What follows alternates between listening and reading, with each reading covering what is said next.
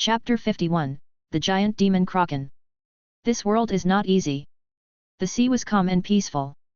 Captain Fred of the Golden Pirates dropped the newspaper in his hand and sighed. As a well-known pirate in the New World, Fred rarely showed such emotions. Although Golden Pirates was far less ferocious than Rock's Pirates and was not as free as Roger Pirates, they were quite famous among the second-rate pirates in New World. "Captain! Why are you so sad?" Hearing Fred's voice, Burrows, who was basking in the sun on the deck, couldn't help but say, "The gold we get from the previous country is enough for us to play around for the next few years." Fred stood up and gazed at the endless sea. He then said with some uneasiness, "The world government has set up a new force, Black Order. I don't know what this means. They stationed it in the New World, is it to deal with us more efficiently?" This was the common question that all the pirates in the New World had. In the past, the Marines' headquarters was built in the first half of Grand Line in order to protect the Holy Land Mary Gosa, and now Black Order was built in the New World. The world government's intention was obviously to further spread the influence of the world government in the New World, and since they were pirates, they should be the first to bear the brunt. Not necessarily. The world government won't spend a lot of money just to make another organization with the same purpose. It should be built to deal with other forces, no. Burrows didn't really care. Besides, us pirates are not so easy to deal on the sea with. The Marines couldn't even catch us, but now you are afraid of the newly created Black Order? Haven't you gotten a little timid, Captain? This world is indeed going through a change. The Marine has sent Admiral Z and Garp to deal with flying pirates. Not long after Rox died, they set their eyes on Shiki. The Marines has never been this aggressive before. The New World is a paradise for us pirates. Even if the Marines is powerful, there is nothing they can do about him. I don't think they can catch Shiki. Bellows, who was lying on the deck with his eyes closed and enjoying the sunlight, suddenly felt a shock. Being a vigilant combatant, he opened his eyes instantly. He then looked around the sea, but there was nothing around, but he did not let his guard down and looked at Captain Fred. Fred seemed serious at the moment. It seemed that they both felt a strange murderous aura slowly emerging, but there was no one around. "Prepare for battle!" Fred suddenly shouted, and a large number of his men came out of the pirate ship. They were either holding guns or swords. However, they were surprised as they didn't see any enemy around. There were no Marines or pirates as far as they could see. "Boss, what's going on?" one of the fat men who was gnawing on meat said with dissatisfaction. The others breathed a sigh of relief, while Fred and Burrows' faces became more and more serious because a sense of danger almost filled every corner of the air. This invisible danger was much more terrifying than the visible danger. Where is the enemy? Were they invisible? In the next second, the enemy finally revealed their identity before their eyes. Everyone was stunned at this moment, and they almost couldn't breathe. It was like the end of the world. A loud sound came from the sea in front of them. At this moment, a bolt of lightning suddenly tore through the sky. It was as if it was cheering for this moment. The sky also turned dark. It turned out to be a black monster that emerged from the sea. It had a huge tentacle that could pierce through the clouds. Thunder and lightning traveled from the clouds to the tentacles, enveloping it with lightning as it slammed down like a divine punishment. Golden Pirates could only stare blankly, unable to even react. They had been pirates on the sea for several years, and they were not weak. No matter what kind of enemy they met before, they had never been so shocked and afraid. Even in an admiral's pursuit, they could still talk and laugh as they fled. But now, what they saw was not a normal thing. In this dark world, all they could see was that huge tentacle. The suction cup on the hand was as huge as a mountain. The sea was broken by this huge force, generating huge waves. The lightning in the sky rumbled and struck down. This was a power that should not exist in this world. What could they do before this gigantic monster? Run, run away! Fred was also a strong combatant, but now he could not afford to fight against this huge sea king. However, at this moment, a huge underwater whirlpool was formed, and their ship was in the center of the whirlpool. Needless to say, everyone was scared out of their wits. Then, the tentacle was coming down. It struck Golden Pirate's ship a step faster than the waves. The intense lightning electrified the ship and the entire ship fell apart in an instant. Needless to say that everyone on board was beyond saving. At that moment, the captain, Fred, who had sunk into the sea, finally saw the full appearance of the monster, and the only thing he felt was despair. One of the monster's eyes was like a blue sun, and its body was probably over 10,000 meters long. The tentacle that decimated golden pirates was only one of his tentacles. Even seeing such a monster from afar would probably make people unable to sleep at night, let alone come into contact at such a close distance.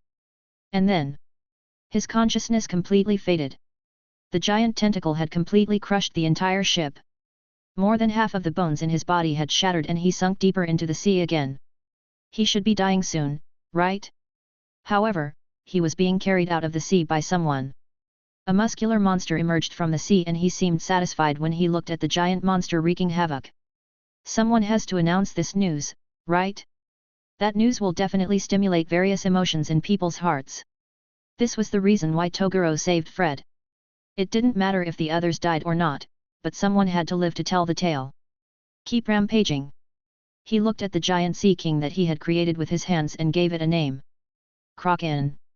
Chapter 52, Shiki's Move.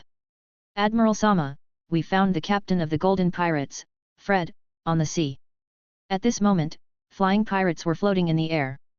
Shiki chose a huge island as his pirate ship so that he could avoid being discovered by the Marines. Although he was not afraid of the Marines, their resilience was troublesome. Before he had accumulated enough strength, Shiki wanted to avoid the world government. However, there might be some risks that came from bad weather because they were up high in the sky. When he heard his subordinate's words, who was observing the sea below, he immediately recalled Fred. I remember that guy. He was at odds with John not long ago, right? John was his companion when he was in Rock's Pirates. He was also a relatively strong pirate. For Fred to survive after a conflict with John, it showed that his strength was definitely not weak. Shiki could not help but feel interested. He flew out of the island, scanning the area with his color of observation haki. Soon, he managed to pinpoint the exact location of Fred. Fred was lying on a brock-raken wooden plank. He was out of breath and seemed to be on the verge of death. He raised his hand and directly lifted the wooden plank along with Fred. Then he grabbed Fred's body and looked at him carefully. It seems that the Golden Pirates was wiped out. There should be only a handful of people in the world who can do this. But if you want revenge, I'll welcome you to my crew. Like Rocks, Shiki was a man who wanted to be the king of the world. If he wanted to achieve such a great feat, he naturally couldn't have just one ship like Roger. He needed as many men as he could get. He casually threw Fred to one of his men behind him. Treat him, then ask him if he wants to join the Flying Celestial Pirates. If he refuses, kill him. Kraken is really hard to control. At this moment, Genichi was also in his own territory. He could see Kraken's movements through his radar. Jewel of Four Souls fragments could make Sea Kings stronger and even resurrect the deceased. However, he normally wouldn't do this before because there was no guarantee that the monsters he made stronger or revive would obey his command. However, since he now had Makima, his targets would obey him for sure. Just like now, after using 4 Jewel of Four Souls fragments to turn the Sea King into Kraken, Makima had already rushed over to control it. Kraken's movements were seen clearly by Genichi. After all, Kraken was basically fusing with Genichi's power, so Kraken was already in his radar, so Kraken was no longer just an ordinary monster. To be frank, Kraken's strength was fairly decent compared to the capable combatants in New World, and because of its huge size, its destructive power was even more terrifying. In terms of destructive power, even 10 Roger fell short to him. And most importantly, it was a Sea King. It was much more powerful than Rocks while in sea. It could be said to be the natural enemy of most Devil Fruit users. Only Shiki that wouldn't be at a disadvantage since he could fly. But since Kraken was a Sea King, its IQ was definitely not as high as that of a human, and it did not have haki. However, its wild instinct was faintly resisting Makima's control, making it hard for her to control Kraken. If it only fused with 1 Jewel of Four Souls fragment, it should be very easy to control, but it would not be as powerful as it was now. It wasn't that Makima couldn't control Kraken, but it proved to be quite challenging. At this moment, Kraken was heading towards the depths of the New World, and what awaited in its path was Roger Pirates. Since Roger had a Jewel of Four Souls fragment on him, Genichi could locate him. Since Genichi wanted to cause a war that was no less intense than the Battle of God's Valley, he naturally had to lure Roger. If he didn't come, then he'd take the battle to him. Since Kraken wanted to get to Roger as fast as possible, it didn't completely submerge in the water, bringing tsunami along with him.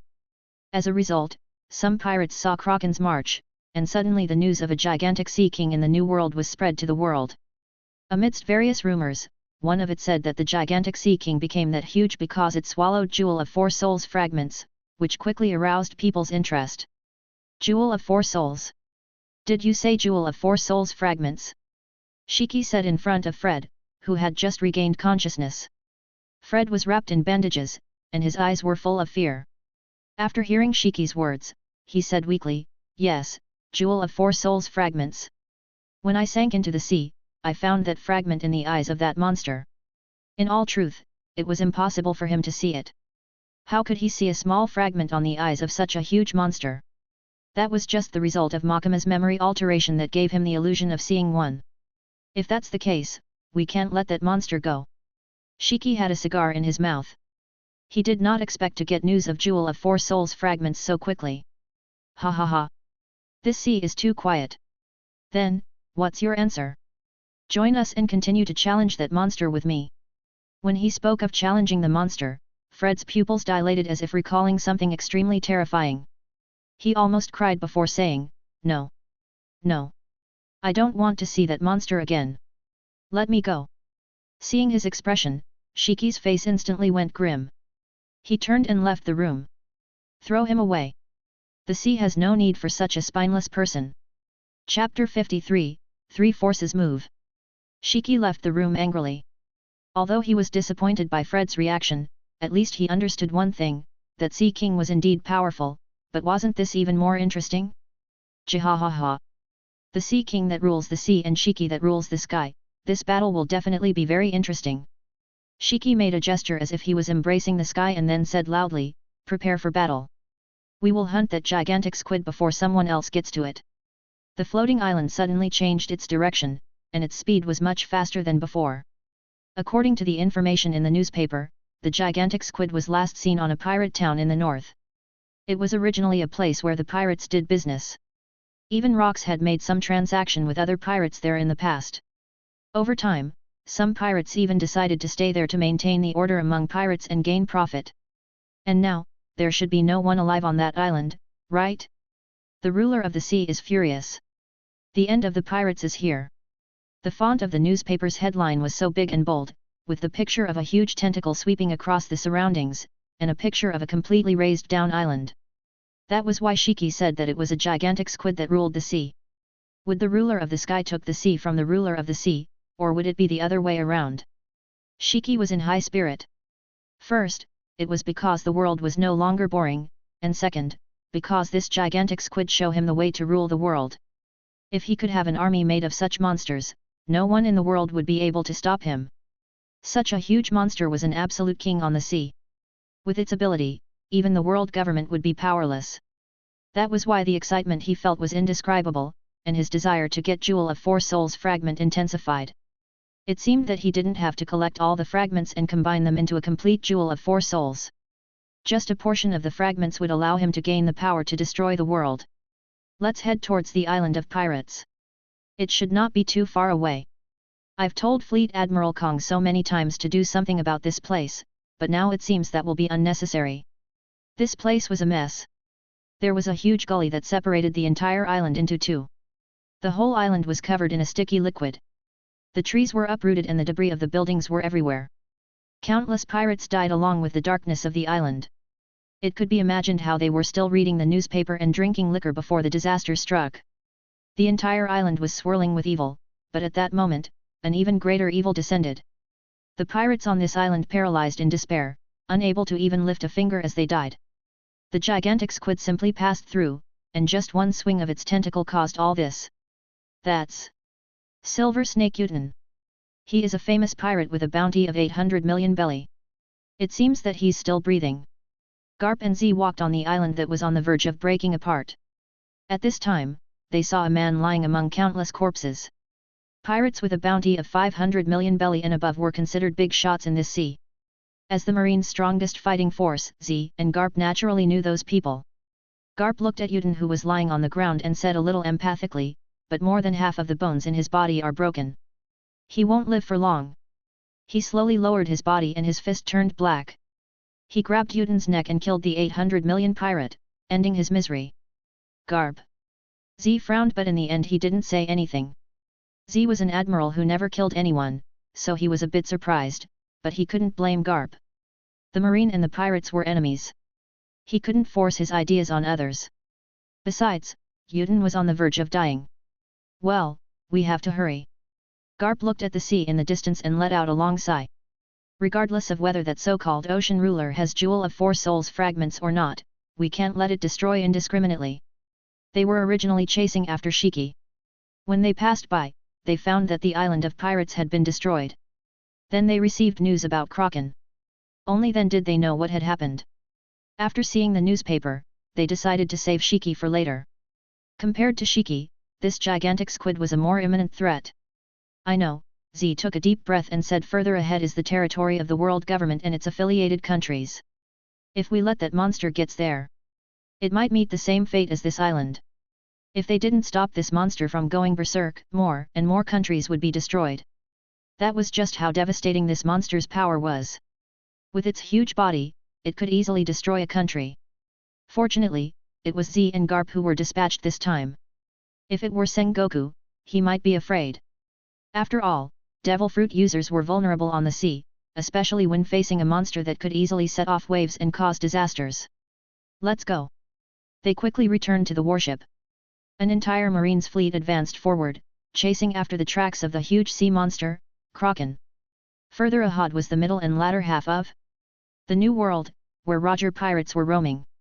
Captain! Are you still waiting for that sea monster? Roger, who used to hold banquets and drink, had strangely not done anything in the past few days. He just sat on the top of the ship and gazed into the distance. A newcomer who had just joined the crew came out of the cabin. Seeing Roger still sitting on the top of the ship, he could not help but laugh. It must be a false report. There's no way such a huge sea king exists. The news agency just likes to make up such big news to let people buy it. Chapter 54, Roger Pirates vs Kraken. It's not a false report. Roger looked at the distant sea and said, I have a hunch that it will come soon. I don't want to run into that thing. Gaban, Roger Pirate's navigator said as he sat on the bow of the ship. After hearing Roger's words, he said annoyedly, don't forget that you've picked up 2 baggages? Are you going to fight that thing with them on the ship? What Gaban referred to was the baby they found in a treasure box after the battle in the Gods Valley. They actually did not want to bring a child with them when the island was about to sink, but Roger insisted on taking the baby back even if it meant abandoning a lot of treasures lying around. He truly didn't seem like a captain of a pirate crew. Shanks is not that weak. He is a child who survived the God Valley's incident. Roger said as he sat on the top of the ship, he has already experienced the most frightening war in this world. Nothing will be able to kill him. Isn't that an exaggeration? Just be honest and say you want to fight. Speaking of which, there's a small country up ahead. Should we head there and resupply? Is it a country affiliated to the world government? I think so, but since we're already in the New World, world government's affiliated country is nothing but a name. As the pirates became stronger, the world government's control over the New World weakened. And the deeper into New World, the weaker world government's control was. However, with the founding of Black Order in the New World recently, this situation might change in the future. This was also what the pirates in the New World were most worried about. That's troublesome. Roger's face went grim, and he slowly said, doesn't it mean that the country will be doomed once the gigantic Sea King comes? Although Roger was a pirate, he was a pirate that even Sengoku and Garp acknowledged. He would be rational as long as his comrades were unharmed. Later, when Sengoku learned that Shanks had destroyed a country, he even said that Roger would cry if he knew that you did this. Although Garp had chased Roger for his entire life, in the end he took a big risk to raise Ace out of Roger's request. It was true that he ended up turning the world upside down, but he just wanted to live freely and did whatever he wanted, just like how he decided to protect the country that he and Gaban just talked about. Alright, guys. We will stop here. As soon as Roger finished speaking, the people on the ship came out one by one. Rayleigh was speechless as he looked at Roger. But all of a sudden, Roger's pupils suddenly dilated, and the next moment Rayleigh and Gaban also frowned.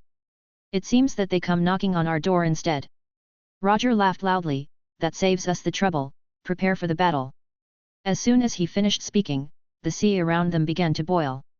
Everyone only saw the gigantic squid's tentacle that was towering to the sky from the sea in the distance. Although it was extremely far away, the tentacle was too huge to overlook. When the tentacle was lifted, the tremendous power even split the clouds apart. That's huge. It seems the report is correct. Roger said excitedly when he saw this huge monster. He recalled how excited he was to see his name on the newspaper as the one who defeated Rock's pirates, but the newspaper didn't mention him at all.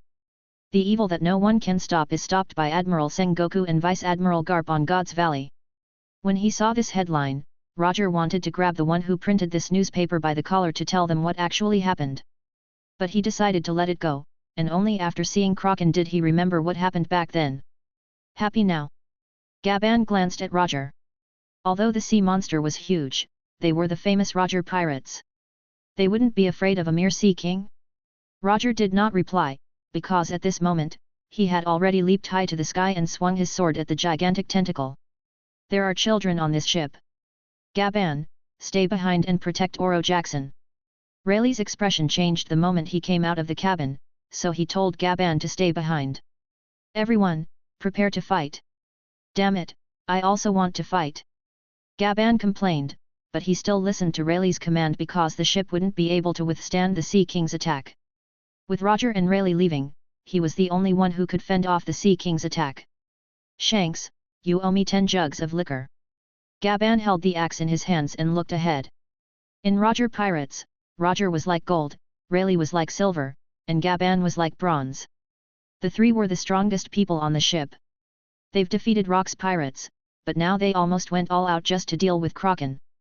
Godly avoidance. Roger jumped into the sky and slashed with his sword that was imbued with both color of arms haki and color of Supreme King haki, tearing through the sky.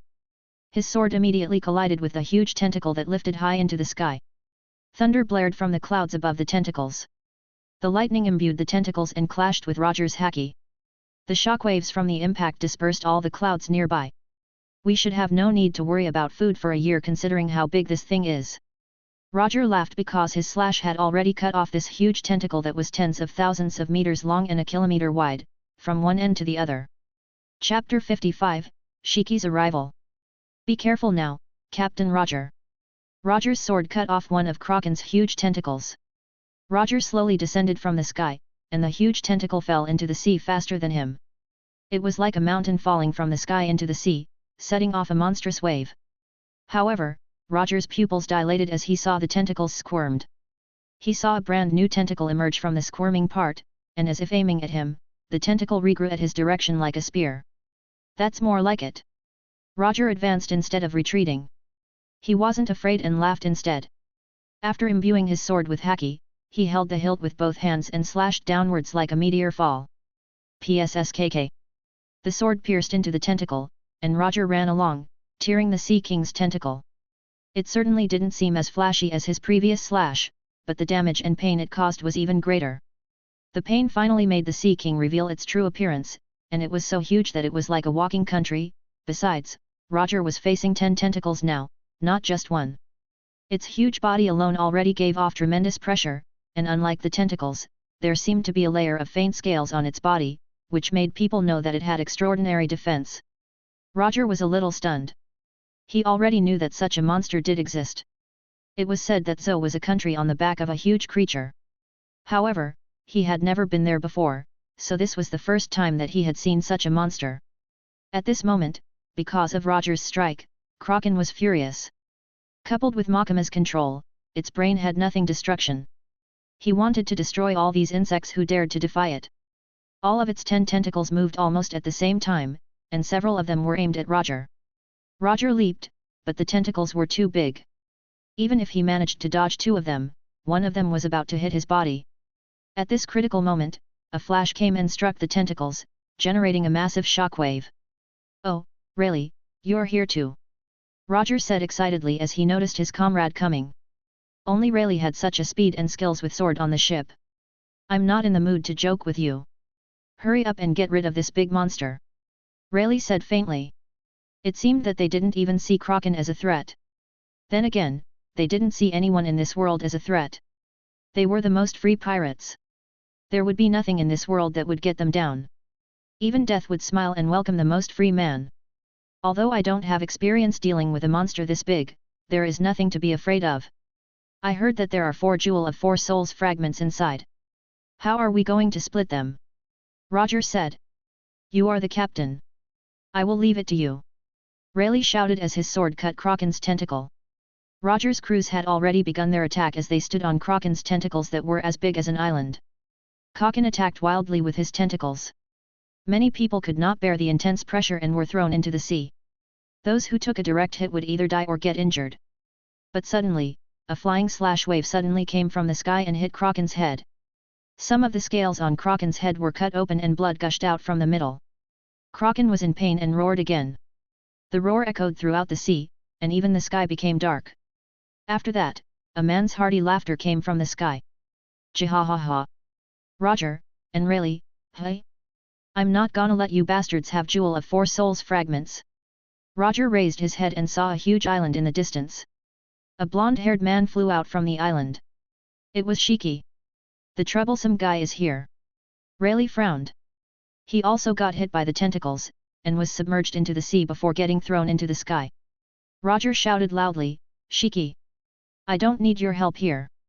Idiot! Who wants to help you? Shiki said with his eyes wide open. He raised his twin swords. I want to kill this Sea King, and then destroy Roger pirates while I'm at it. Rumble. As he spoke, the sky became dark. Shiki's pupils dilated because he heard the voice of his navigator beside him. Shiki-sama, the air pressure suddenly became abnormal. There might be a thunderstorm. Thunderstorm. Shiki frowned. He hated this kind of weather the most because his flying island would be in danger. Even he would find this troublesome, let alone his men. Trouble. He used his devil fruit ability to descend closer to the sea. In the next moment, he saw countless purple lightning in the sky. Then, there was a rumbling thunder. Meanwhile, Kraken raised its tentacles into the clouds. This lightning was summoned by that monster. There's no way it's a Sea King's power. Now I want that Jewel of 4 Souls even more. Shiki was extremely excited. If he could also obtain the power to control the weather, then who in this world could stop him? He could destroy the world by himself. All of you, attack! Both the Sea King and Roger pirates are our enemies. Shiki was the first to make a move. As he waved his 2 swords, the entire sea fell into a frenzy. Lion Might Heaven Sword Style. Chapter 56, Fight. Hey, Shiki! Are you trying to kill me? The thunderclouds in the sky were torn apart, and a huge golden slash wave was dished out from the sky. Roger hurriedly dodged, and the incoming slash wave cut off a tentacle that was covered with thunder and lightning. Ha ha ha! Roger, if you die, blame yourself for being too weak. Shiki flew in the sky, but at this moment, he suddenly felt incoming danger, because at this moment, Roger shifted his target from Kraken to him. Godly avoidance. Shiki couldn't dodge and had no choice but to block Roger's godly avoidance with Odo and Kagurashi, but his body couldn't handle the overwhelming power, and he vomited blood as a result before backing off. Meanwhile, Roger himself was hit by a tentacle that was enveloped by lightning because he chose to attack Shiki instead. And the sea around had turned into a sea of thunder because of Kraken. Roger himself was electrified by the current as if he had entered a pool of thunder. How could Shiki anticipate that Roger would swing his sword at him without a care to his own safety? Rayleigh was speechless as he saw this scene.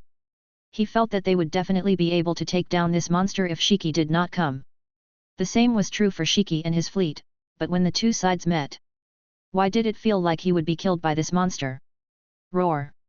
A tentacle struck Roger into the sea, and Kraken absorbed the lightning in the sky like crazy.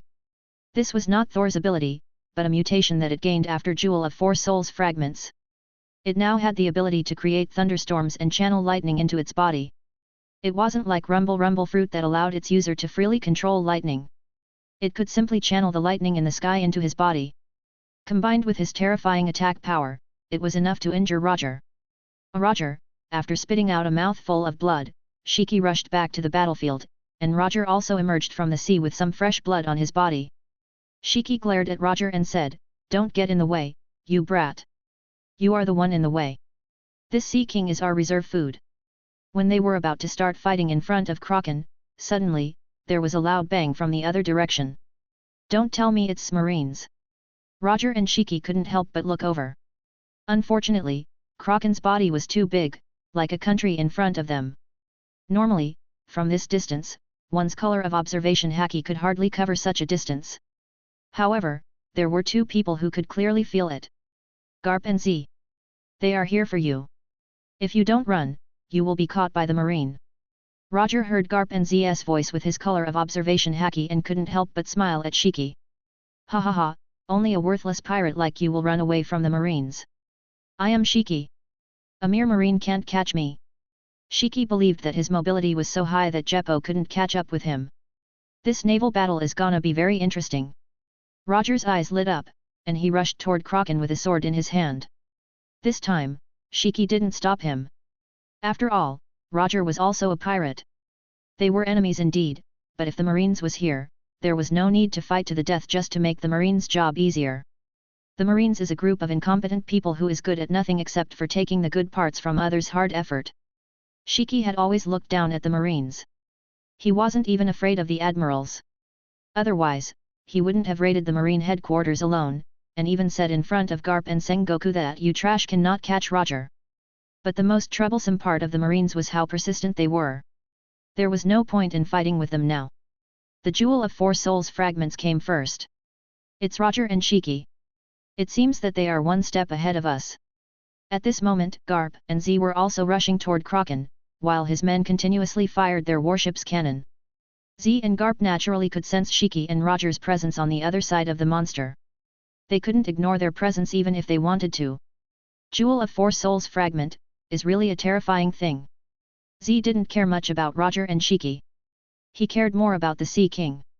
The destruction it caused was much worse than any pirate. And some of Jewel of 4 Souls fragments was scattered in the sea. Did it mean that there would be more monsters like the Sea King in the future? Admiral Z. Fleet Admiral Kong issues a new order. The Den Den Mushi on Z rang. He frowned and picked up the call. He only heard the sound of a marine soldier from the other side. Prioritize getting Jewel of 4 Souls fragments at all costs. You can even set your task of capturing Shiki aside for now. Z didn't speak. He directly threw Den Den Mushi into the sea and color of arms haki covered his body. Won't the old man be angry if you hang up on him like this?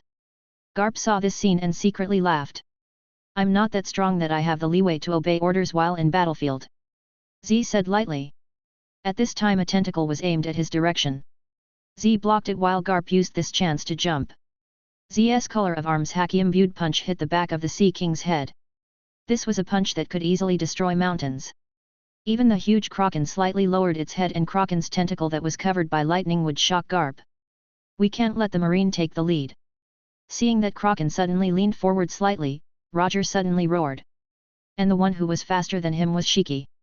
At this moment, he used his strongest attack. Lion Might Heaven and Earth Scissors. It was the strongest sword technique he had used against Thor, the dual blade slash that could even split the sky and the earth. Roger saw this and also rushed toward Kraken's head and swung his blade, refusing to fall behind in the slightest. Being flanked from both front and back, Kraken seemed to feel the threat. However, just as Roger was about to pierce Kraken's eyes, a person suddenly appeared in front of him. A person he had seen before, and with one punch, he smashed Roger down, sending him into the sea once again. Chapter 57, Zero's Death. Didn't I say that I will be looking forward to fighting you in the next few days? Toguro was standing on the head of the huge Kraken. It was he who suddenly punched Roger into the sea. Electric current electrified the sea where Roger was plunged into. Kraken then lifted Roger, who had sunk into the sea, and squeezed him with its tentacle. Kraken's huge body and extraordinary strength was enough to crush Roger into minced meat. Roger could only desperately use color of arms haki to resist at this moment. If he let his guard down for a second, he would be finished. When Rayleigh saw this scene, he immediately rushed to the rescue with his sword, but someone else beat him to it. Ha ha ha, you must be that muscular monster. Shiki, who was floating in the sky, saw Toguro suddenly appear and could not help but laugh. Another bastard who wants to snatch Jewel of 4 Souls fragments from me. He actually did not care about Roger at all, but shouted at Toguro, don't get in the way. That was originally mine. I'm merely taking back what's mine. You're the one who snatched it from me. You all deserve to die. Toguro said with a ferocious face. Boom. Intense demonic energy was released and blasted out in all directions. Even Garp and Z who were behind felt this powerful impact and their pupils dilated. It's getting more and more interesting. Even that Toguro came. Garp jumped into the air and saw Toguro, who was releasing demonic energy from above. He shouted, "You're that muscular monster, right? Are you then one responsible for this?" When Toguro heard the voice behind him, he turned around and threw a punch. The black color of arms haki covered his fist and collided with Garp's iron fist. Although it was only color of arms haki, it might packed more power than a color of Supreme King haki imbued punch. I am not interested in using Jewel of Four Souls fragments to do this kind of thing. Toguro and Garp distanced themselves. The two fought on top of Kraken's head as if they were on land. At this moment, they were separated by a kilometer. After distancing himself from Garp, Toguro twisted his neck and said to Garp, "Although it has nothing to do with me, it is indeed someone's doing." Garp just said it for the sake of it, but he did not expect Toguro's response, so he immediately shouted, "Who is it?" "It's me."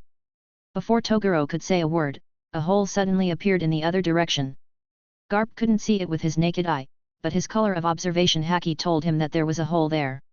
He suddenly remembered what Z had mentioned before. 0. As soon as Garp finished his words, a man wearing a black robe and a hood walked out from the hole. He was also wearing a swirling pattern mask with only a hole on the right eye socket, exactly like the man that confronted Z in newspaper.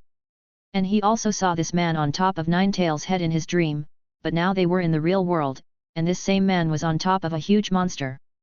Shiki, who was observing from the sky, saw the man who suddenly appeared and frowned. He suddenly descended from the sky and stood on top of Kraken's head. At this time, Kraken looked like it was going to use his tentacles to sweep away the people who dared to stand on top of its head. Garp, Shiki and even Toguro were ready to fight, but Zero slowly bent down and gently caressed Kraken's head. Kraken that was violent at first suddenly quieted down, and it immediately attacked Roger pirates, flying pirates and the marines with its lightning-imbued tentacle.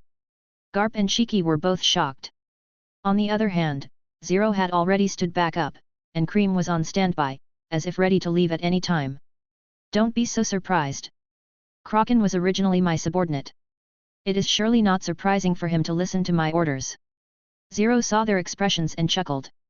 I originally wanted to order Kraken to turn Mary Gosa upside down, but I also wanted to see the pirate who could hear the voice of Jewel of Four Souls at that time. It seems I accidentally bring you together. Hearing Jewel of Four Souls' voice, you are talking about that bastard Roger, right?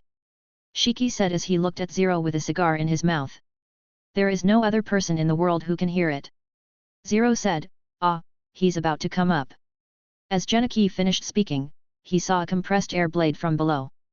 Then a figure jumped from the flying slash wave that was like a rainbow, and landed at Kraken's head. Now, Roger, Shiki, Garp, and Toguro stood in the north, south, east, and west of Zero respectively, as if surrounding him. You don't need to bring such a big gift if you want to see me. Roger's body was covered in blood-burnt marks. Among everyone, he was in the worst state. Even so, he was still very lively. As soon as he arrived, he said, "Then I'll have to return the favor." Roger immediately swung his sword at Zero with color of Supreme King and color of arms haki enveloping the sword. When the other three saw this scene, they did not do anything. It seemed that they also wanted to see how this mysterious Zero would deal with it. However, to their surprise, Roger's attack actually cut open Zero's body. The compressed air blade that was generated from Roger's attack cut Zero's body in two cleanly. Roger's compressed air blade kept going after cutting Zero and headed toward Shiki. Shiki saw this and blocked it. This seemingly very mysterious Zero was actually killed by Roger with a single slash. Was it really that easy? They stared at Zero's corpse, and just as they had expected, Zero, who had been cut open by Roger, actually laughed at this moment. The mask had also been smoothly cut open, and the mask still covered his face. However, through the two sides, they could see that Zero was smiling at this moment. Hee. I have received your big gift. Gold Roger, I'm looking forward to our next meeting. The hole beside him suddenly dissipated, leaving Zero's corpse there. Was this really Zero's corpse? Chapter 58, The Last Strike. Things suddenly got quiet above Kraken's head. There were 5 people just a moment ago, but there were only 4 of them just now, and the remaining 4 also fell into silence. They did not expect that Zero would end up like this. It was really beyond their imagination. Why don't we first see the true face of this guy? Garp suddenly broke the silence. Shiki and Roger didn't know that Zero had once declared war on the world government. And since Zero wore a mask, did it mean that he couldn't afford to let anyone know he was? Don't look at me. I don't know much about Zero. Toguro realized that the other three were looking at him. He said faintly, he told me about Jewel of Four Souls, but I never said that I'm on his side. Zero, it was the first time that Roger and Shiki heard the name of this mysterious masked man. They only watched as Garp walked slowly toward the fallen corpse. Then, Garp took off the mask. Garp did not blink. He stared so intently as if trying to see Zero's true face clearly. However, when he took the mask away, he discovered that. Was it really a human? The face was like the deep sea, engraved with a light green terrifying tattoo. He also had a pair of huge eyes like nine tails and he smiled in his death. This situation made people feel strange. Who was this? They did not think that this was Zero's true form. Setting aside how he smiled and said goodbye to Roger before he died, taming Kraken wasn't an easy feat. Even Roger and Shiki's color of Supreme King Haki could not intimidate Kraken. However, Zero calmed it down just by caressing it. Thanks to that, Roger was able to escape from Kraken's tentacle. Otherwise, he would still be struggling against the tentacle. Just based on this point, they believed that Zero would not die so easily. Garp knew more things. World government had relayed some information related to demons to the Marines' headquarters. He knew that Zero's real identity might be a demon trapped in hell. Could it be that this body in front of him was a temporary vessel Zero used to come here? So that hole was actually the passage between hell and the human world? Ow! It seemed they didn't have time to think too much, because Kraken went berserk again after Zero was gone. The lightning on its body and the lightning in the sky was redirected at the top of his head. Almost at the same time, the four people on top of Kraken's head quickly jumped away.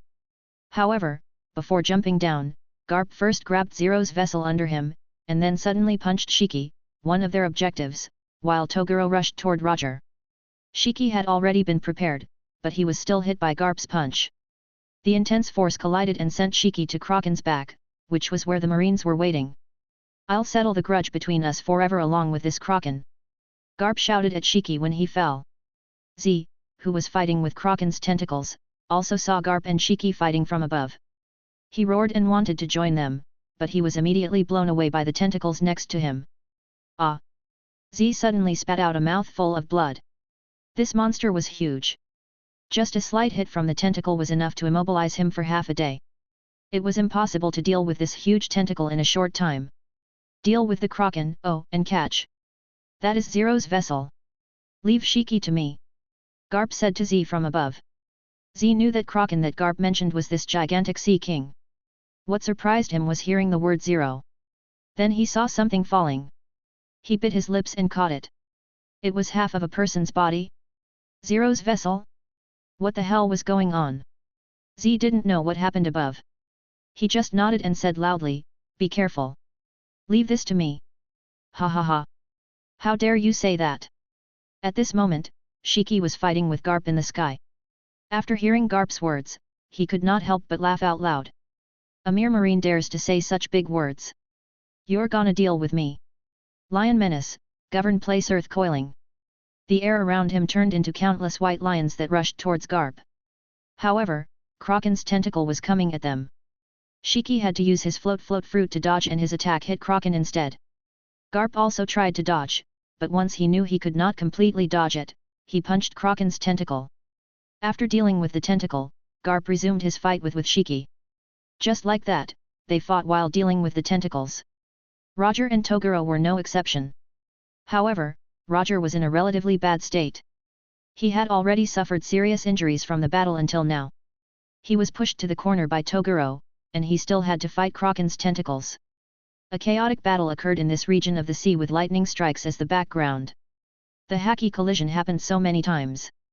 This battle that was much more intense than the battle in the God's Valley covered dozens of miles radius. The battle between these big names and a sea king lasted for several hours. In this intense battle, even if they were all monsters, fatigue would get to them eventually.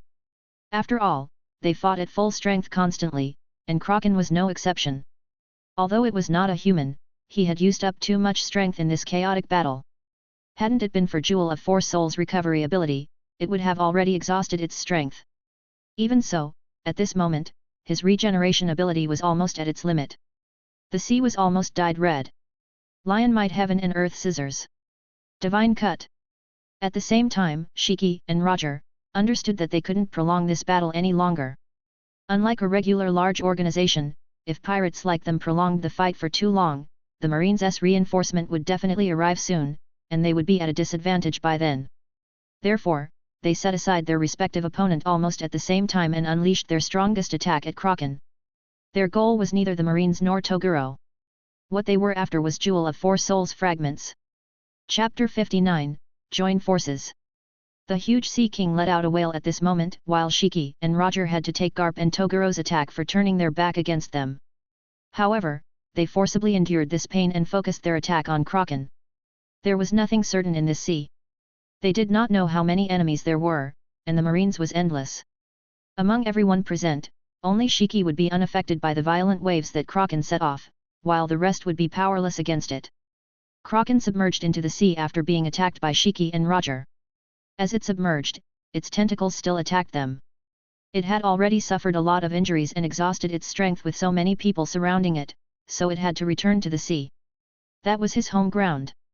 Be it the devil fruit user or not, they'd be no match against Kraken once it submerged to the sea. Even if Roger, Garp, and Z weren't devil fruit users, they wouldn't be able to move freely in the sea. They also knew this, so they would never let Kraken escape just like that. Shiki! Don't let him run away! Roger shouted. His voice shook the surroundings. Even Shiki, who was several kilometers away, heard it clearly. Shiki clicked his tongue and yelled, "Don't order me around!" Despite what Shiki said, he shook off Garp's pursuit and flew straight to the sky. At the same time, he said, "Garp! Is the Marines all right with Kraken running away like this? How about settling the grudge between us after we get rid of this gigantic Sea King?" Garp went after Shiki with Jeppo, but when he heard Shiki's words, he hesitated. However, the battlefield was changing rapidly and there was no room for hesitation. He looked at Kraken that was about to submerge and gritted his teeth. "Fine. Let's kill this big monster first." Compared to Shiki, this Kraken was obviously a bigger disaster. Its size was too big, and it could easily destroy a country. Especially after Zero mentioned that he was going to send Kraken to marry Gosa. What kind of chaos would ensue if someone attacked Mary Gosa time and time again? If Kraken attacked Mary Gosa, how many casualties would it cause? Garp did not dare to think about it at all. He could only accept Shiki's request. Moreover, the order from Fleet Admiral Kong was to prioritize Jewel of Four Souls fragments over Shiki. At this moment, Shiki had already flown high into the sky. At this moment, everything below was so small except for Kraken. He stretched out his hands and the sea below immediately fluctuated. He used almost all his strength on the sea below. The vast sea suddenly seemed to split apart. The sea within dozens of kilometers radius around Kraken was forcibly lifted by Shiki at this moment. Roar! Even Shiki found it difficult to manipulate that amount of water, especially with such a huge behemoth like Kraken inside. However, even so, he still achieved this feat. Kraken that was submerging was lifted up along with the sea water. It truly was an unbelievable scene. Shiki had never used his power to this extent before. Garp and Z's pupils dilated at this moment when they saw Shiki's ability. Was prioritizing Kraken over Shiki really the right decision? In any case, they had agreed to set aside their grudges and focus on Kraken for now. At this moment, Shiki dragged Kraken into the sky, meaning it was their turn to attack. "Hey Toguro! Do you want to come with us?" Roger forced Toguro back with a single slash. Roger said while panting, "I wonder if the Jewel of Four Souls fragments inside is enough for all of us. Why do you assume we're gonna share?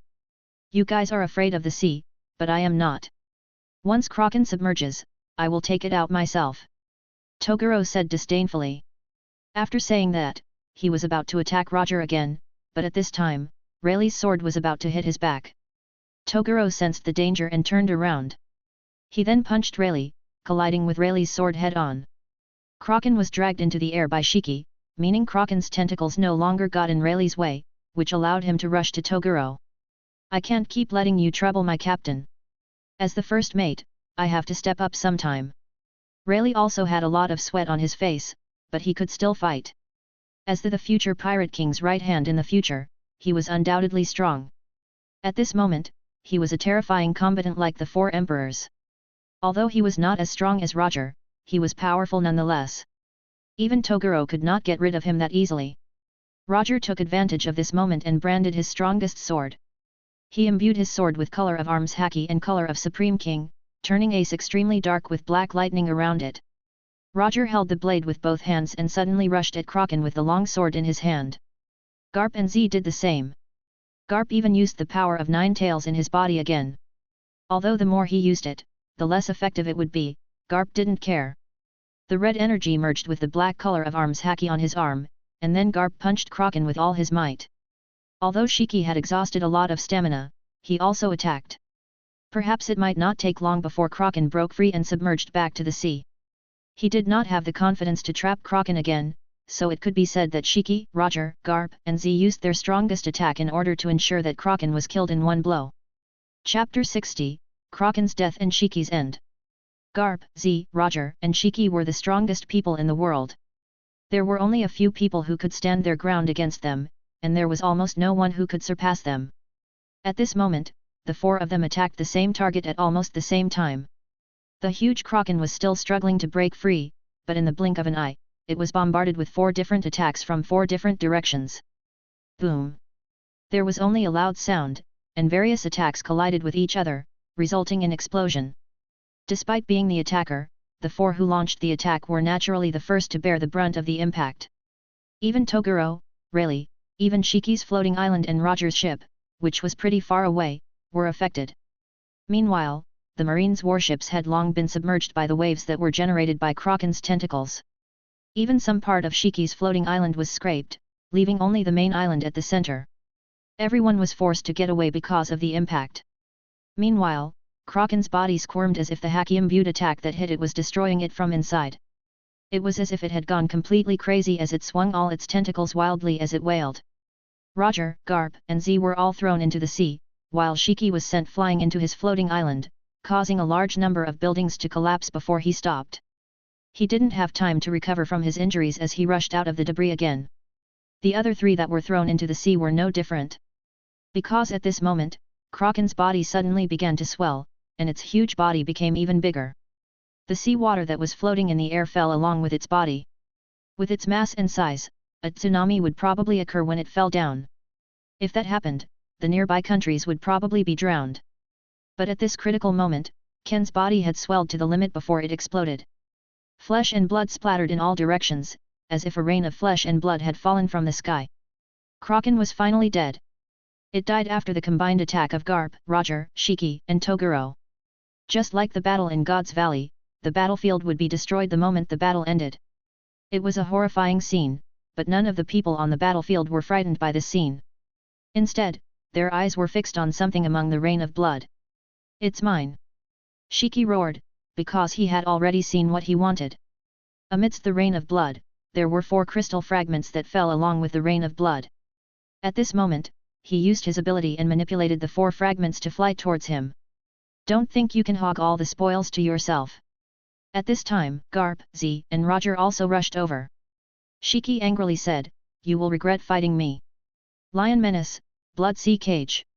He was already prepared as the blood rain started to change shape again and hurled at Garp, Roger, and Toguro at this moment. No matter how powerful they were, they couldn't beat Shiki in aerial battle. The others could only jump or dash through the air at high speed, while he could fly. It was obvious who had the advantage. With seawater and Kraken's blood in the air, the rest would not be able to keep up with him in the air. Shiki had already thought of how to get Jewel of 4 Souls fragments and escape the moment Kraken was dealt with. There are actually 4 of them. It should be enough for each of us. But jihahaha. All of this is mine. You can just watch as I rule this world. Seeing that he was about to get his hands on the Jewel of 4 Souls fragments, Shiki laughed. The water descended again, forming a cage-like water prison. Although it could only stop Roger and the others briefly, it was enough. He did not think that they could catch up to him. "I'm sorry. Although I have nothing against you, I also don't want to give those fragments to you." While Shiki was so excitedly thinking that Jewel of 4 Souls fragments would be his soon, a man's voice suddenly came from behind him. Shiki was shocked. He was too focused on Jewel of Four Souls fragments and Roger that he didn't notice that someone was already behind him. And that guy was Toguro. Shiki instantly turned around and branded his sword. Both Oto and Kagurashi were already imbued with haki, but in the end, he was still a step too slow. Toguro had already punched him in the stomach, sending him flying like crazy. Then, Toguro jumped up and headed straight towards Jewel of Four Souls fragments that were coming in his direction. Shiki almost fainted because of the punch just now. However, he forced himself to endure the pain and used his devil fruit as he retreated. Just as Toguro was about to grab 4 pieces of Jewel of Four Souls fragments, Shiki forcibly changed 2 of the fragments' trajectory towards him. Just you wait, Toguro. The number of Jewel of Four Souls fragments in his hand was reduced by half. Shiki was extremely angry, but now he almost exhausted all his strength. He could not fight Toguro any longer. He had no choice but to run now. Toguro looked at Shiki's back and did not pursue him. He smiled faintly, then he turned around and left without looking back. When Garp, Z, and Roger rushed out of the cage that Shiki made, there was no one up there. Meanwhile, after obtaining the 2 Jewel of Four Souls fragments, Shiki escaped as far away as he could. Right now, he had already suffered extremely serious injuries, and he nearly exhausted all his stamina. Eventually, he found an island as he flew. Shiki descended. In the end, he leaned against a large tree and panted heavily. He looked at the 2 Jewel of Four Souls fragments in his hands and felt a sense of satisfaction in his heart. He had finally obtained them. At least everything he had endured before was worth it. Garp, Roger, and Toguro, just you wait. Sooner or later, I will. No, Shiki, however, a shadow suddenly covered him. Shiki raised his head and only saw a man wearing a blue mask appear in front of him. His pupils dilated. He only heard the man softly say, "There will be no later for you." Chapter 61, Golden Lion's Death. Wounded, exhausted. Shiki had a fierce fight with Kraken and Roger as soon as he arrived at the vicinity. Then, he fought Garp and Kraken for several hours. Throughout the whole fight, he had suffered many injuries and consumed a considerable stamina. The ultimate move he used against Kraken at the end was the most draining one of all.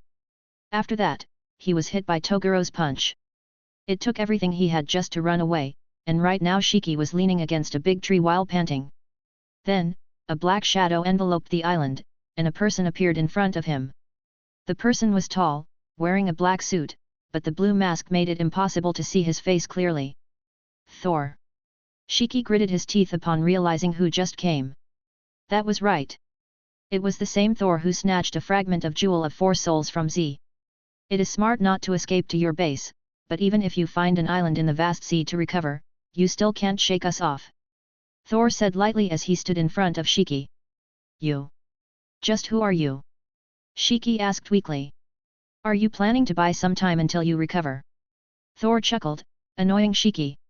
However, Thor didn't care even if Shiki did plan to buy some time, because Shiki couldn't escape.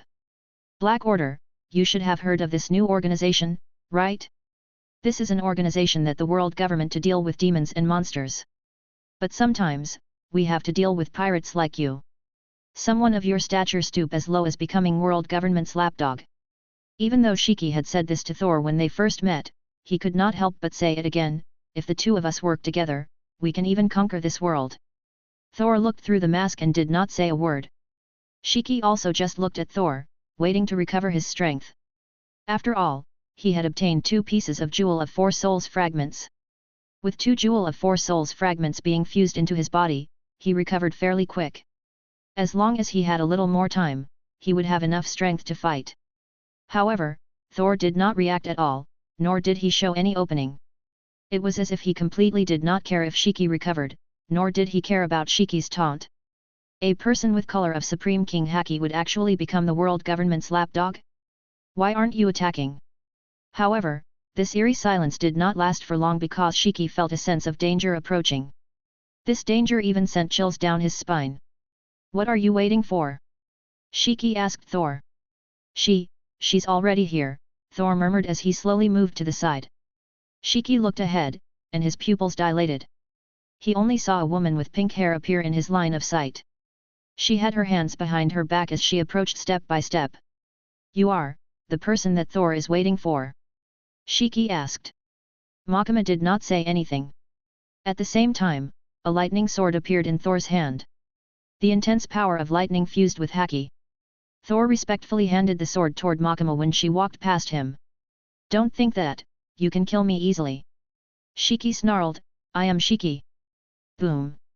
His eyes widened, and his color of Supreme King haki swept the surroundings.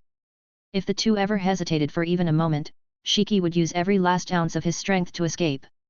He knew that he would not be able to win against Thor in his current state, and even that mighty Thor submit to Makima.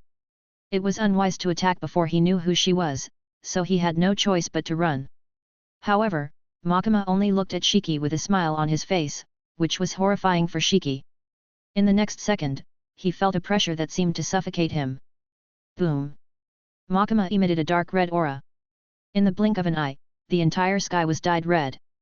Shiki widened his eyes upon seeing Makima in this situation. She was so terrifying that he felt submissive toward her for a moment.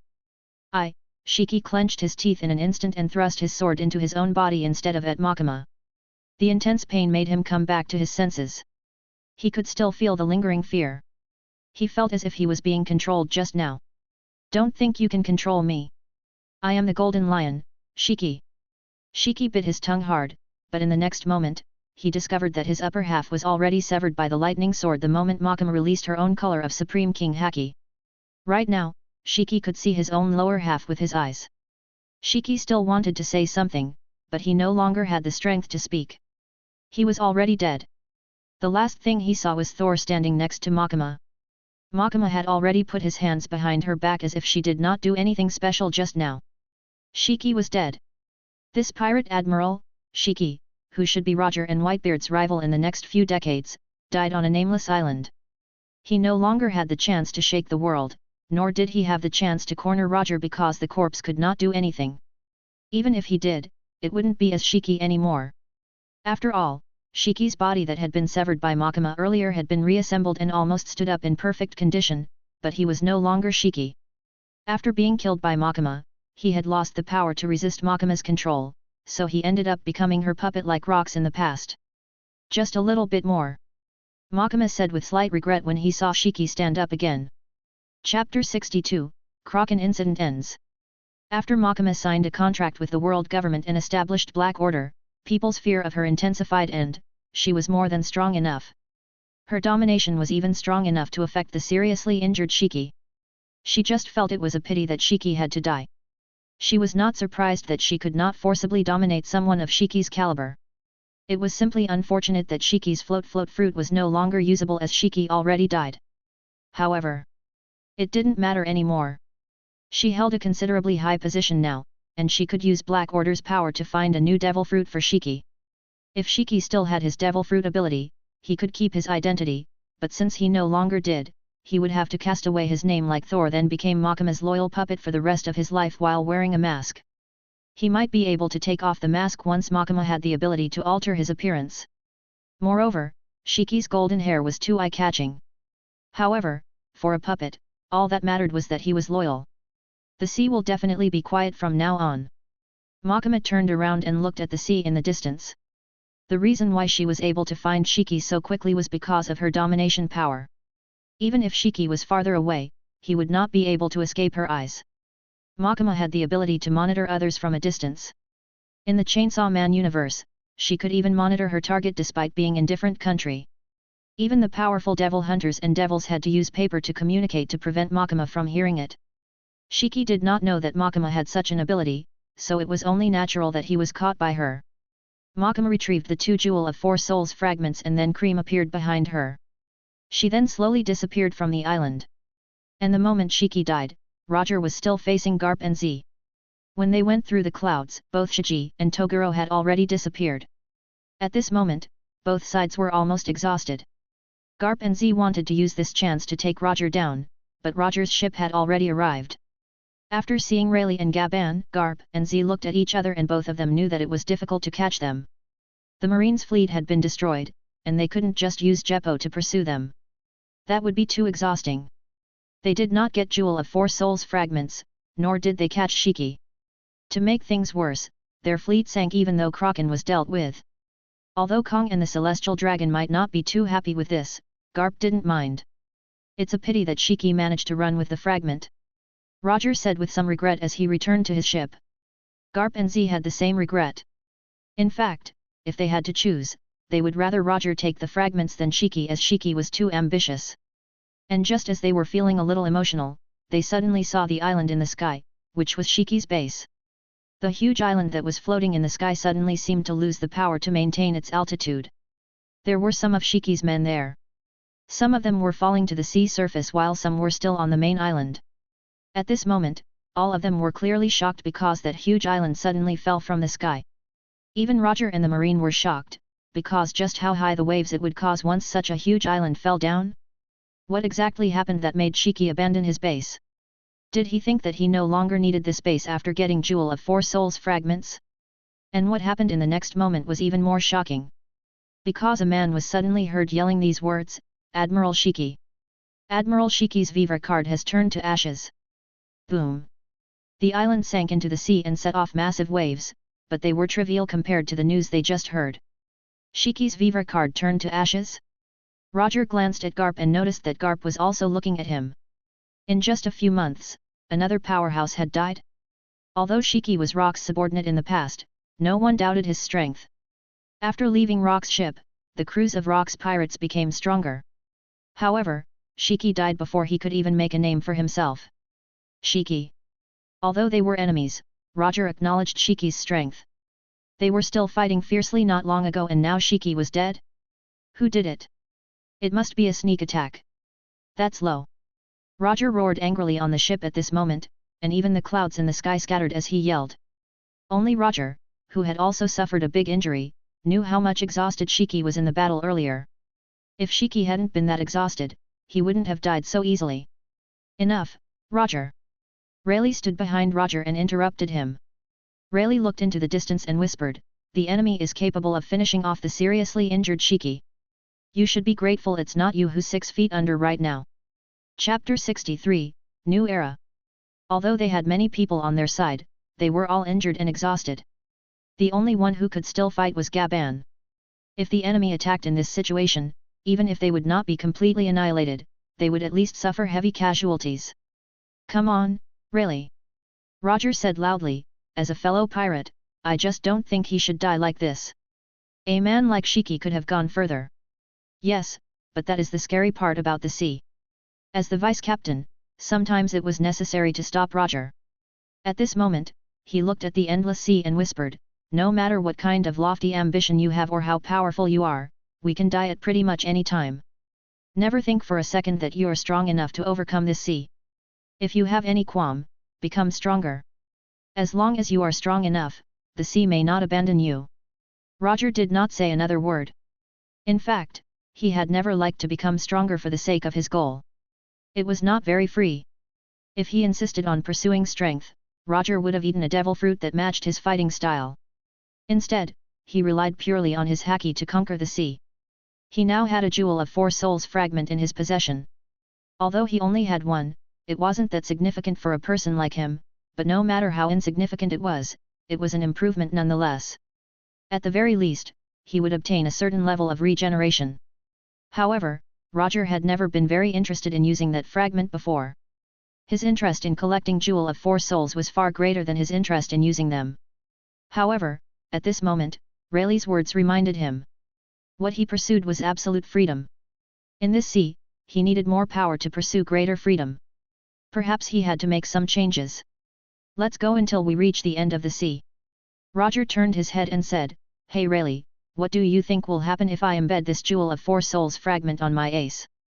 Ace is one of the 12 supreme grade swords.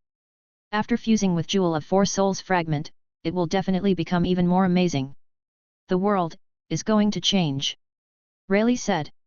They used to be one of the most formidable men in the world, but now the world seemed to be entering a new era.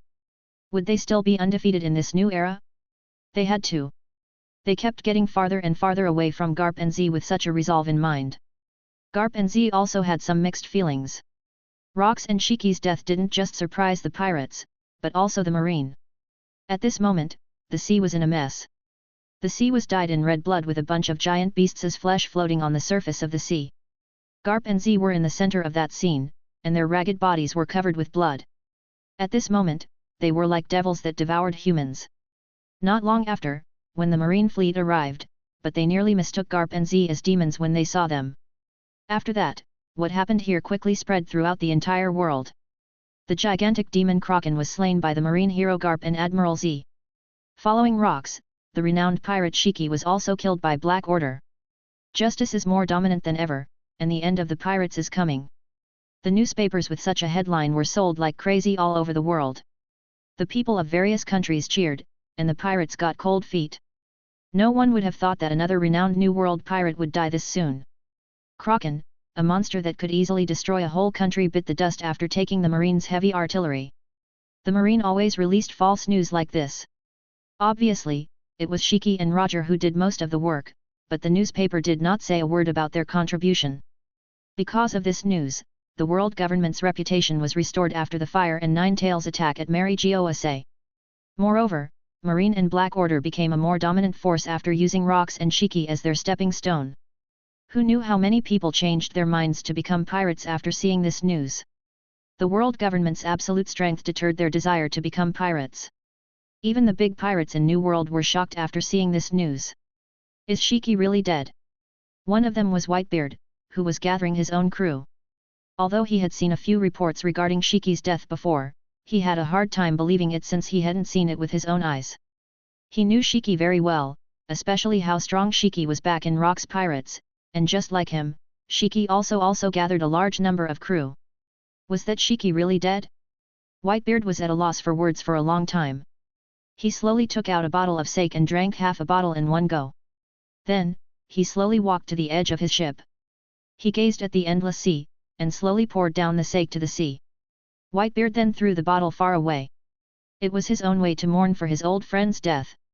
Even though he wasn't exactly on good terms with Shiki, they were part of the same crew for a long time.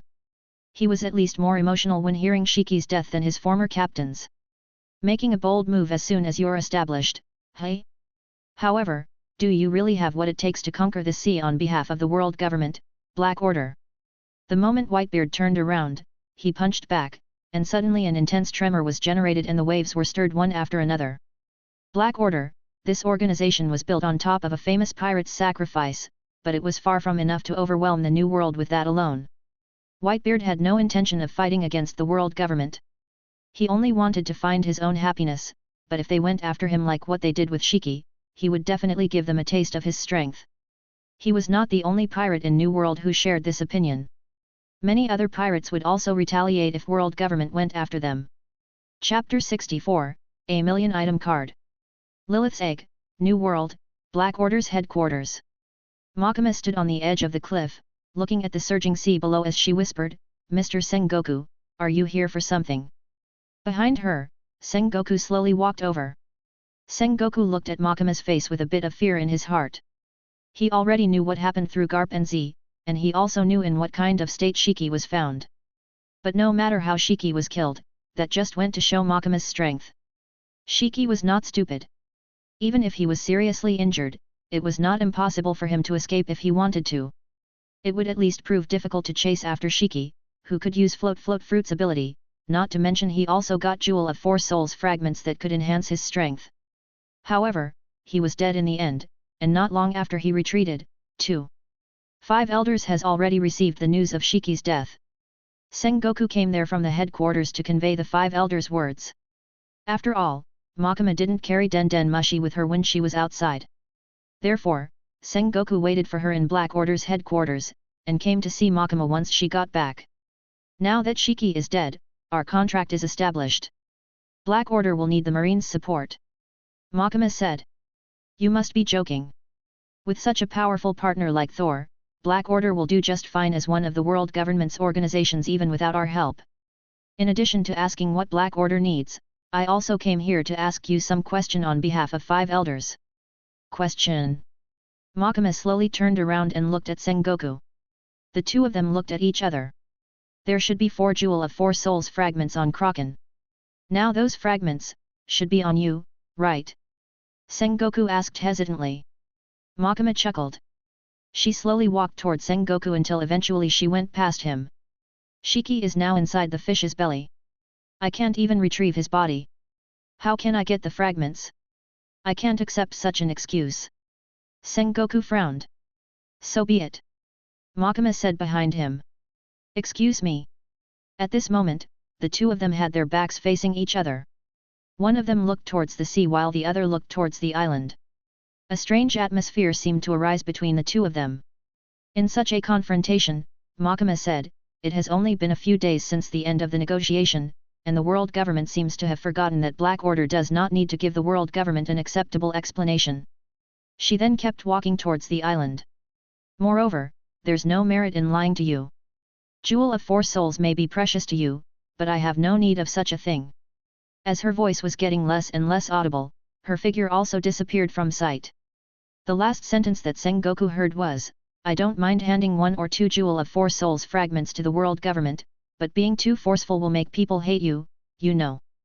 Sengoku didn't say another word. As an admiral, he wouldn't involve himself with politics. He just ought to convey this conversation to 5 elders. However, it didn't mean that he himself had no say in this matter. At least now Sengoku was still adamant on not cooperating with Makima. Then again, she did do what the Marines asked, killing Shiki. And in the future, she might help the Marines with more things, but an organization with so much freedom under the banner of the world government might become a more dangerous threat than the big pirates. However, he was just a soldier. He'd rather leave the political affairs to the 5 elders and others. As far as he was concerned, he had no right to interfere in these things. Maybe when he became the fleet admiral one day, he would barely have the right to change the current situation. Sengoku looked at Black Order's headquarters and slowly left. He'd rather leave as fast as possible as this island was so depressing. The world was at peace again for quite some time. Despite all sort of conflict that happened throughout the world, there was no particularly big news. The first 9 Tails attack on Mary Giose, Rock's death, the emergence of Jewel of 4 Souls, Black Order's establishment, and to top it off Kraken and Shiki's death. All of them happened in merely half a year. It would be 1485 soon, and not much happened afterward. However, the news of Jewel of 4 Souls fragments that appeared from time to time still had a big influence on the big pirates, and it also made them know that the world had changed. At the end of the year, Genichi, who managed to cause various big events all over the world, looked at his emotion points value. He hadn't done anything recently. He decided not to go full throttle. Major events should be instigated one at a time. Positive emotion points, 1364142. Negative emotion points, 745241. After quite a while, his positive emotion points had successfully reached 1 million, and negative emotion points had already reached 7 million. By now, the growth of these two values had become very slow. It seemed that the people no longer cared about what he had done, so they no longer provided emotion points. Then, let's prepare for the next step. It was not that he was going to draw the character card again. After all, he already had more than 7 million negative emotion points, just a little bit short from being able to draw another 10 million level character card. Although there was a chance that he would get an average character, he could get a character beyond the 4 Emperor level if he was lucky. Therefore, he chose to draw the item card instead. After all, he had never drawn a 1 million positive emotion points card before.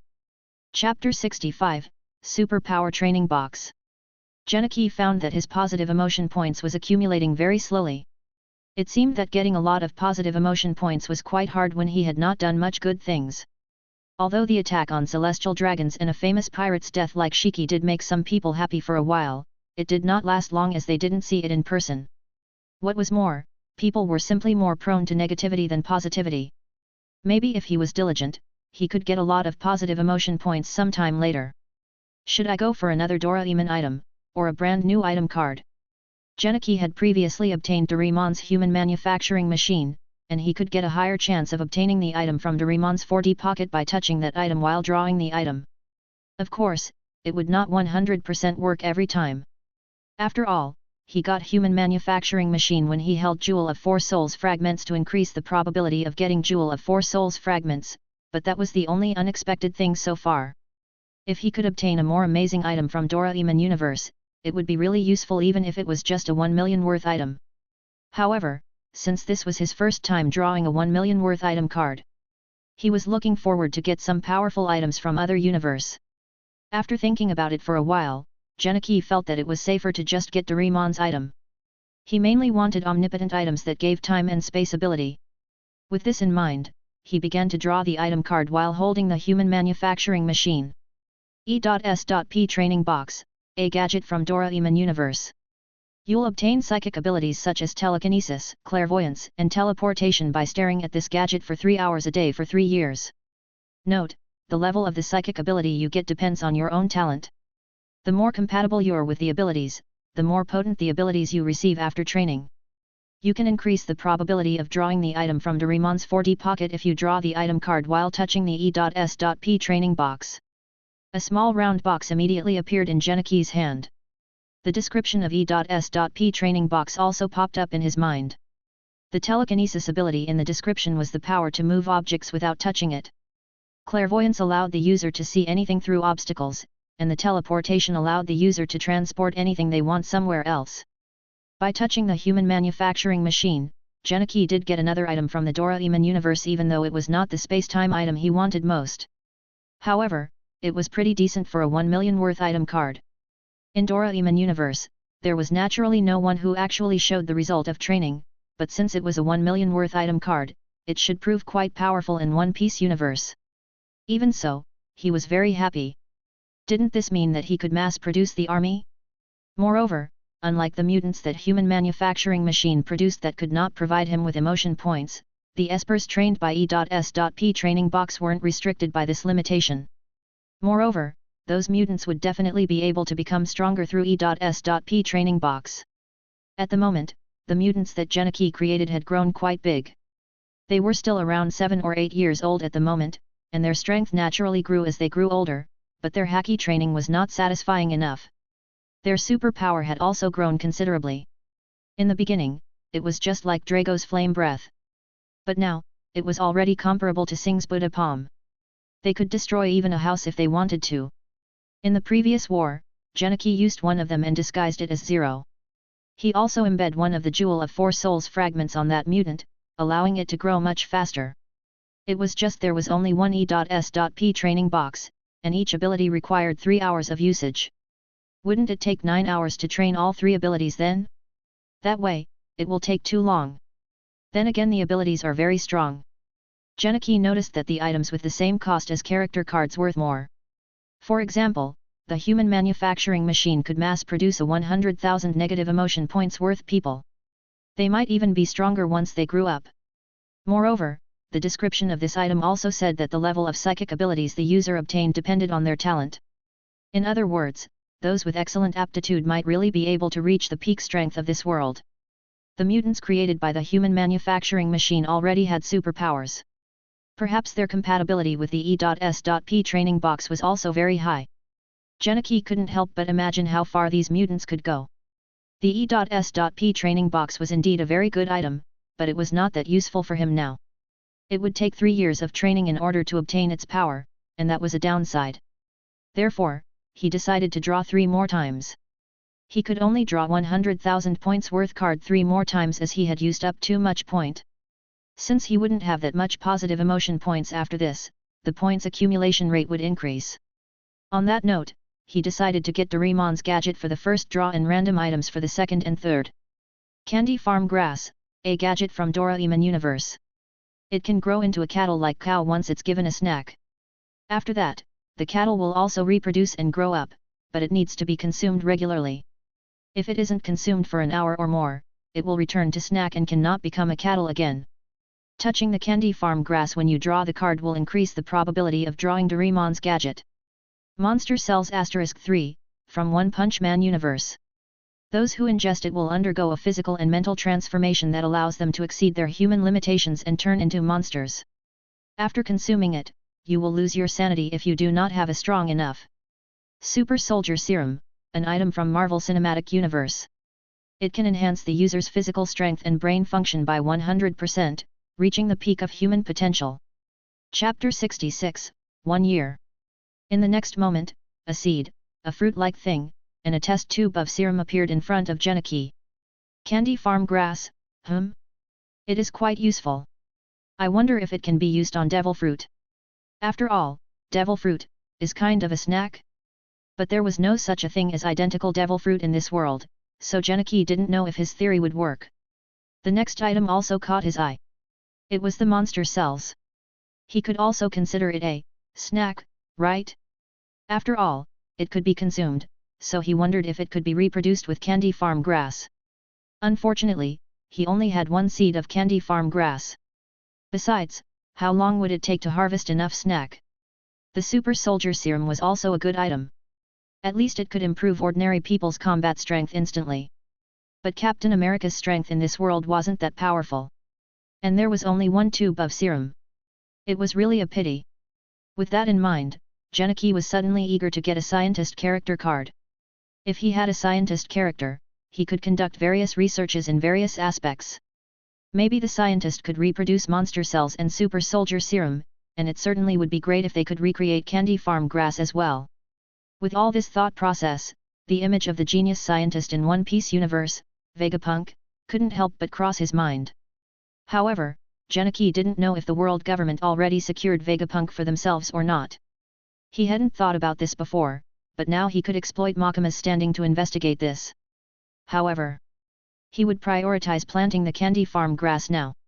Then he would get enough candy farm grass to test if it could reproduce devil fruit or other food that contained superpower. If it was not possible, then this item would not be of much use. If it was possible, then Genichi didn't need to fuse a Jewel of 4 Souls fragment into a Sea King's body again, as monster cells could definitely create a real monster. He happened to have 3 monster cells on him, so he could experiment if it worked with candy farm grass. He would also experiment if candy farm grass could reproduce devil fruit later. If it could, then this item would be really amazing. It seems that he could rest for a while. Sometimes, there was no need to go on aggression all the time. A proper and planned development could fix his mood. After a year of inactivity, it would be 1486 soon. During this year, Genichi had been focusing on nurturing candy farm grass and monster cells. It turned out monster cells was considered to be a snack, so it could be reproduced with candy farm grass. However, there was only one candy farm grass, so the efficiency wasn't that good. Fortunately, the candy farm grass grew very fast. A week was enough for 2 monster cells to reproduce a new monster cell. Genichi also tried it on devil fruit, but unfortunately it could not be reproduced. Sure enough, there was no such a thing as identical devil fruit in this world, and a 1 million worth item card could not break this law. Or was it impossible to recreate because he didn't have an identical devil fruit in the first place? In addition to cultivating monster cells, he also had those mutants made from human manufacturing machines train with E.S.P training box to learn telekinesis. He decided to make clairvoyance and teleportation a secondary option to make the training more efficient. Genichi himself also used E.S.P training box this year, but he trained all 3 abilities, which consumed 9 hours of his time each day. With teleportation in his arsenal, he didn't have to place all the burden on Cream. Several of his characters also trained teleportation so that they could assist in a fight when necessary. Unlike in Doraemon universe, the teleportation obtained through E.S.P training box would also consume his stamina and haki. The further he teleported, the more energy he would consume. After all, he could just teleport all around the world if the teleportation didn't cost anything. The clairvoyance was also the same. Only the telekinesis was different. Cultivating the telekinesis would give its user a special kind of haki, just like Makama's color of Supreme King haki. In a sense, cultivating telekinesis through E.S.P training box unlocks some sort of a new energy that could also be used for clairvoyance and teleportation. Although it has only been a year, the mutants had grown a lot stronger, mainly because they now could use telekinesis to a certain degree. In addition, even though they had not reached adulthood and had not completed the 3 years of training, their growth speed was no less than that of his other 2 characters, Himura Kenshin and Sing. These mutants had already even surpassed Drago. Perhaps his growth speed was limited partly because his lifespan was too long. It seemed that he had to use external means if he wanted to become stronger. Other than that, his other characters were basically on the right track.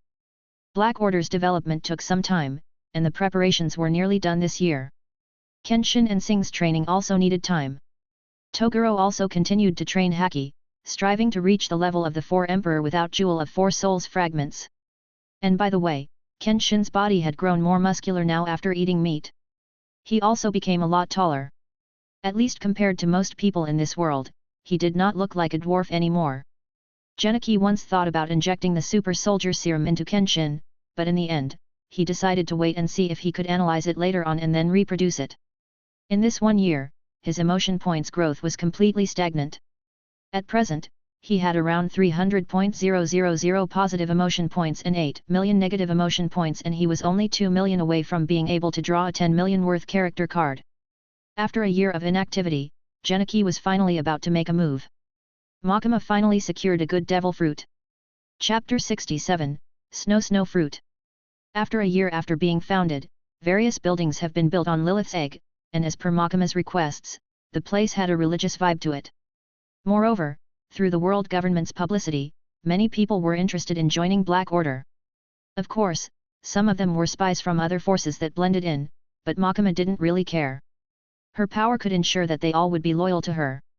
Besides, keeping these people as double agents was a pretty good idea. Just like the Marine, Black Order's supreme commander, Makima, was an equal to a fleet admiral. Even though on paper Makima had to obey the orders of the world government, she actually had a fairly high freedom. The contract that Makima signed with the world government was to deal with the demons and monsters. In other words, Black Order wasn't obligated to deal with everything else. In the past year, Genichi would occasionally use Jewel of Four Souls fragments to create a monster for Black Order to vanquish so that Black Order's reputation would get better, but it wasn't that efficient. In the story that Makima made up, the demons were actually in the form of a soul, and they needed a suitable body to materialize in this world, so it did not arouse much suspicion in the past half year. In addition to this, Toguro became the most famous monster. In this year, Toguro also caused quite a ruckus in the new world. From time to time, some pirates and nobles would mysteriously obtain Jewel of Four Souls fragments, but then Toguro knocked on their door and took the fragments away. Because of this, people all over the world came to think that he was a monster. During the past half a year, a horde of pirates would often ambush him. But because no one could predict Toguro's movement, and he did not need a ship to travel on the sea, those pirates could not catch him even if they wanted to. Toguro was known to be a monster that could stand toe-to-toe with Roger and Whitebeard. A month ago, the world government also issued an order to Black Order to capture Toguro. Since Toguro was a monster, Black Order naturally could not refuse. Therefore, under Makima's order, Thor went to the depths of the new world to find Toguro. Of course, Toguro would never be found if he didn't want to be found. And today, Makima was talking with the messenger sent by the world government. At the center of Black Order's headquarters, there was a huge building that resembled a chapel. Makima sat in the office on the top floor with a masked CP0 agent sitting across her. Regarding the half-demon Toguro, 5 Elders is not exactly in a hurry to deal with him. After all, Toguro is powerful. I'm afraid we have to mobilize the powerful force that we used to deal with Shiki if we want to deal with Toguro. At that time, 2 admirals and Thor were dispatched to deal with Shiki. Although the battle didn't go that smoothly, it was clear that the world government was serious in dealing with the big pirates. And if Thor went by himself, Toguro might be able to escape even if he managed to overpower him. Therefore, the CP0 agent said that 5 Elders was not in a hurry, because this was not something that could be dealt with in a hurry. Makima said casually while resting her chin on her hands, "Thank you for the world government's understanding. After all, it has only been a year since Black Order was founded, and a lot of things haven't been sorted out yet. However, 5 Elders has a request. Since Black Order is an organization that belongs to the world government, it should follow the world government's order. If demons and monsters insist on going against us or commit severe crimes, then it'll be the Black Order's duty to execute them. However, if they didn't pose that much of a threat, please send them to Impel Down instead. Because Impel Down is opening additional cells to imprison demons. You should understand what 5 Elders means, right?" What the CP0 agent implied was very simple. They did not want Makima to be the only person who had the power to deal with demons. They wanted to study the demons, and hopefully came up with a way to deal with them or manipulate them. That way, the world government wouldn't have to rely on Makima all the time. Makima naturally understood what the CP0 agent meant.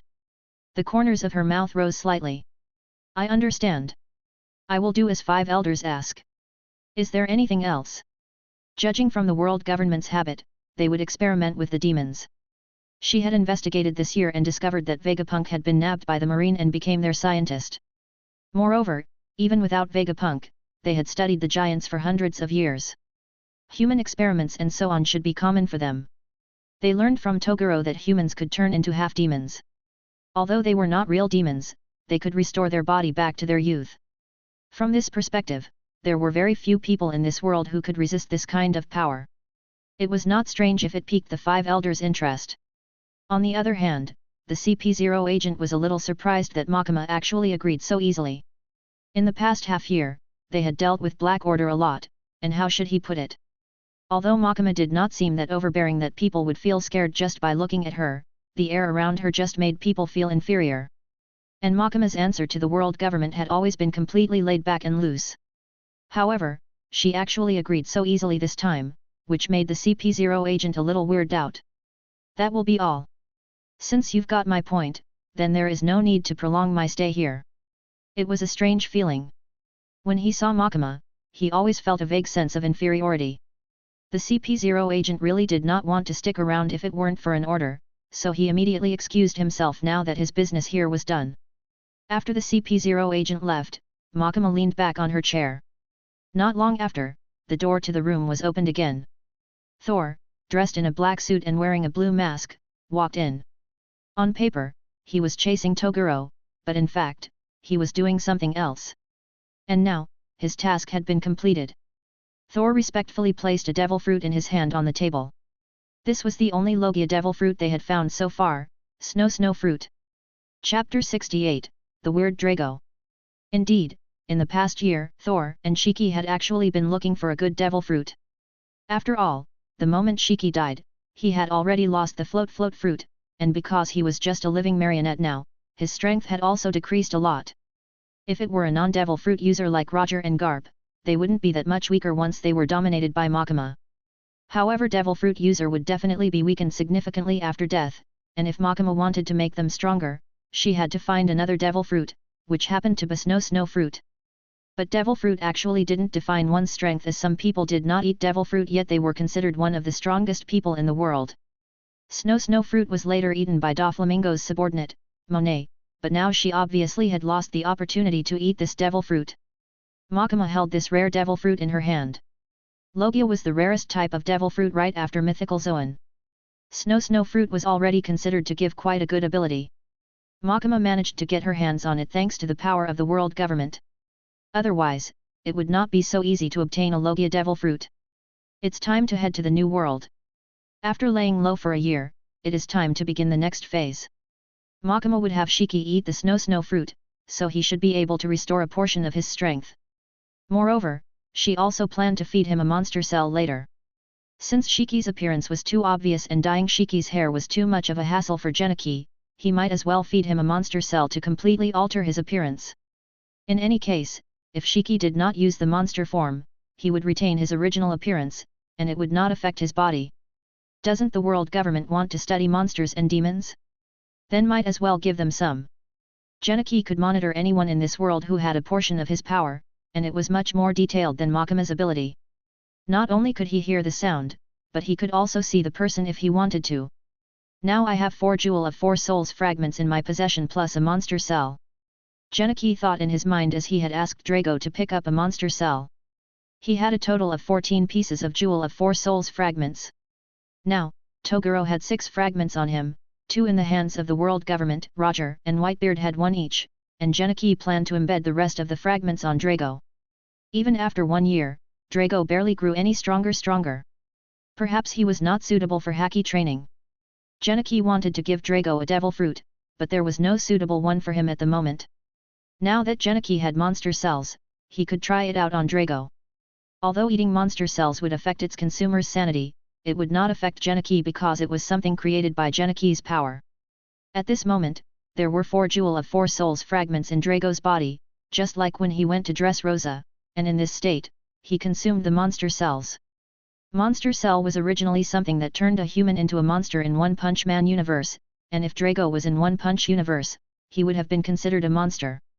After only taking a bite, he felt his whole body getting hot, and he was squirming due to the reaction of the monster cell on his body. His green skin now it became darker, and a layer of scales began to grow on his body. 2 spikes-like organs suddenly protruded from his back as well, and as his body became bigger and bigger, the two spikes-like thing seemed like it nearly blew up, but thankfully it didn't. It seems that I need to become stronger if I want to grow demon wings. Drago was very satisfied with his current state as he felt the newfound power flowing in his body. This was his monster transformation.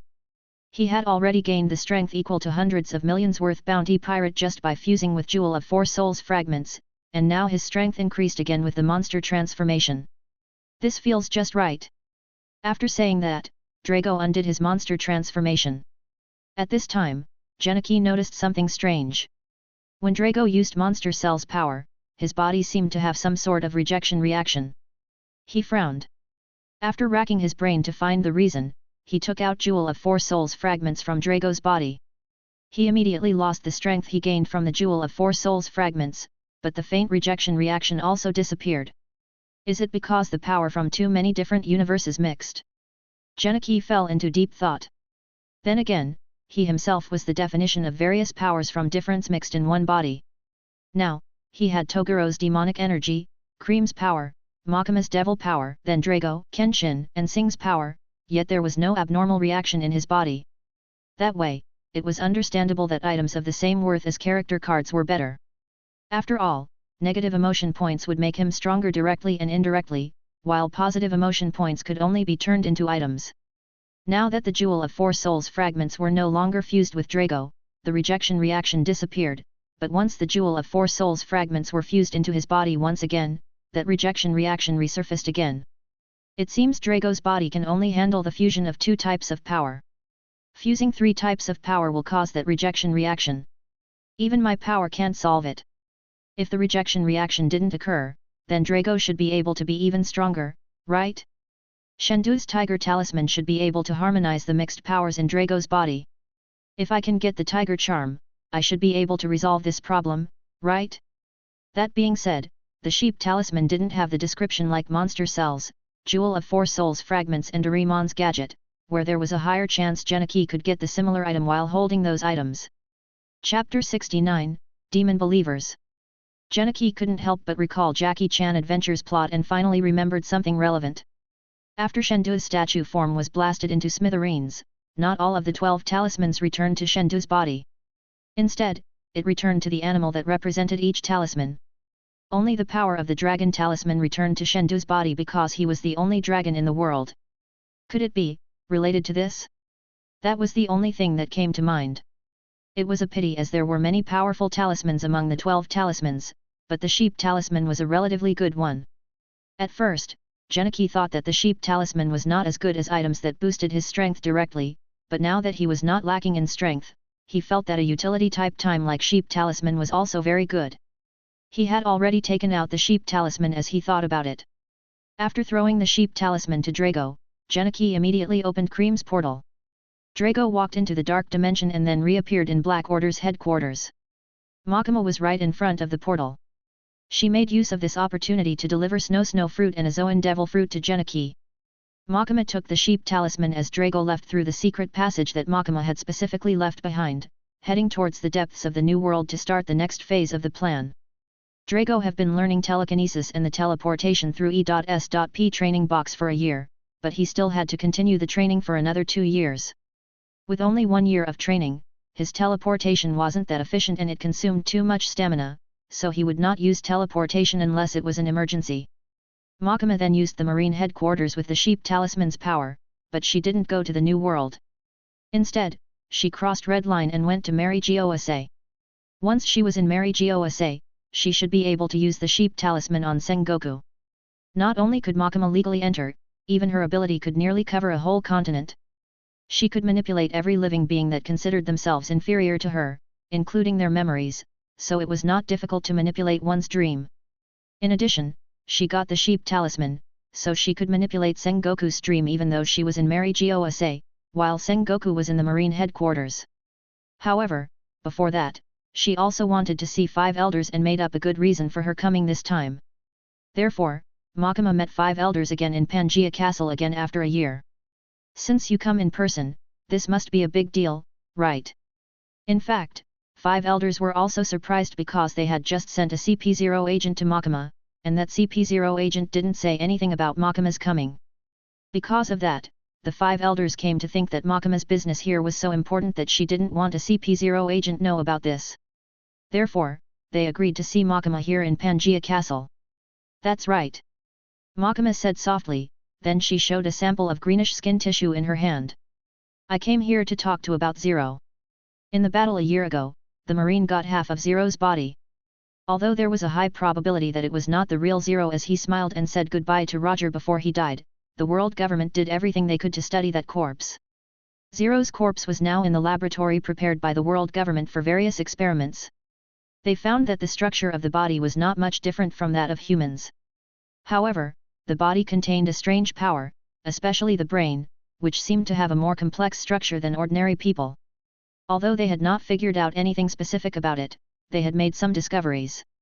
It was just that the sample was too little and incomplete, so half a year ago, they specifically sent a bit of skin sample to Black Order, hoping that they could get more clues from this sample. And now, Makama came to the 5 elders with that skin. We have discovered the location of the people related to Zero. Please send the Admiral to deal with them. One of the 5 elders frowned and said, dealing with the demons should be Black Order's task. Why do we have to send the Admiral? Despite what he said, he actually welcomed Makama's suggestion. After all, they could get more experiment subjects that way, and then their experiment should progress a lot faster.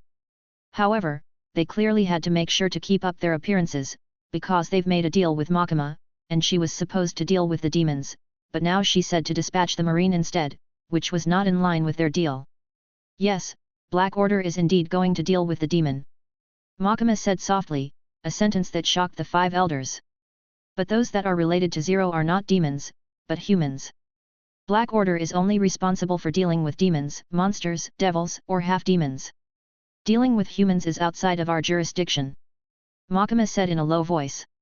What Makama said obviously surprised the 5 elders. Was there a possibility that Zero himself was a human? Judging from Zero's corpse that they had obtained before, the body structure was indeed not much different from that of humans. That difference was also completely within the acceptable range. If even a race like giants existed, then this strange newly discovered species shouldn't be surprising. However, monsters and demons should not be that kind of creature. According to what Makama said, they were created from the darkness of this world. Although they had physical bodies, they should not be this similar to humans. In comparison, Toguro and Drago were closer to the image of a demon than Zero's corpse that they obtained. Therefore, they had been skeptical since they got the results of the experiment, and now their suspicion was confirmed with Makama's words just now. The 5 elders were silent for a moment. Eventually, the 5 elders with the katana asked in a deep voice, "What clues have you got?" Some humans got in contact with the demons in hell and learned about Jewel of 4 Souls, which is the reason we're in this situation. The green skin on Makama's hand slowly floated up.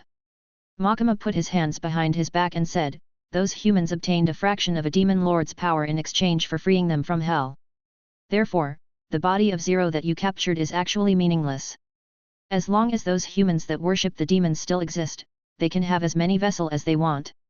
Chapter 70, Deal with the World Government. Demon worshippers, the fluffy bearded 5 elders asked upon hearing Makama's words. That is an unacceptable reason. I believe you are aware of this, but since we have signed a contract, then we should show sincerity. Of course, demon worshippers could not be used as a reason.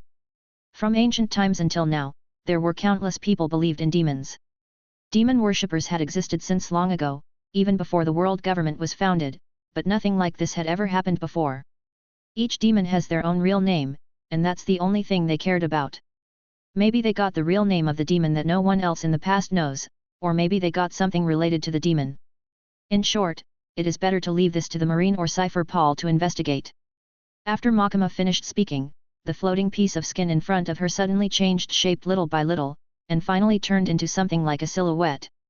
The demon worshippers flocked in this country. I believe investigating this country shouldn't be hard for the world government, no. The 5 elders looked at the skin before looking back at Makama. They were very curious about her motive. Did she really just want to steer clear from anything that wasn't related to the demons?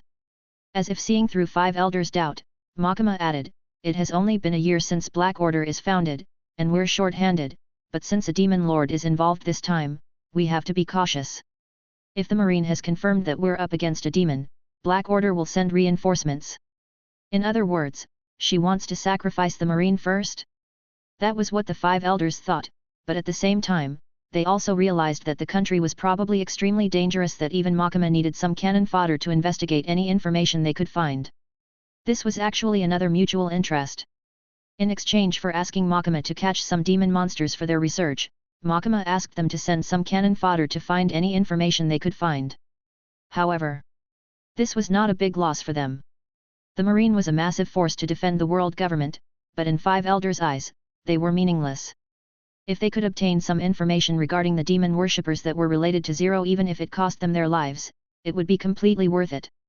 Most importantly, if they did not have to rely on Makima in this matter, they would get all the credit and made Makima owe them a favor.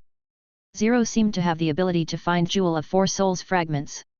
They had searched for so long but still found nothing, yet Zero was able to easily fuse 4 Jewel of 4 Souls fragments into Kraken's body. This ability alone already piqued the 5 elders' interest. Jewel of 4 Souls fragments had incredible power. Once the Jewel of 4 Souls were complete, then the Marine, the Demon, and the Pirates would be trivial. Makima then left. After that, one of 5 elders said, "Issue a buster call, with an admiral leading the operation." "We can't. What if the important information is damaged? We can't rely too much on that woman when it comes to dealing with demons. First, we have to find this country. Although we know the gist of the situation around the world is constantly changing. Many countries are in chaos every day." They continued to discuss the operation for a while. The sky was unusually dark tonight. After walking out of Room of Authority, Makima did not return to Black Order right away, but stayed in Mary Gosa for a little longer. He walked to the edge of the island and gazed at the distant sea from above. She rarely had the opportunity to enjoy the scenery like this. Even if there were mountains on the island, such scenery was still available there. Although it was a very strange thing to do at night, especially in this place, people at most would just think that Makima was a strange person. The Marine headquarters was not far from Mary Gosa, and the same was true for Sabaody Archipelago. Because it was very close, Nine Tails could easily blast Mary Gosa from Sabaody Archipelago. And now, she was secretly using the sheep talisman to sneak into people's dream. After sneaking into Sengoku's dream last time, Makima was already used to this. Prior to this, before the sky went dark, Makima gave some lead to the 5 elders, but 5 elders naturally would not personally investigate it themselves. What good would their subordinates would be then? Because of that, the Marine headquarters had been busy for most of the day. Since the world was unstable now, and the border of many countries would shift, there was no country that matched with Makima's lead. In addition, there were many countries that were not affiliated with the world government that they didn't know about. Therefore, they had no choice but to check the maps of various eras before eventually locating a world government-affiliated country called Galsburg on Grand Line. Because of the lack of resources in this country, they could only rely on wars to plunder resources from other countries. The world government could care less about it as long as they paid the heavenly tribute on time. As long as they could pay the world government would turn a blind eye on their invasion. Even if their target was also a world government-affiliated country, it would not matter. It would only be treated as an internal conflict. The question was, did such a country become demon worshippers because of such a harsh condition in the country? According to Fleet Admiral Kong's order, the Marine would be led by Garp during their operation on Jotlsburg tomorrow, and that was only the vanguard. Several vice-admirals and even the admirals were on standby, ready to be dispatched at any time if Garp needed reinforcement. Although people might that sending so many troops to a small country might be too much, there was nothing such as too much when it comes to dealing with Zero. In an indescribable uneasiness, Sengoku entered the dream. "We meet again." In front of Sengoku was once again the Void World. He was uncomfortable at first, but he quickly realized that he was there a year ago. In the world where everything was white, there was a figure dressed in black. The person's face was covered with a thin mask, but Sengoku could not see his face clearly. Indra. Sengoku still remembered this person's name. This person wearing the mask seemed to appear in front of him because he ate the human fruit, model, Buddha. Chapter 71, Pandora Box. During the past year, Sengoku dug a lot of information about Indra and found no one else had this name other than the one in the myths. Moreover, he seemed to know about Zero to some extent, so he might be a creature that had lived long ago like Zero. Since there were monsters and priestess in the past, it wouldn't be surprising if a Buddha existed as well, right? Of course, this was nothing but Sengoku's hypothesis. Perhaps it wasn't Buddha but a demon in heaven. I happen to have some questions to ask you. Sengoku didn't waste any time and went straight to the point. He knew that Indra's time was limited. He learned this the hard way the last time they met. He didn't know who Indra was, and neither did he know what Indra's objective was, but Indra seemed to know a lot of things. Although Black Order was only established recently, they barely interacted with other world government organizations, and since Sengoku rarely had the opportunity to run into someone who seemed to know a lot of things, he naturally had to ask some questions. Who is Zero? What is in Galsburg? What is Makama's objective? He would judge whether Indra was an enemy based on his answer. Sengoku had always been very cautious of Indra. He appeared at the same time as Zero, so he was not necessarily a good person. As an admiral, Sengoku was well past the time to talk about good and evil. As a resourceful admiral, he put benefits above more when necessary. Regardless of who Indra was, as long as he was of use to him, why not believe him? This was what Sengoku thought, so he directly asked these questions. Indra chuckled. He had his hands behind his back, as if he already knew that Sengoku would ask these questions. He naturally said, I don't know about the details about hell, but there was a tribe in Galsburg that worshipped the demons. That tribe obtained Pandora box that contained the demon's legacy. Pandora box. Everything about a truly powerful demon is terrifying. The demon's legacy is no exception. Since the Pandora box is contaminated by the demon's legacy, it can give people an extremely powerful telekinesis. The more compatible the person with the telekinesis power, the more they can hear the voice of the demon. In the end, they are bewitched into becoming demon believers. That is also the reason Zero can completely control the world from hell. As long as he controls those who are bewitched or even possessed by his will, he will be able to leave hell and return to this world one day. So that Pandora box is what's responsible for the people in Galsburg, which allows Zero to interfere with this world, such as Nine Tails Attack, Toguro, and Jewel of Four Souls. Sengoku kept Indra's words in mind, and he couldn't wait to tell Garp about these things. He had only told Garp about his encounter with Indra. Even Fleet Admiral Kong and 5 elders didn't know about it. Everyone had their own little secrets. In fact, only he and Z knew that Garp could transform into Nine-Tails Demon Fox form. If the world government knew about this, it would become very troublesome. Then what is Makama's objective? Sengoku couldn't help but think of this woman. Was this woman who suddenly appeared really a demon hunter from Jewel of Four Souls, or she simply wanted to create more chaos? Black Order had indeed slain many monsters, contributing to the world's order. However, the Sengoku had an ominous feeling whenever he saw her. Kill the demons and completely eliminate some demons. Indra softly answered Sengoku's doubts, but he said something that made Sengoku even more confused. What does this mean? Sengoku didn't understand what completely eliminate some demons meant. Could it be that she didn't completely kill most of the demons, and why would she only completely eliminate some demons? Some demons.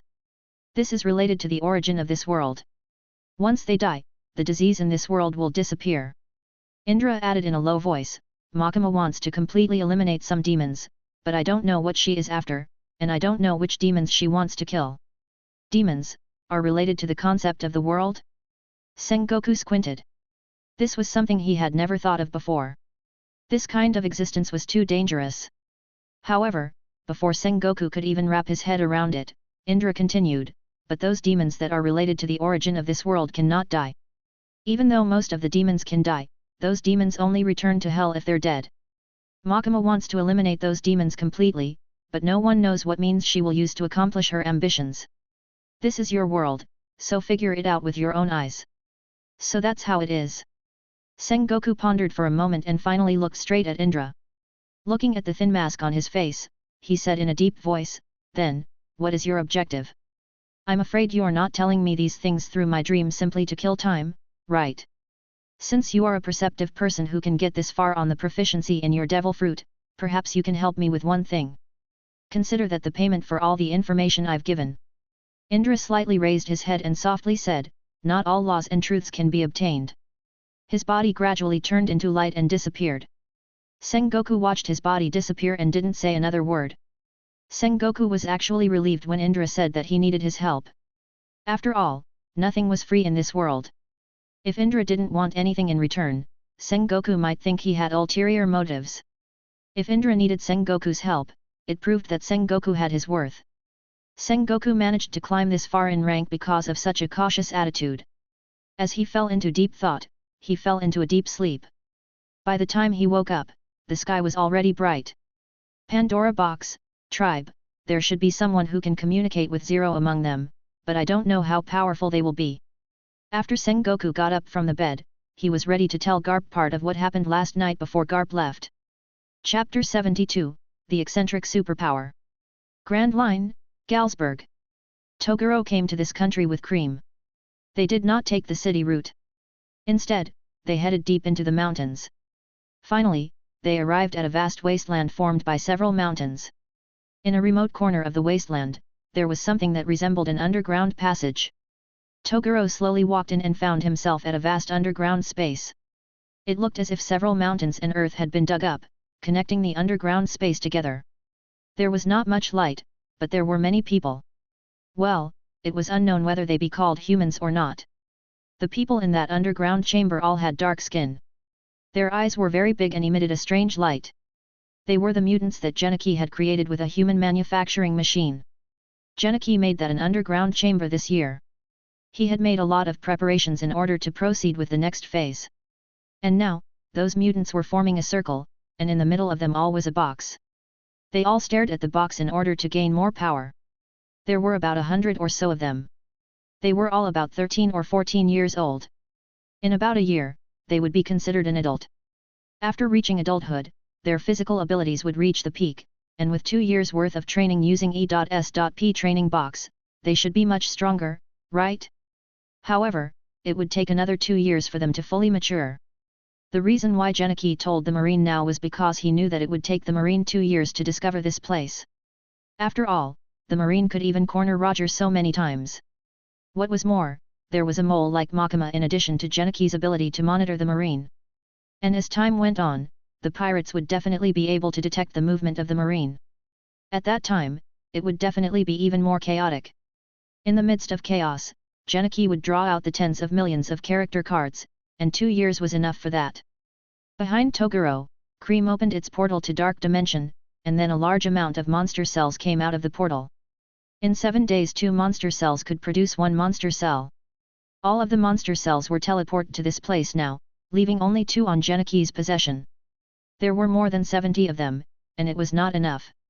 However, Genichi did not want to turn all the mutants into monsters in one go as he was not in a hurry. After 3 hours of training, a mutant ate a monster cell. His body suddenly transformed, and 2 antenna-like things grew on his head. A new eye even appeared on his forehead. The color of his body became darker, and his body grew rapidly.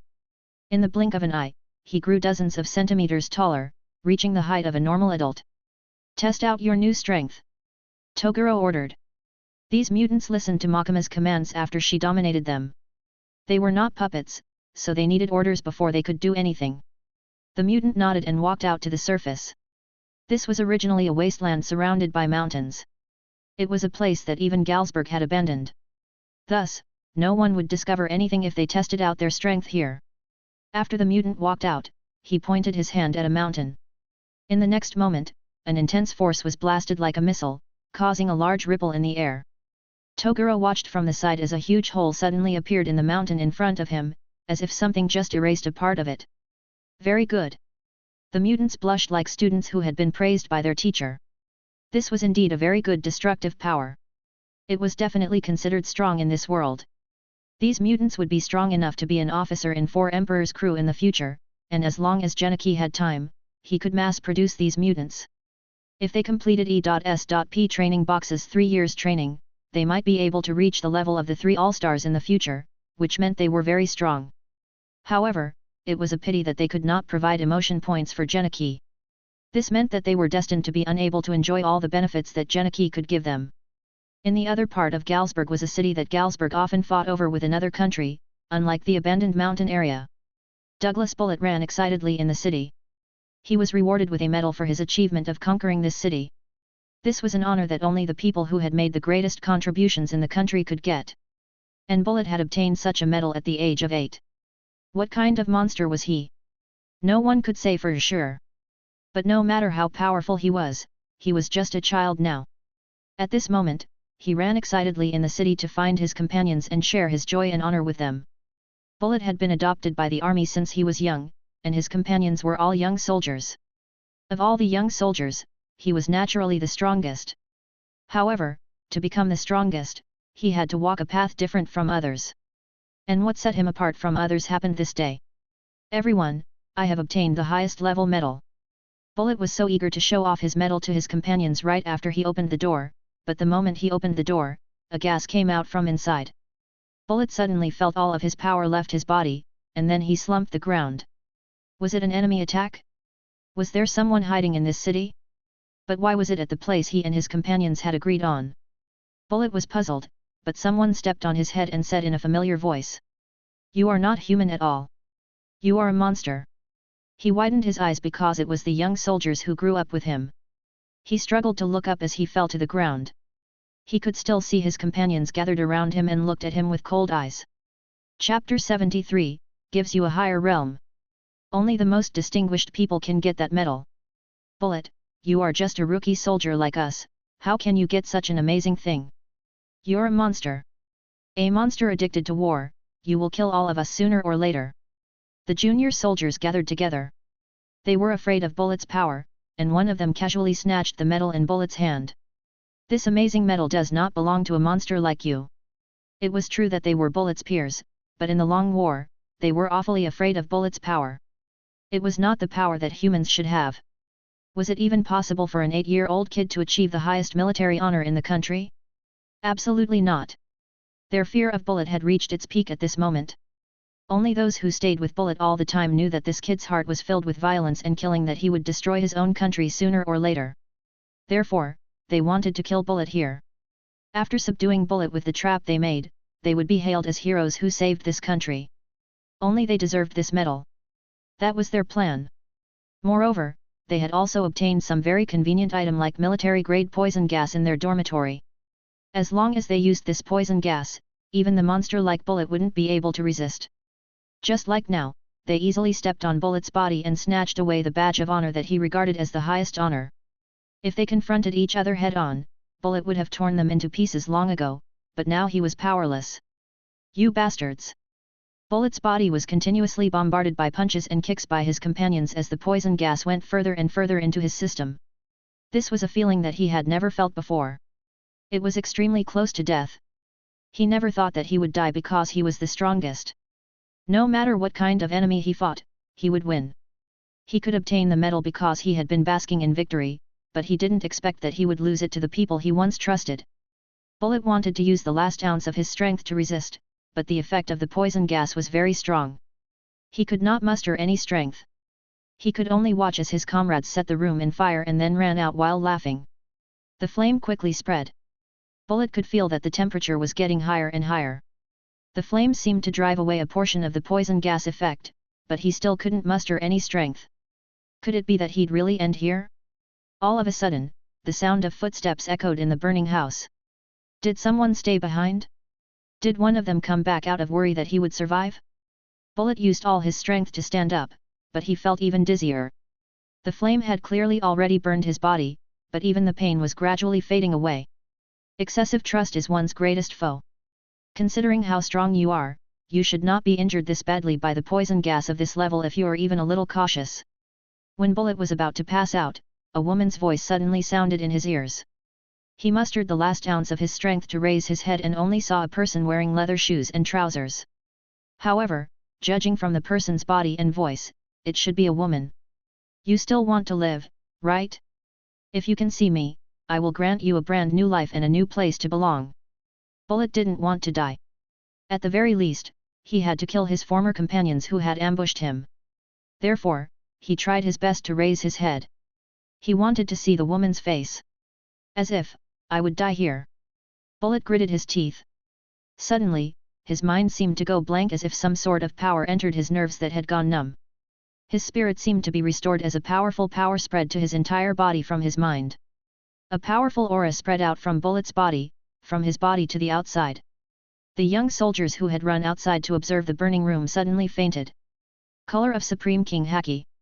In the moment of life and death, Bullet awakened the color of Supreme King Haki. At the same time, a new power surged out of his body, allowing Bullet to see the woman in front of him. She wore a white shirt and a black tie. She had a pink hair. However, what shocked Bullet the most was her eyes. Her eyes were like a black hole that would suck in everything in this world, including his soul. Then, he lowered his head again. Because of the poison gas, he was about to faint. Good boy. Bullet saw the woman slowly bent down and gently touch his body with one hand. In the next moment, he felt that his numb brain suddenly went back to normal, and he quickly regained control over his body. What's your name? The woman asked again. Bullet, Douglas Bullet.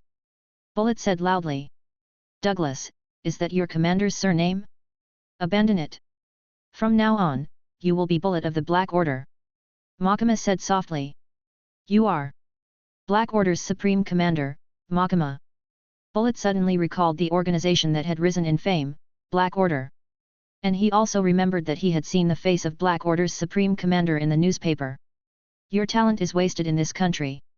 Follow me, and I will show you how powerful you can become. Makima reached out and pointed in a direction. It was as if she shot something with her finger and then said softly. Bang! In an instant, it was as if something was fired from Makima's hand. What did she fire? Bullet did not know, but he knew that something was about to happen. In the next second, Makima's figure had completely disappeared, leaving only a sentence in this room full of flames. I'll show you this country from a different light.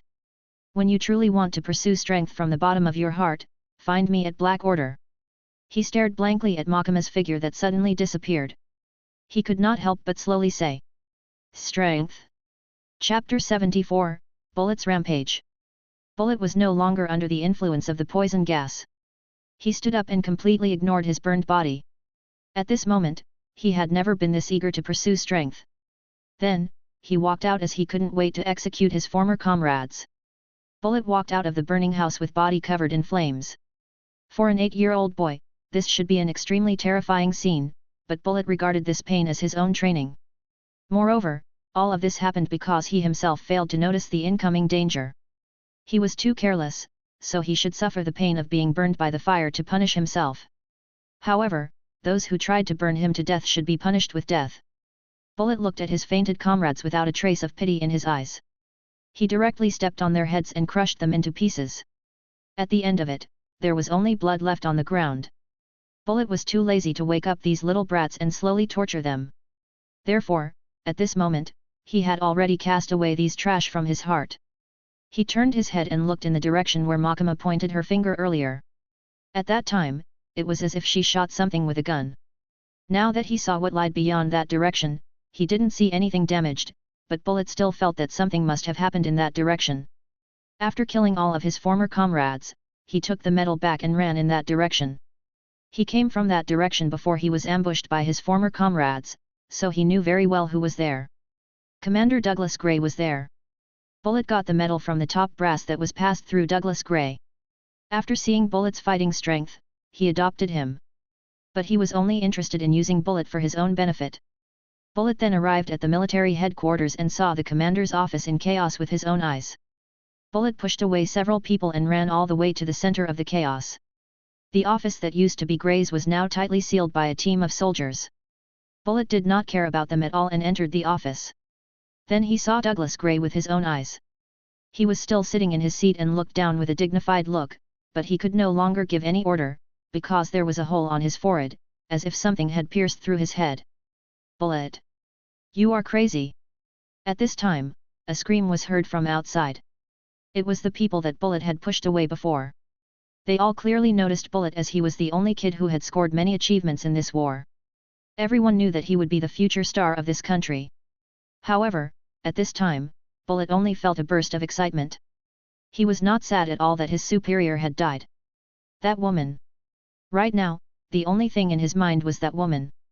She actually killed Douglas Gray in his office with just a finger. Was this what she meant by power? Right after telling him to abandon his surname, she easily killed a military officer of a country? Makima indeed had such power. She could shoot people regardless of how far they were as long as her target was weaker than her, and Gray was indeed inferior to Makima in terms of strength and status. It was simply too easy to dominate such a person. This was also what made Bullet so excited and fascinated by this power. That was right. This was what he was after. War and metal are nothing more than vassals created to reward someone. The ultimate goal was to be strong. She wants to show me this country from a new light? Is there something in this country that I haven't seen? Bullet muttered to himself. Hey, Bullet, what are you talking about? The guards who rushed over could not help but feel strange when they saw Bullet's attitude. They suddenly pointed their guns at Bullet and said, "Do you know something? Did you betray the Commander Grey? I just freed myself from this place." The young Bullet revealed a grin. He turned around and everyone could see his expression. "I'm leaving the army and then I'll see the world that I can't see in the past." Bullet took a step forward. This step made the guards panic, and they immediately shouted, "Don't move! Douglas Bullet, you are suspected to be involved in Commander Grey's murder. If you resist, we will kill you on the spot." When they saw that Bullet was leaving the army, they were shocked. If such a powerful person like Bullet left this country for another country, wouldn't they be as good as dead? Therefore, they could not let Bullet leave at all costs. Trash! Bullet was only 8 years old, but he was as tall as an average adult. There were still some burn marks on his body, and even his clothes were tattered. What he was going to fight against now were soldiers who kept coming over after hearing the noise. They were wearing the uniform of the army, holding long bayonets. Between a group of elite soldiers and an 8-year-old kid, it shouldn't be that hard to figure out who was the winner. However, all of them are dead. After an unknown period of time, Garp came to the ruins and saw the barracks that was filled with flames and corpses. The Marine had come to this country in order to investigate the demon-related case. With the world government's authority, they asked for the cooperation of the world government-affiliated country. However, not long after they arrived, they received a notice from the king. They said that all the soldiers in that country were suddenly wiped out. Garp thought that this might be related to the devil, so he brought the Marine there. At this moment, in the midst of countless rubble, Garp walked to the center and looked around. All the people in the military headquarters had been killed, just like what the king said. Is this the demons doing? Garp frowned as he thought about it. Chapter 75, Garp vs Drago. Vice Admiral Garp. We've buried the corpses. Garp was still in the military base that was completely in ruins, but all the dead soldiers in the vicinity had been buried. With so many dead bodies outside, it was easy to cause a plague. If that happened, who knew how many people would die in this city? What did the witness say? Garp nodded and asked. I heard that a person covered in fire broke in and then ran out covered in blood. No one saw his face clearly, but from the course of his actions, it was very likely that it was the original captain of the rookie soldier, Douglas Bullet. A rear admiral said to Garp. Douglas Bullet. When Garp arrived, he had already seen some information about this army, so he knew that young man. Despite being only 8 years old, he had already made a name for himself in the battlefield and received the highest honor. Even so, was he really strong enough the strength to kill all the soldiers of this country? Douglas Grey was not weak, and he had thousands of troops under his command. It was hard to imagine that Bullet, who was only 8 years old, could kill so many people. Just what kind of monster was he? But his whole body is on fire. Did he eat a devil fruit? If that was the case, then it was indeed possible. After all, a good devil fruit would drastically increase one's strength. But why did he do this? Could it be that demons were involved? The demons should be able to bewitch people, right? After all, Bullet wouldn't just kill all his comrades without a reason, right? Nonetheless, Bullet had already committed the most unforgivable crime. Before digging further about demons, Garp decided to start investigating Bullet. After all, this was a world government-affiliated country, and it was also a territory that the Marine had to protect. After going through such a disastrous experience, as a vice admiral, Garp couldn't just ignore it. Moreover, Garp faintly felt that Bullet might really have some relationship with the demon. This time, he had quite a high authority as he was the world government's representative. In addition to the Marine, he could even order around the Cypher Paul in this operation. Considering how capable Cypher Paul was, he believed that he should be able to find Bullet soon. However, just as Garp gave the order and walked around the city for a while, he suddenly saw a person. This city was originally the territory of another world government-affiliated country, but then Galsburg conquered this place, so it was still under the military's control. There were very few people on the streets, and most of them were in bad shape because of the war. And in one of the streets, Garp saw a slightly bloated man wearing a black robe walking to a small alley. Then, he leaped up a dozen meters high and jumped onto a small 4-story building. Then, he rushed toward the direction Garp came from, which made Garp frown. Although he did not know who it was, considering the timing, that person's attire and the way they were heading, it was simply suspicious. Soru. Garp's body instantly disappeared. In the next moment, he was already very close to the black-robed man. At this time, the black-robed man clearly sensed that someone was following him from behind, and he suddenly increased his speed. Soru was like an instant movement where the user stepped on the ground at a high speed for multiple times, resulting in an explosive reaction force that allowed them to move at a high speed. From most people's eyes, it was simply like disappearing from their sight. And Garp's Soru could be considered top level among the marine. Although the black-robed man increased his speed, Garp already caught up with them in just a short period of time. Hey, let me see who you are. This time, Garp directly appeared behind the black-robed man. He grabbed the black robe that he was wearing and pulled it down. However, when the person under the black robe was revealed, the one who was shocked was Garp. Because it was not a human, but a green lizard-like creature. At this moment, that lizard-like creature spewed a big fireball out of its mouth as Garp got close. The scorching heat could be felt as the fireball came out of its mouth. It was like a spinning fire snake that rushed towards Garp. Garp wanted to dodge, but when he saw the house behind him, he decided to punch it instead. Following a loud explosion, the roaring flame dissipated. Drago. Garp said the name of the demon in front of him. The marine indeed had some intel about Drago, but it was only available to the high brass. Although Garp was not an admiral, he was the admiral's peers, especially since Z had encountered Drago before. Therefore, Garp had been interested in Drago for a while. However, he seemed to have disappeared after being seen at Dressrosa. He didn't expect to run into him here in Galsburg. Drago, the son of Shendu, one of the 8 demon lords. He was not that strong, but he was a demon lord's son nonetheless. Is his presence related to Zero? Zero is also a demon lord. Was Zero actually Shendu? The headquarters had thought of this possibility, and seeing Drago appear, Garp felt that it might be possible. It's the damn marine again. I didn't remember attacking this country's king, though. Why is the marine here? Drago couldn't help but say in disgust after seeing Garp's uniform. In Dressrosa, Drago attacked the king because he wanted to steal Jewel of 4 Souls fragments. However, Z showed up and repelled him. Are you seriously asking that question? Garp was in a good mood after seeing Drago that he couldn't help but laugh. You have your own bounty like the pirates. Although Black Order is in charge of the demons and monsters, it doesn't mean that the marine will just sit back and watch as you make a mess. Drago, your bounty is 630 million belly. There aren't that many pirates with a bounty as high as yours. What a hassle. All of you, go to hell. Drago said. Boom. He spewed out another fireball that was even brighter and hotter than earlier. After training for a year and fusing 4 Jewel of 4 Souls fragments into his body, he was still stronger than when he was in Dressrosa even without transforming into a monster. Chapter 76, Summoning Ceremony. Then again, even though Drago had become stronger, it was obviously not enough to make up for the difference in strength between him and Garp. The flame breath that he used with all his might was easily repelled by Garp. Drago blocked Garp's punch that repelled his fireball. Even then, he was sent flying dozens of meters and even crashed into a house behind him. This city was already used to war, and there were not many people left in the first place. Because of that, Garp could punch his enemy to his heart's content. Garp then reappeared in front of Drago who had fallen to the ground and threw another punch, but Drago managed to dodge it. Although the marine were very strong, most of them didn't have the color of Supreme King Haki, so it was hard for them to deal with the likes of Kaido in normal circumstances.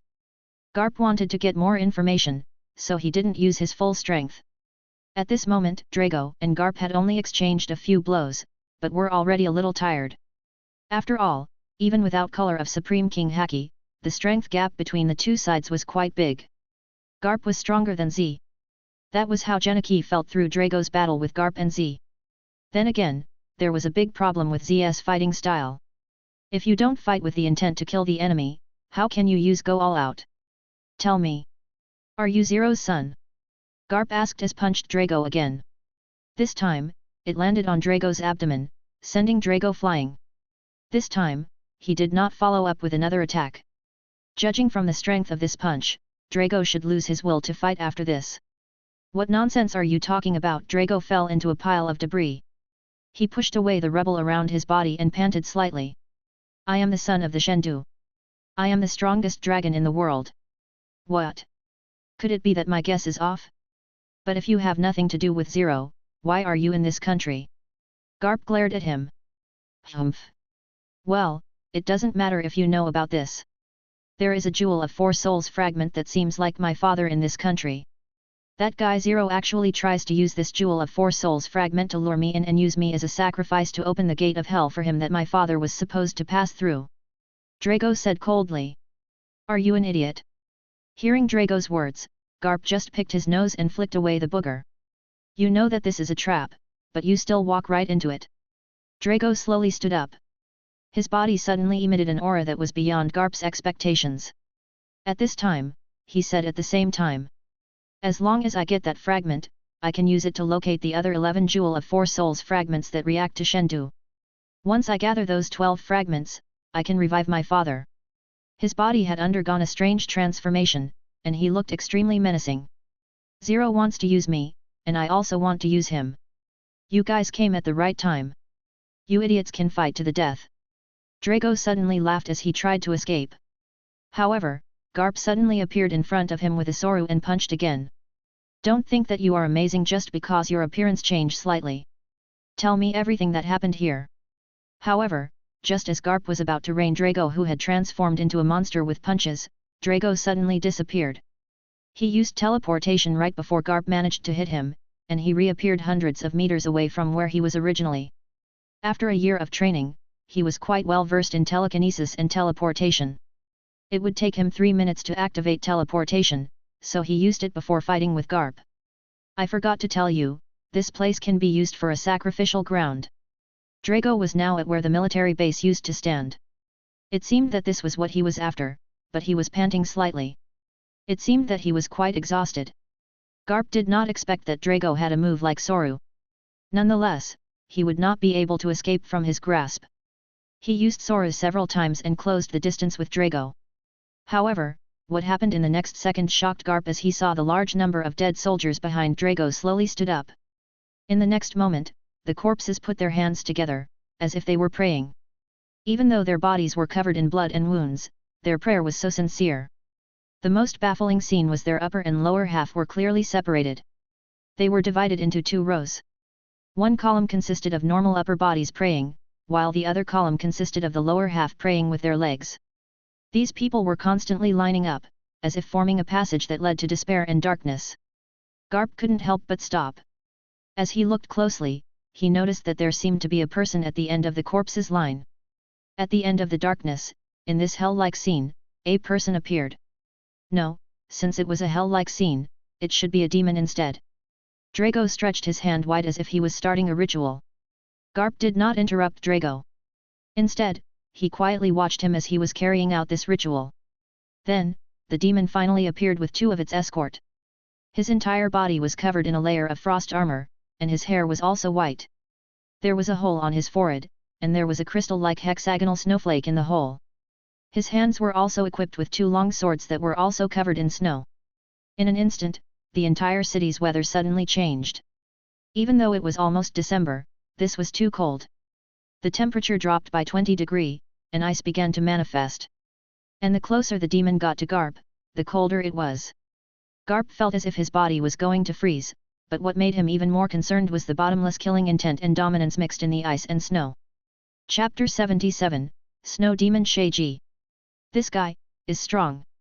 Garp instantly knew that his enemy was formidable. At this moment, the demon was already in front of Garp. Thousand Shadow Snow.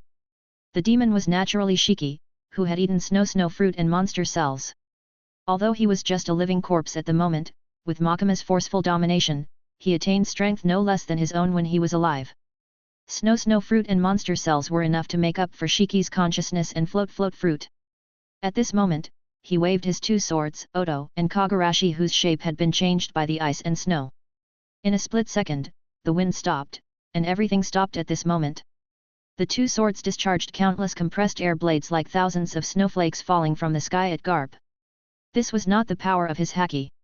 After eating monster cells and transforming into a monster, Shiki's haki changed in nature. Although the basic was still haki, the difference was pretty clear. That was why Genichi had Shiki play the role of a demon. After all, Nine Tails and Toguro's power wasn't based on haki. Wouldn't it be weird if the demon that had always been in hell could use haki all of a sudden? Garp was shocked, but this was no time to be shocked, because he would lose if he hesitated for even slightly. The enemy was one of the strongest opponents that Garp had fought in decades, and he could not let his guard down. He enveloped his hand with color of arms haki before punching the incoming attack. Suddenly, an extreme cold began to spread from his body. Apart from Garp himself, half of the city behind him was directly frozen at this moment. Even the marine and the people inside their houses were no exception. Garp did manage to block the incoming attacks with his punch, but the after effect pushed back both Shiki and Garp. The marine in the vicinity seemed to notice that a battle took place and rushed there. Garp thought that something was wrong and immediately shouted, "You bunch of idiots! Get out of here!" But it was too late. Shiki heard the footsteps of the approaching marine from behind him, and the cold air from his body became even stronger.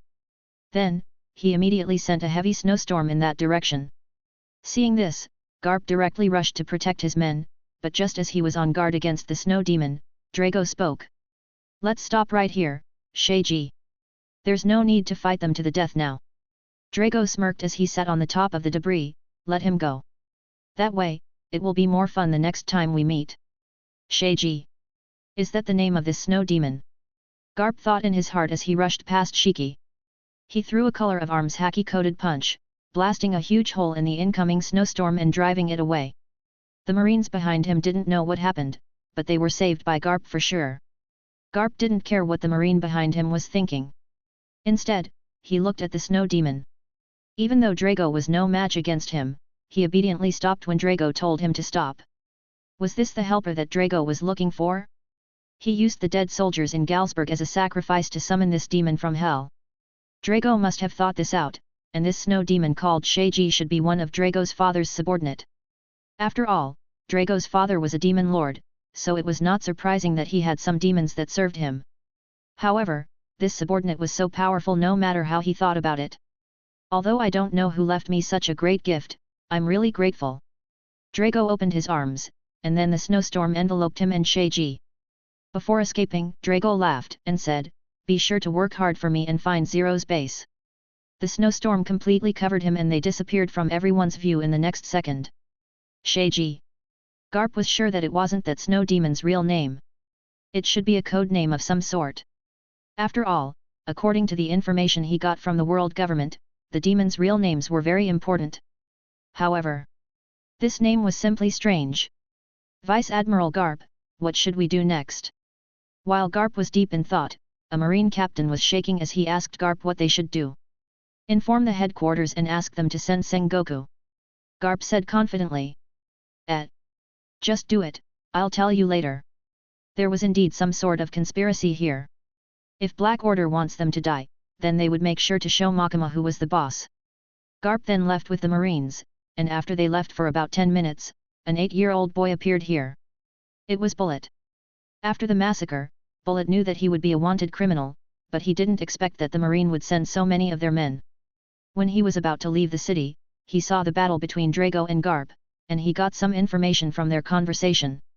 She said to look at this country from a different point of view. No wonder. Such powerful people. To top it off, there were also demons and Jewel of 4 Souls fragments.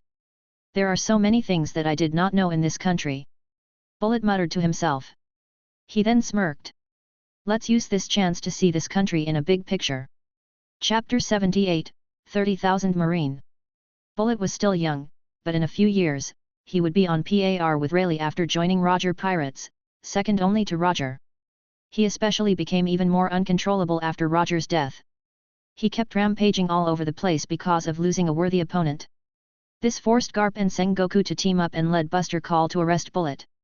It was basically like what happened to Shiki. However, at that time, Bullet had not even eaten his fruit yet. 37 years later, Bullet flaunted his overwhelming power to the world. Knowing that, Genichi clearly wouldn't just overlook this chance. Now that Bullet was under his command, he would be able to reap a massive reward soon. With that level of strength, it was a little funny to see him a little wary of others. In Genichi's case, he became stronger as others were wary of him. Moreover, it was even better for him if the people out there became stronger. The stronger they were, the higher emotion points they would provide. Why should he worry that others would become stronger and be able to surpass him? No matter how powerful they were ultimately restricted to the limitation of One Piece universe, but one day, Genichi would be able to break through the limitation of this world once he had 100 million emotion points. A 10 million worth character card ranged from one of this world's strongest combatants to the strongest combatant. Therefore, if the strongest person in One Piece became stronger and stronger, the limit of this world would also increase, and 100 million worth character card was the level that the residents of this world could never reach no matter how hard they tried. Bullet was only 8 years old now, but he was more than strong enough. He at least had hundreds of millions belly bounty at the moment. After coming to this world, he had heard some stories about Kaido. Kaido was also an invincible warrior when he was young, and Bullet was as strong as Kaido, if not stronger. Kaido could only escape from the ship that was escorted by the marine, while Bullet destroyed an entire country. Of course, Kaido hadn't eaten his devil fruit when he was young, while Bullet already did, so it wasn't exactly apple to apple. Bullet did not eat the fusion fruit now. According to the original plot timeline, he would only eat the fusion fruit after 5 years of hunger. In this world, he might not eat the same fruit. However, Bullet hadn't exactly eaten his devil fruit until 5 years later, and he wouldn't necessarily eat the same devil fruit this time. Well, as long as he didn't eat a completely useless devil fruit, he would be formidable in the end. How could Genichi overlook such a useful diamond in the rough? Before Bullet grew too old, Makima had already used her power to control him subconsciously. Bullet was very strong now, but he certainly was no match against the current Makima.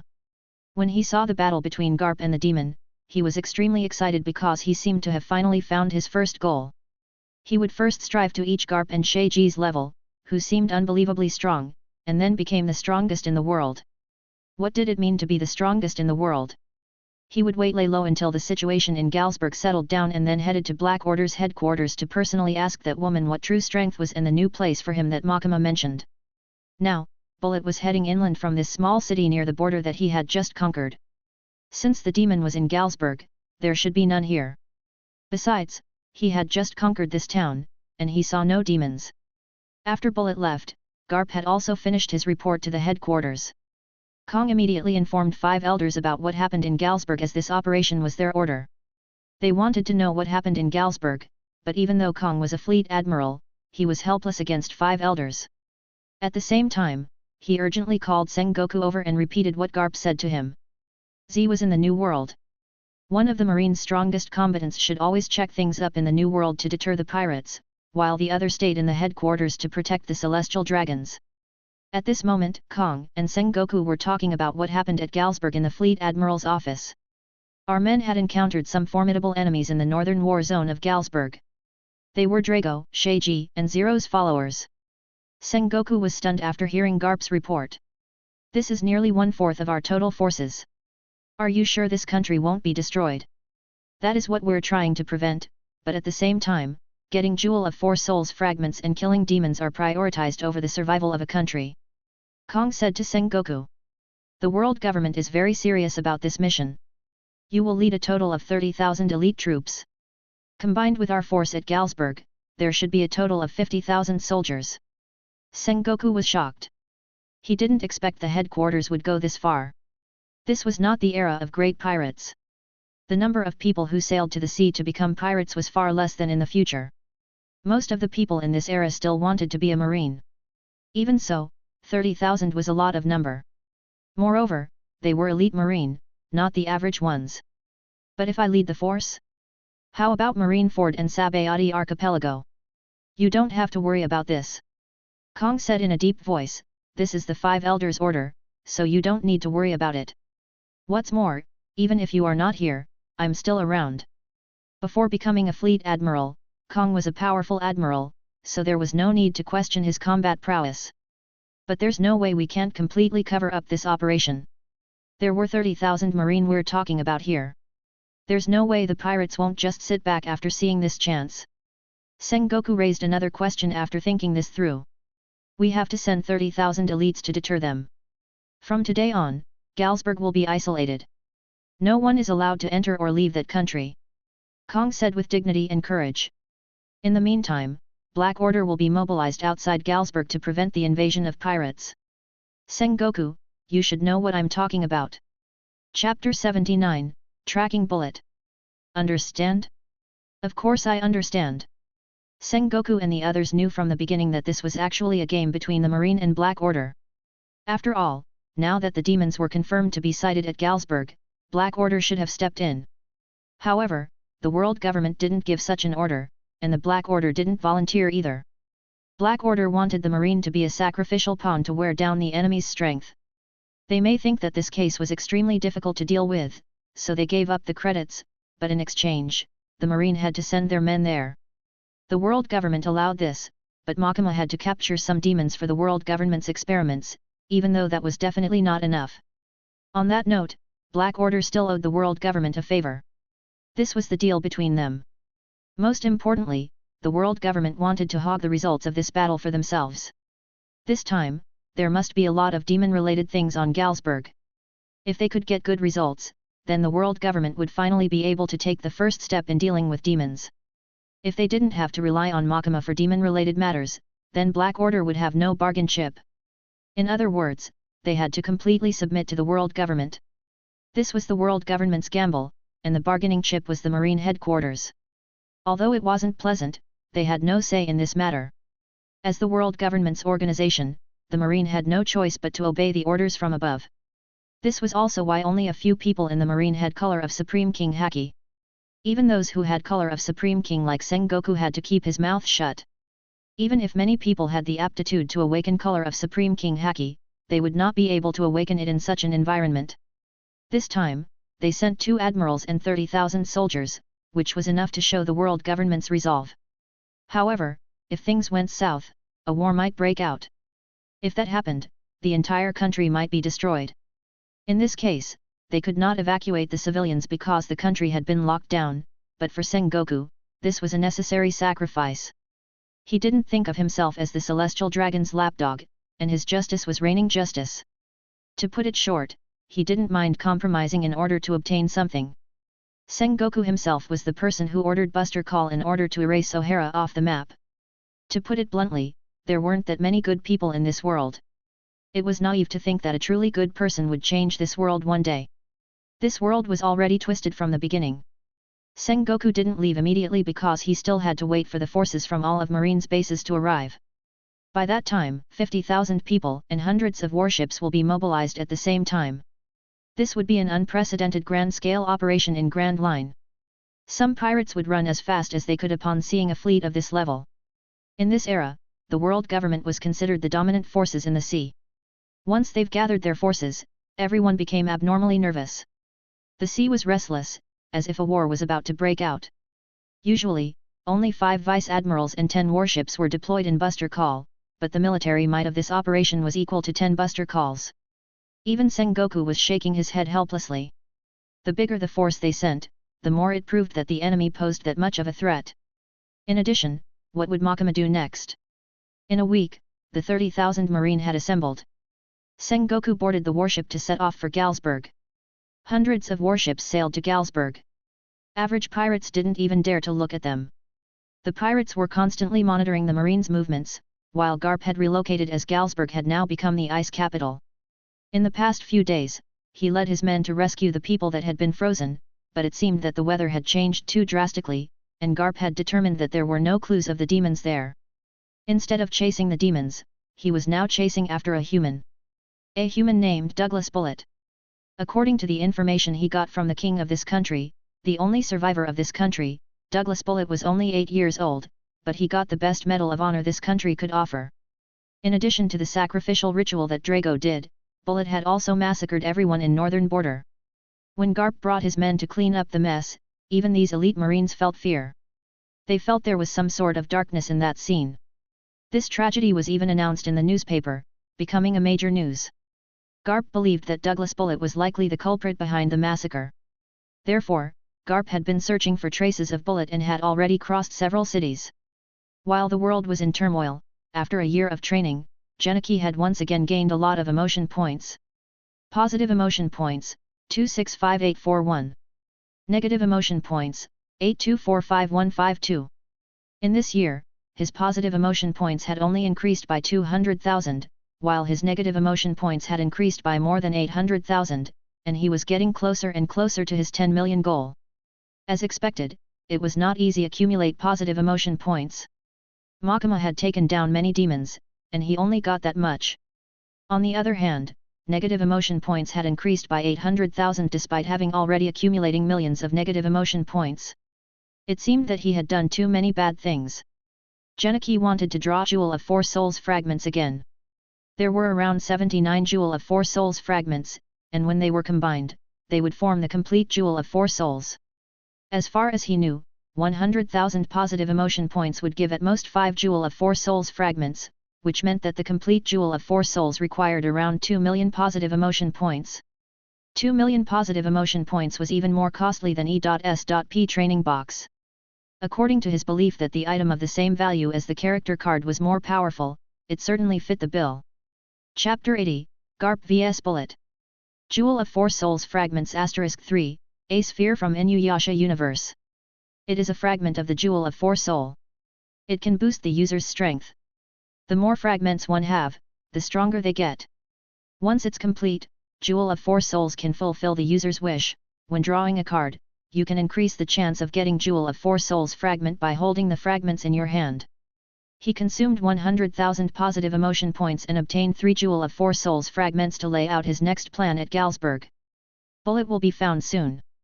Being able to hide for a few days from the Marine's nose was something that an ordinary guy couldn't do, but if Bullet did not leave this country, then he would be caught sooner or later, because the Marine's number would only keep increasing. And now, Genichi could tell that Garp was getting closer and closer to Bullet. He immediately issued an order to the mutants in Galsburg. Bullet was leaning against a wall. At this moment, he was wearing a black robe to conceal his appearance. He saw the Marine soldiers swept the area one after another. The Marine had been hunting him since 2 days ago. He was not afraid of Galsburg's army. After all, no one knew better than him how weak the army of this country was. Without him, they would be powerless. However, all the Marine soldiers that Garp brought this time were elites. There were more than 5,000 of them. Not to mention that all of them were proficient in 6 powers. Bullet was discovered by a small team yesterday. Although he managed to deal with them all, he realized that their combat strength was not something the army of this country could handle. What made them even more troublesome to deal with was more and more kept coming if you fight them. Bullet had also seen the battle between Garp and Sheiji, so he knew well clear that he was no match against him, so he had no choice but to run if he ran into Garp. Although the Marine should leave him alone as long as he said that he knew the Black Order's supreme commander, Bullet just did not want to say it. Like what Makima said, he had to see the truth of this country with his own eye and then find her himself. Before that, he was completely unrelated with Black Order and Makima. Therefore, he could only run. Fortunately, he had learned a lot when he was in the army. The art of tracking and concealing were the skill that he learned while other rookie soldiers did not, so it was not difficult for Bullet to shake off these Marine soldiers. But he couldn't shake off a bad feeling today. He knew that he could not stay in this city any longer. Bullet took a soft breath. He secretly observed the Marine soldiers searching the city and ran to the back of the house. With the shadow of the house and his black robe, he actually successfully broke through many rounds of blockade. In this country, playing the game of cat and mouse with the Marine was a bit difficult. After all, the Marine's manpower was like that of an entire country, but this sure made Bullet feel challenged. Wasn't this exactly what he needed to become stronger? This was what crossed Bullet's mind as he ran. Perhaps there would be no 8-year-old child in this world who would have such thoughts. That was just how he was. 37 years later, he even wanted to kill the 3 admirals and the 4 emperors. He now considered this escape as a challenge. He must shake them off no matter what method he used. Bullet had lived in Galsburg for 8 years. Most of the time, he was in the barrack. Therefore, he was not very familiar with the city, especially the cities inland that had not experienced war. However, he still knew where the exit was. Soon. If he remembered correctly, there was an entrance to the city in front of him.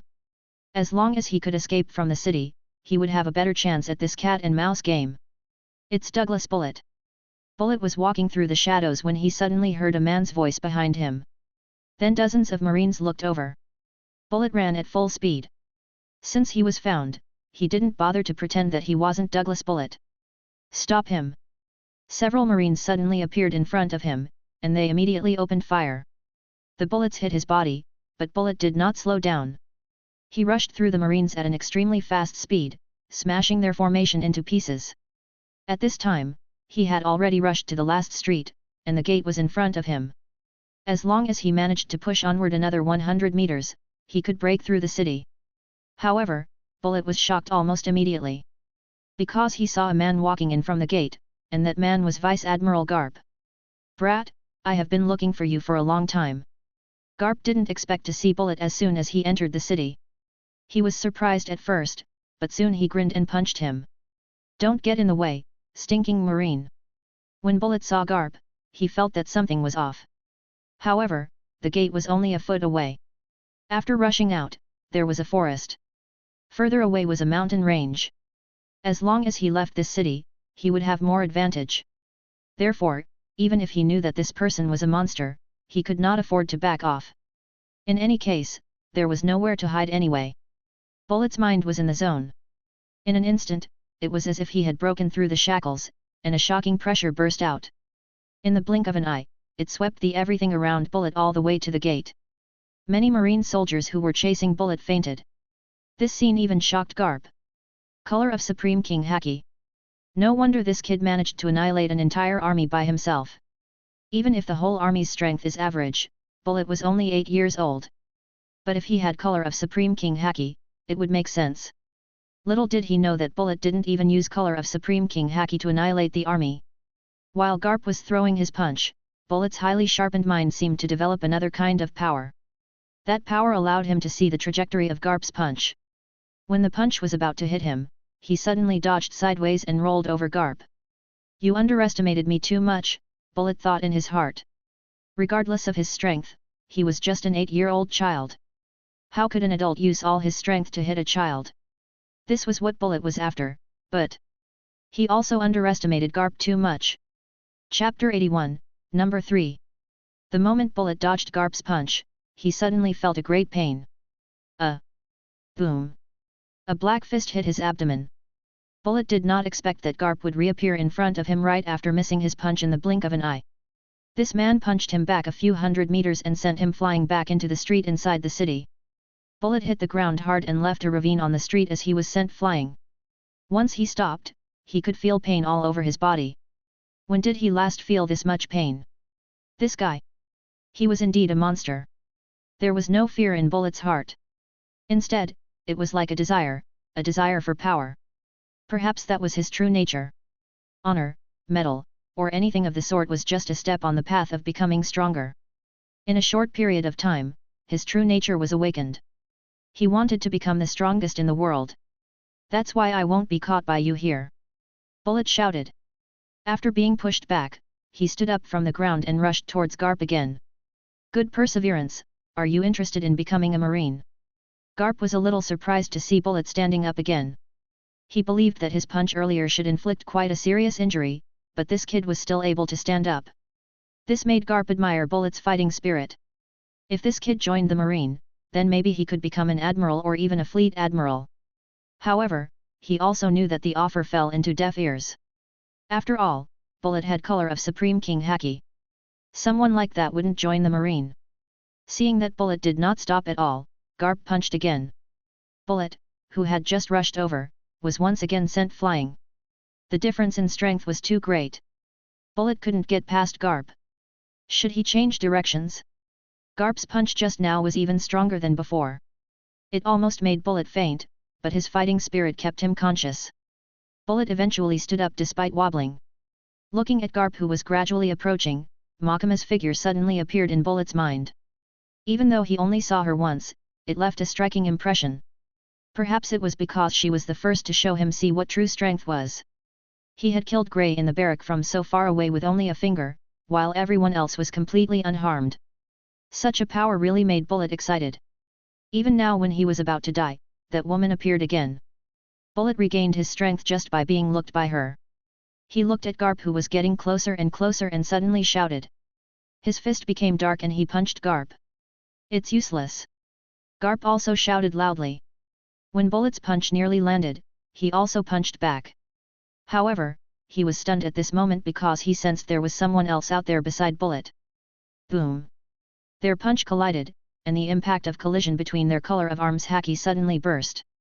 However, this was something that should not have happened, because Bullet could not do this, and Garp managed to severely injure Bullet earlier. But now, Bullet was almost on par with him. Garp frowned, and after the collision Bullet took a few steps back and panted. He also realized that someone had helped him just now. Who is it?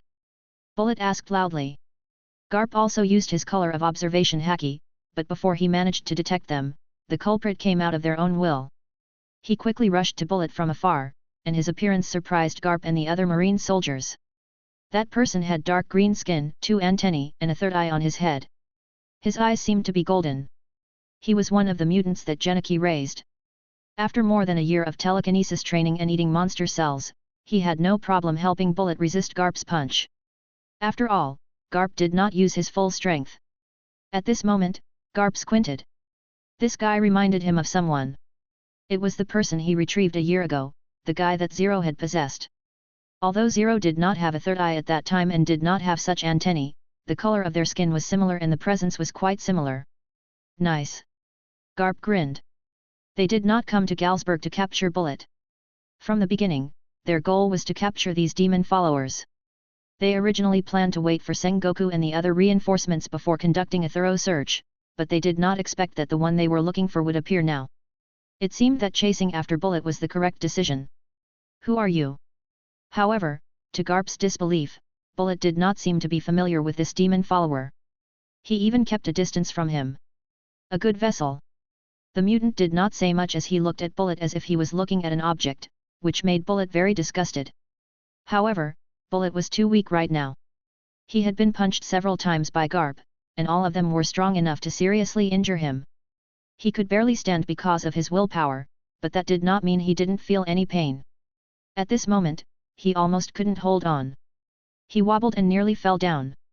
However, just as he was about to fall to the ground, the green mutant raised his index finger.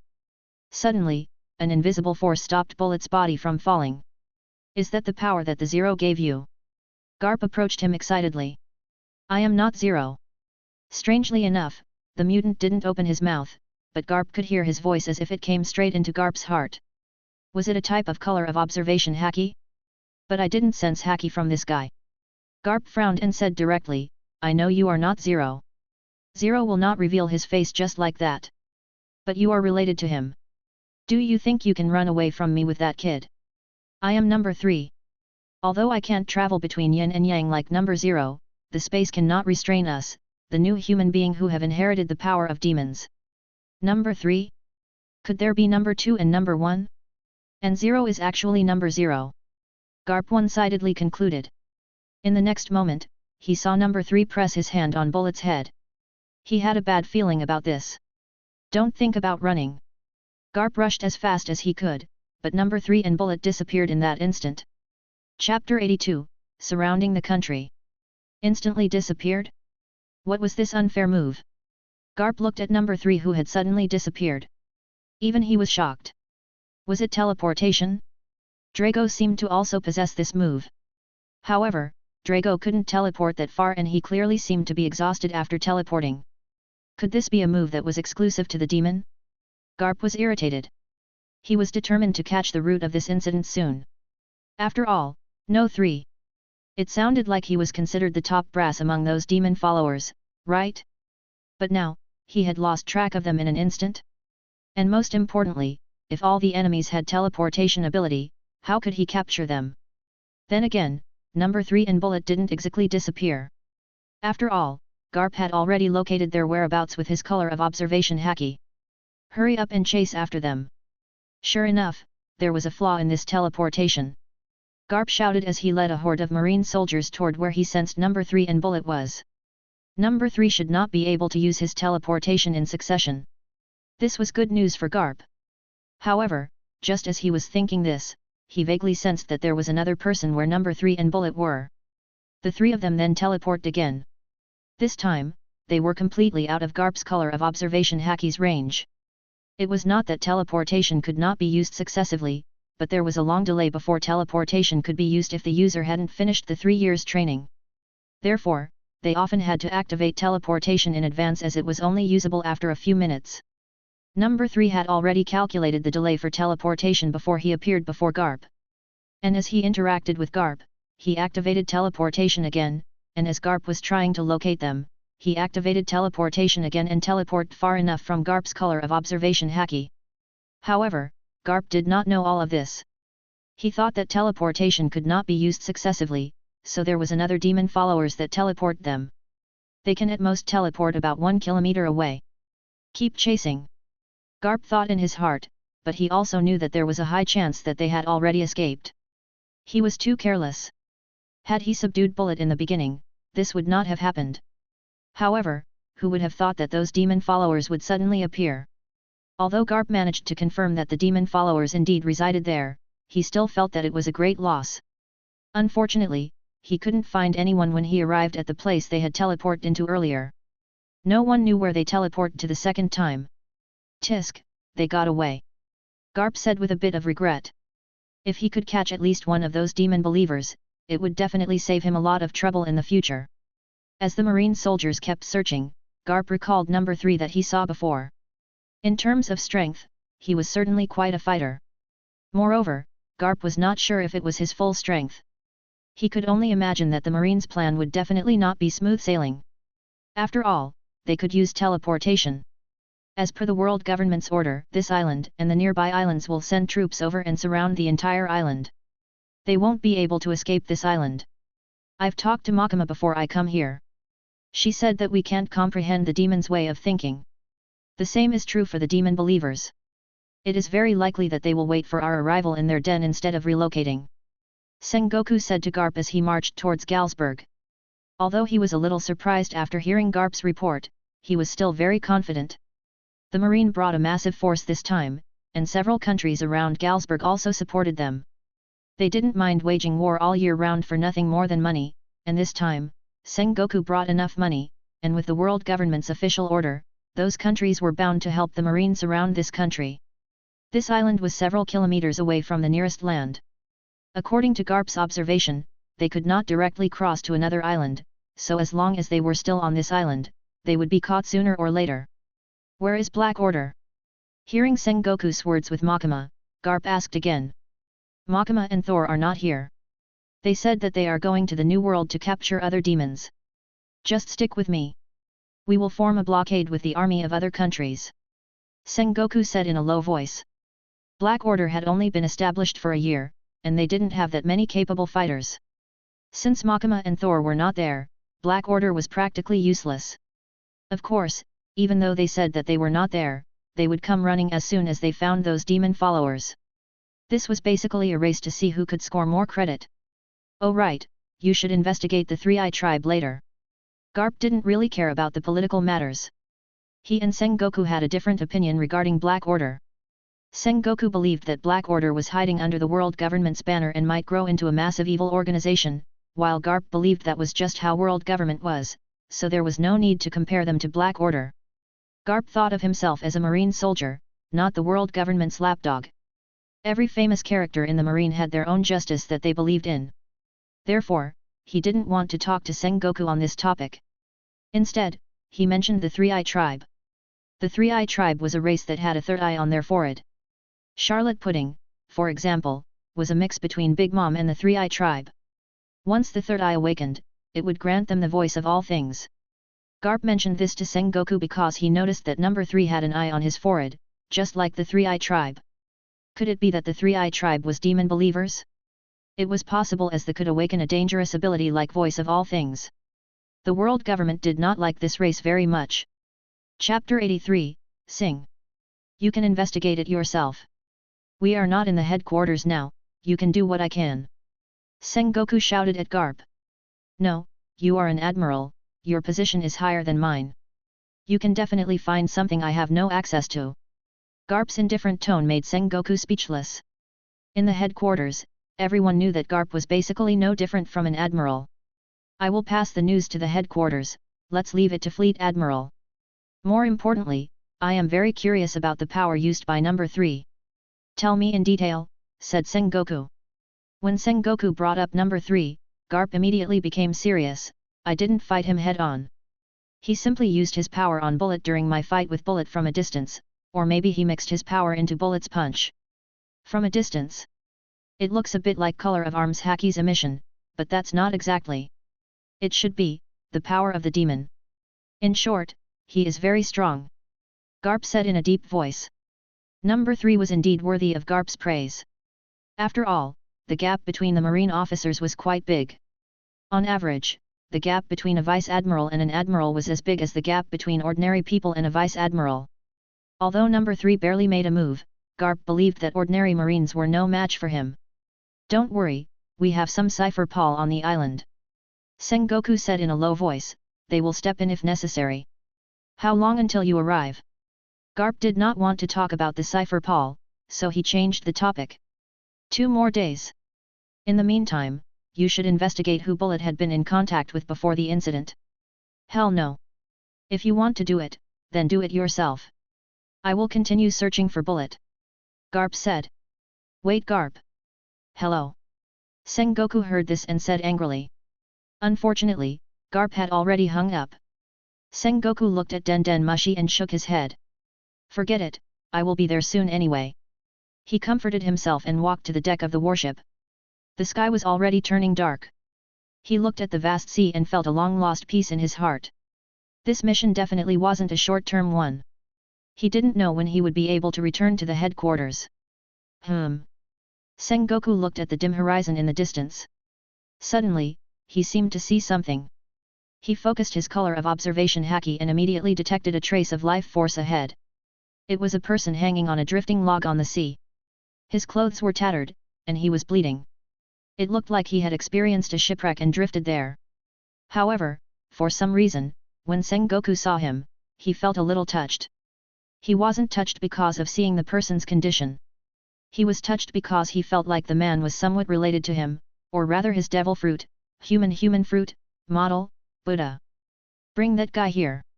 Although there was some emotion in his heart, Sengoku was still very calm as he gave the order to the marine soldiers. Soon, 2 marine soldiers brought the drifted person into the warship. Sengoku frowned as he looked at him. Why did he have a feeling that he had never felt in decades? The person looked like he was in his 20s, and about 1.8 meters tall. After he was moved to the deck, he suddenly opened his mouth and spat out a lot of water. Treat him and let me know when he wakes up. After Sengoku looked at him, he ordered his men to treat that young man. The Marines and pirates were very different when it came to medical treatment. If a Marine was injured, they would be wrapped by several large bandages, as if they were dying. Even Sengoku and Garp were no exception. After the fight with Summit War of Marine Ford, Sengoku was covered in bandages. Fujitora was also wrapped in bandages because they had a good medical system. After a battle, they naturally received proper treatment. Compared to the Marines, the pirates of this era had all kinds of diseases. Despite being the strongest man in the world, Whitebeard was afflicted by diseases in his old age, and Roger was also suffering from a terminal illness in his later years. On the other hand, Sengoku, who was even older than Whitebeard during the Summit War of Marine Ford where Whitebeard was only 72 years old at that time, while Sengoku was 77 years old, but Sengoku seemed quite healthy. This reflected the Marines' medical standard. Even if a pirate crew had a doctor, they could at most patch them up for that moment. The injuries accumulating in the long run would not be visible when they were young, and once they got old, the diseases would strike all at once. The drifted man seemed to have suffered a serious injury. The information from the medical staff was not very optimistic. According to the diagnosis, he seemed to have suffered a shock. However, there were no traces of external attack. It was as if the attack was done from a distance. Color of Arms Haki's internal destruction? Or was it the color of Supreme King Haki's imbuement? Or was it some kind of devil fruit ability? If it were because of Haki, then this person must have had quite a story. After all, there were only a handful of people out there who could use Color of Arms Haki's internal destruction and Color of Supreme King Haki's imbuement. However, what Sengoku bothered the most was the familiar feeling when he saw the young man. It was only now that Sengoku slowly recognized the familiar feeling. Indra. Was this youth related to Indra? He slowly waited for news from the medical room. After 2 days, when he was about to reach Galsburg, the man finally woke up. What's your name? This was the first question Sengoku asked. The man was half lying on the bed. He didn't seem to notice Sengoku's arrival, but he still said his name. Sing. Chapter 84, Buddha's Palm. In the ward, Sing was half lying on the bed. His recovery ability was far better than ordinary people. The door was opened and a Marine Admiral walked in. At this moment, his body carried a kind of majesty as he entered the room. There were only the two of them in the room. After all, there was no need to specifically provide doctors and nurses for a person of unknown origin. What is your name? The Marine asked as he saw that Sing's injuries were almost healed. Sing didn't look at the Admiral. He simply looked ahead blankly, as if he was thinking about something. After hearing Sengoku's question, he subconsciously replied. Sing, you can call me Sing. That was right, it was the character card that Genichi pulled. After a year, he could no longer become any stronger, unless he had a good teacher or experiencing a lot of battles. Therefore, Genichi sent Sing to the Marine. After all, the Buddha palm and the human fruit, model, Buddha fruit were somewhat compatible, right? Sing himself was a martial arts genius that was born once in 10,000 years. In only a year, he had already polished his haki to an extremely high level. Even though he had already cultivated the Buddha palm, it was not difficult for him to use techniques like color of arms haki. He was the strongest character that Genichi had drawn out of the 100,000 worth character cards. Even now, he was still the strongest among the three. That's right, he was even stronger than Drago, who had been enhanced by 4 Jewel of 4 Souls fragments and monster cells. Of course, this was nothing but Genichi's hypothesis because Sing and Drago had never actually fought each other. Sing's physique was also monstrous.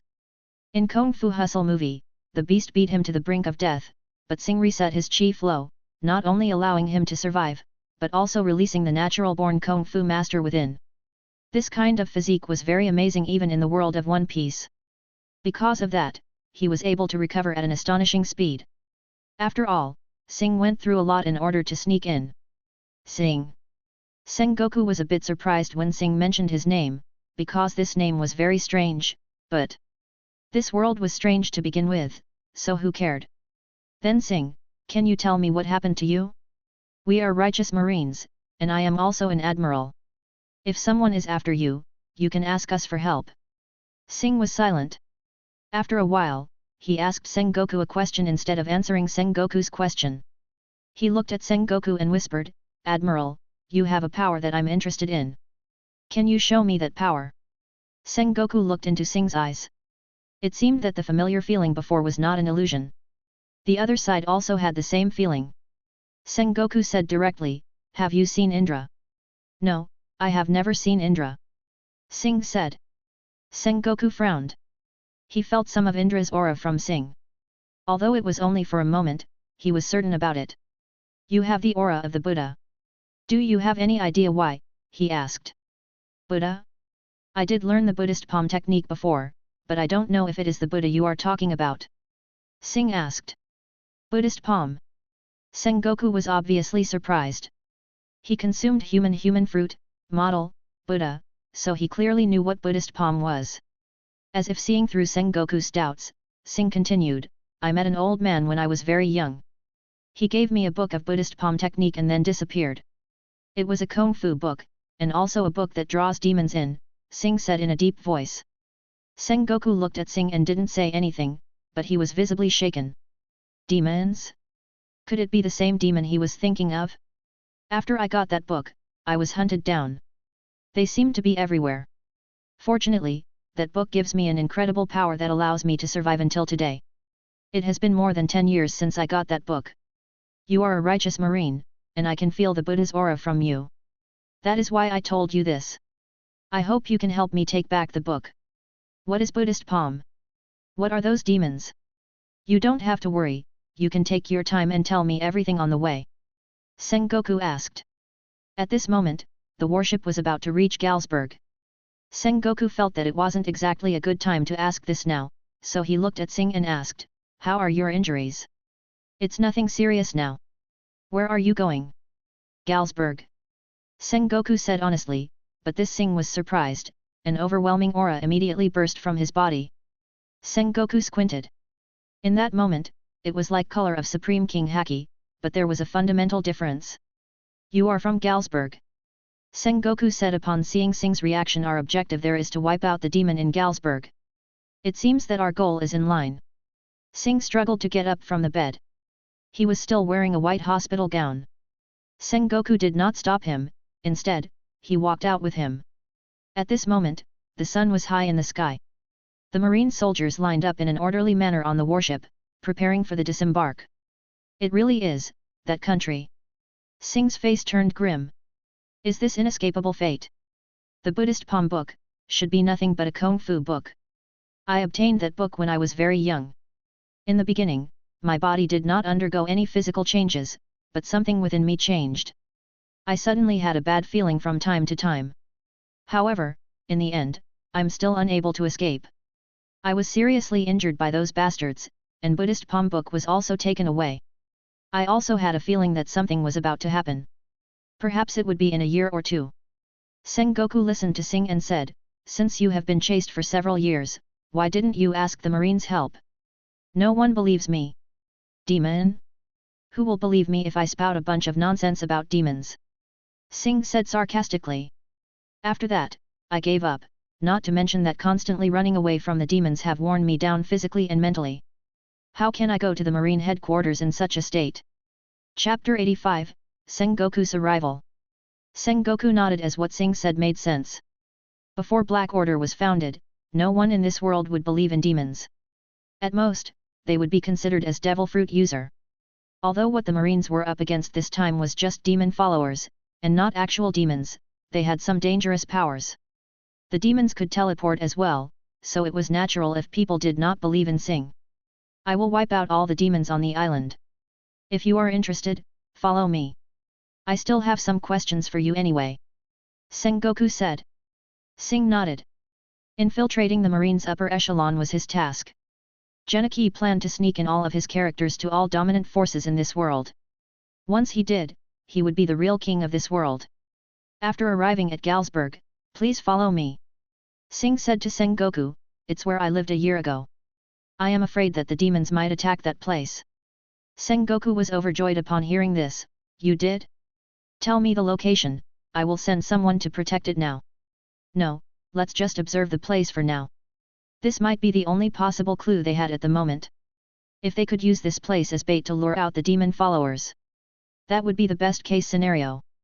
Sengoku and Garp could hide, and Sing would be the bait. Although they had already obtained the Buddhist palm book, they might attack Sing again if they knew that Sing was still alive. Sengoku originally wanted to use the number advantage to surround the entire country as they searched the demon followers. However, that would take too much time. It would take a few years if they wanted to investigate every inch of land. Of course, the world government did not give them that much time to finish this mission. They did not want to waste several years on this mission alone. But now that they had Sing as bait, they might be able to finish this mission more efficiently. Regardless of who Sing was, and whether what he said was true or, Sengoku was confident in Garp and his own strength. It didn't matter if this were a trap. Because if the enemy ambushes them, that meant the Marine would have more leads if they could capture them. On the contrary, it'd be more troublesome if the enemy just hid. Of course, it'd be ideal if what Sing said was true and those demon followers fell for this trap. After they killed each other, the Marine would obtain both Buddhist palm book and Pandora box. That was the best case scenario. We're here. Sengoku and Sing sat on the deck and talked for a while. They mainly talked about Sing's past life and personality. Sengoku at least did not find any problems during this conversation. Now, they had finally arrived at Galsburg. They had entered from the southern port, so they should be able to meet up with Garp soon. Before this, he had already sent the location that Sing had mentioned to Garp. He told Garp to just observe from outside so as to not alert the enemy.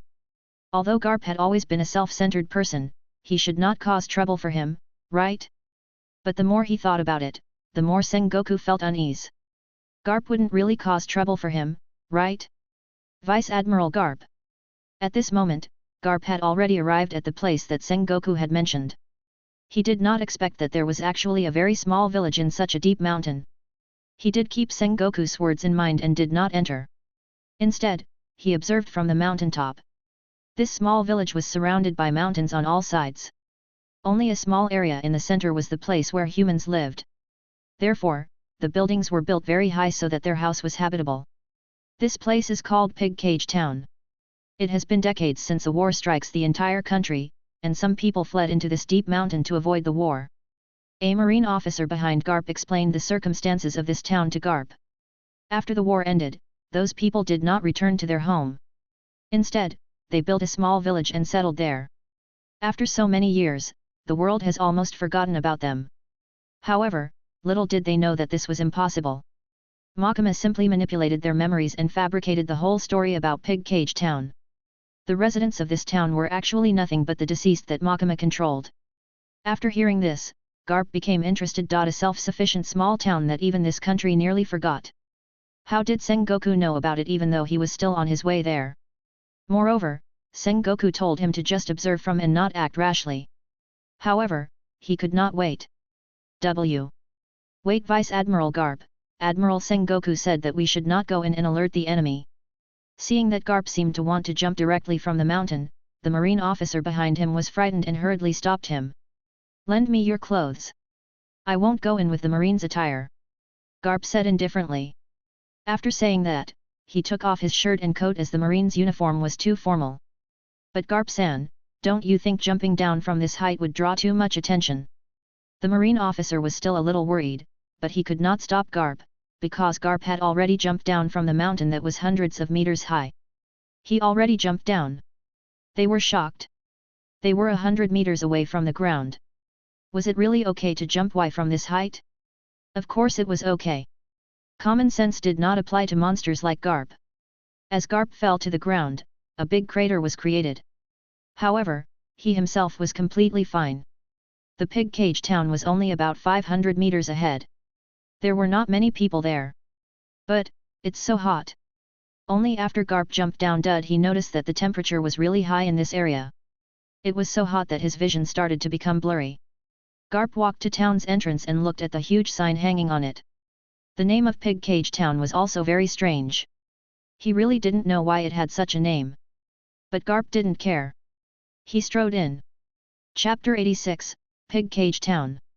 Pig Cage Town looked like a slum. After Garp walked in, his first impression of this village was that it was dilapidated and poor. The houses were actually connected together. The whole village actually looked like a huge apartment that had not been repaired for decades. There were old signs everywhere as well.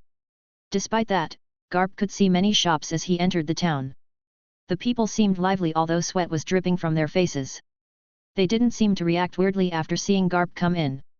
Garp was relieved because of that. He casually walked around and then saw a steamed bun shop. Perhaps it was because not dinner time yet, there was no one in the shop aside from the owner. The boss was lying on a chair and covered his face with a book. He didn't notice that Garp came in. Garp also didn't see anything out of place about the people here, but there must be something wrong with this place since Sengoku specifically warned him. After Garp sat down, he said to the boss, "You have a customer." Garp's voice woke the boss up.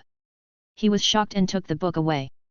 When he saw Garp who had already sat down, he immediately put on a flattering face and said, "Which one do you want, kind sir?" "Buns. Meat buns. Whichever meat buns is fine." Garp shouted. "Then, how about tiger meat buns? Or wolf meat buns?" The owner looked at Garp and suddenly said with some hesitation, "Judging from your appearance. You're from outside, right?" "Well, I passed by this place when I was visiting my relatives. I didn't expect that there was a town in the mountains." Garp said casually, but soon he was so taken aback by the owner's words and couldn't help but raise his voice. "Tiger meat? Wolf meat? They sold that kind of meat buns in this seemingly normal town? We don't exactly have the best condition for livestock. Therefore, we can only hunt ferocious animals like tigers, wolves, and wild boars from outside to make a living. Although it is very dangerous, there is no other way. Such is life. Since you just pass by, you have to be careful. There are many fierce beasts ahead." The boss sighed. "Why is your town built in this kind of place anyway? Since there are so many beasts, why don't you just move to the city?" Garp asked. The boss spread out his hands and said helplessly, "Humans are much more dangerous than beasts. Even the tigers, leopards, lions, and wolves together are still cute compared to humans. We would rather fight with beasts, so we moved here. I see, Garp sighed. That was just how some country was, but no one could change such a world, even him. Then give me the tiger meat buns. Garp had eaten all kinds of meat, and tiger meat was clearly no exception. The residents looked like ordinary people, but they would rather fight with wild animals like tigers than return to the city. It certainly was a lot to take in. Garp wanted to know more about this village, so he asked while waiting, does this village often get visitors? Since this was an isolated village, the residents should be surprised to see an outsider like him, yet no one was surprised, as if they were used to it. We used to rarely have visitors long ago. This is a safe haven that our parents built specifically to take refuge in. Not many people know about it. Even if they knew, they wouldn't come to this dangerous place where there was no profit for them. The boss brought a plate of steamed buns to Garp's table and said emotionally, however, people often come to this town these past few years. In the past, this small town used to be peaceful. At least we don't have to fight a tiger in the past. But because of those people, we are all very anxious now. Garp raised his eyebrows. He felt that he'd hear the crucial information soon, so he immediately asked, who are they? However, the boss' answer made him a little disappointed. He sat in front of Garp and sighed. A gang in nearby cities has been coming to the village last year. It seems that they are looking for something. Every time they come, they take a lot of things with them. Seeing the boss sigh, Garp said angrily, you're not afraid of fighting tigers, but are you afraid of some gangs? That is just how scary human beings are. The boss shook his head. Compared to any wild beast, they are scarier. No one knows how to deal with humans better than humans. Garp stuffed a bun into his mouth and did not say another word. The history of humans was indeed bloody. Those who could kill most enemies were even recorded in history and hailed as heroes. In this era, it was almost at the peak. What were those gangsters looking for? Garp noticed that the owner mentioned that it all started about a year ago, and what happened a year ago? A year ago? Jewel of 4 souls shattered into pieces. Could it be that there was a Jewel of 4 souls fragment in this village? If there really was, then there must be someone behind those gangsters. Otherwise, how could they confirm the whereabouts of Jewel of 4 souls fragments? Garp was just about to ask about those gangsters when he suddenly noticed that there was a commotion outside, as if a lot of people were approaching. Not good. They are here again. The boss turned his head and his expression changed drastically. He quickly said, Sir, hurry up and hide. If they know you're, nothing good will happen. Garp also looked over. He only saw a large number of people dressed in black at the entrance of Pig Cage Town. He did not hide like the boss suggested, but he did not make any move either. He wanted to see what they were going to do. Have they always come with so many people in tow? Garp asked the owner as he could clearly sense the killing intent from them. No. Before, there were at most a dozen or so, definitely not as many as this time. The owner clearly sounded flustered. Garp finished the last bun on the table. In the next moment, a gang dressed in black kicked the door open and walked in. All of you get out. If you don't hand over the treasure today, we won't show any mercy. Chapter 87, Toguro the Monster. While Garp was waiting for the gangsters to come in, Genichi was also preparing a suitable opponent for him. Among these people, there were some who could fight Garp on equal grounds, but they now had a new identity. They were rocks, that Makima had turned into Thor, and Shiki that had become Drago's snow demon named Sheiji, and Toguro who had become a famous demon in the New World. The rest could not fight Garp on equal ground, but it did not mean that Genichi had no other way. Because he had monster cells.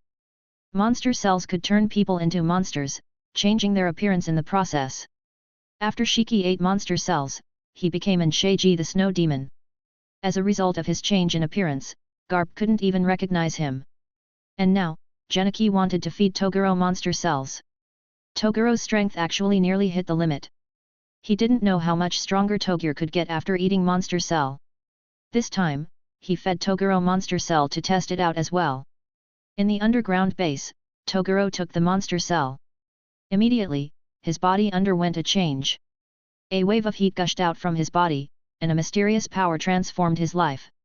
Before Toguro entered the 100% of 100% state, he was actually no different than a normal person. But now, his body was swelling, and the Toguro's skin suddenly became dark and hard, as if there was a layer of hard armor around his body. This black substance even covered his head.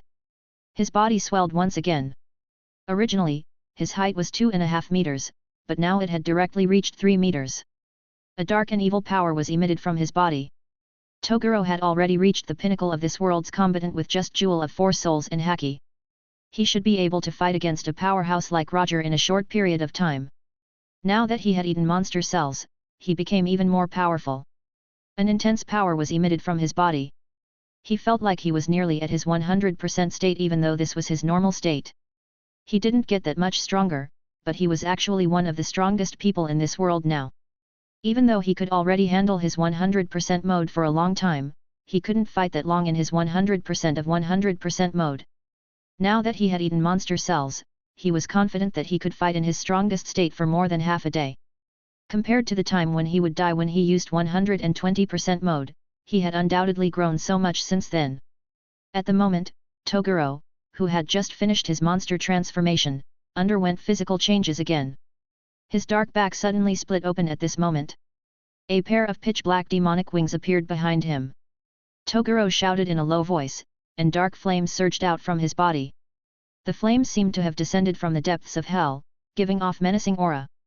A demon that ate monster cells. The fusion of the two life forms made Toguro even more monstrous. The dark flame was an ability he got after his transformation. At this point, no one would have imagined that he was Toguro. Since the Marine had sent out so many soldiers this time, it would not be fair if Genichi only sent those psychic mutants. Even with Drago, it was still not enough. And now, the overall combat strength of the demon side was finally in line with his expectations. And the last thing he was wait until he had enough negative emotion points for the 10 million worth character card. He was really looking forward to it. He did not know what kind of character he would get, but he hoped he could get a strong one. Moreover, a 10 million worth character card seemed to be able to contain powers from 3 different universes at the same time without any rejection reaction. After receiving the power from E.S.P training box, Jewel of 4 souls fragments, and monster cells, Drago had shown rejection reaction. However, Toguro did not show such a reaction. In other words, that was difference between them. 100,000 worth character cards could only contain 3 kinds of power, while a million worth character card could contain maybe 4 or 5 powers.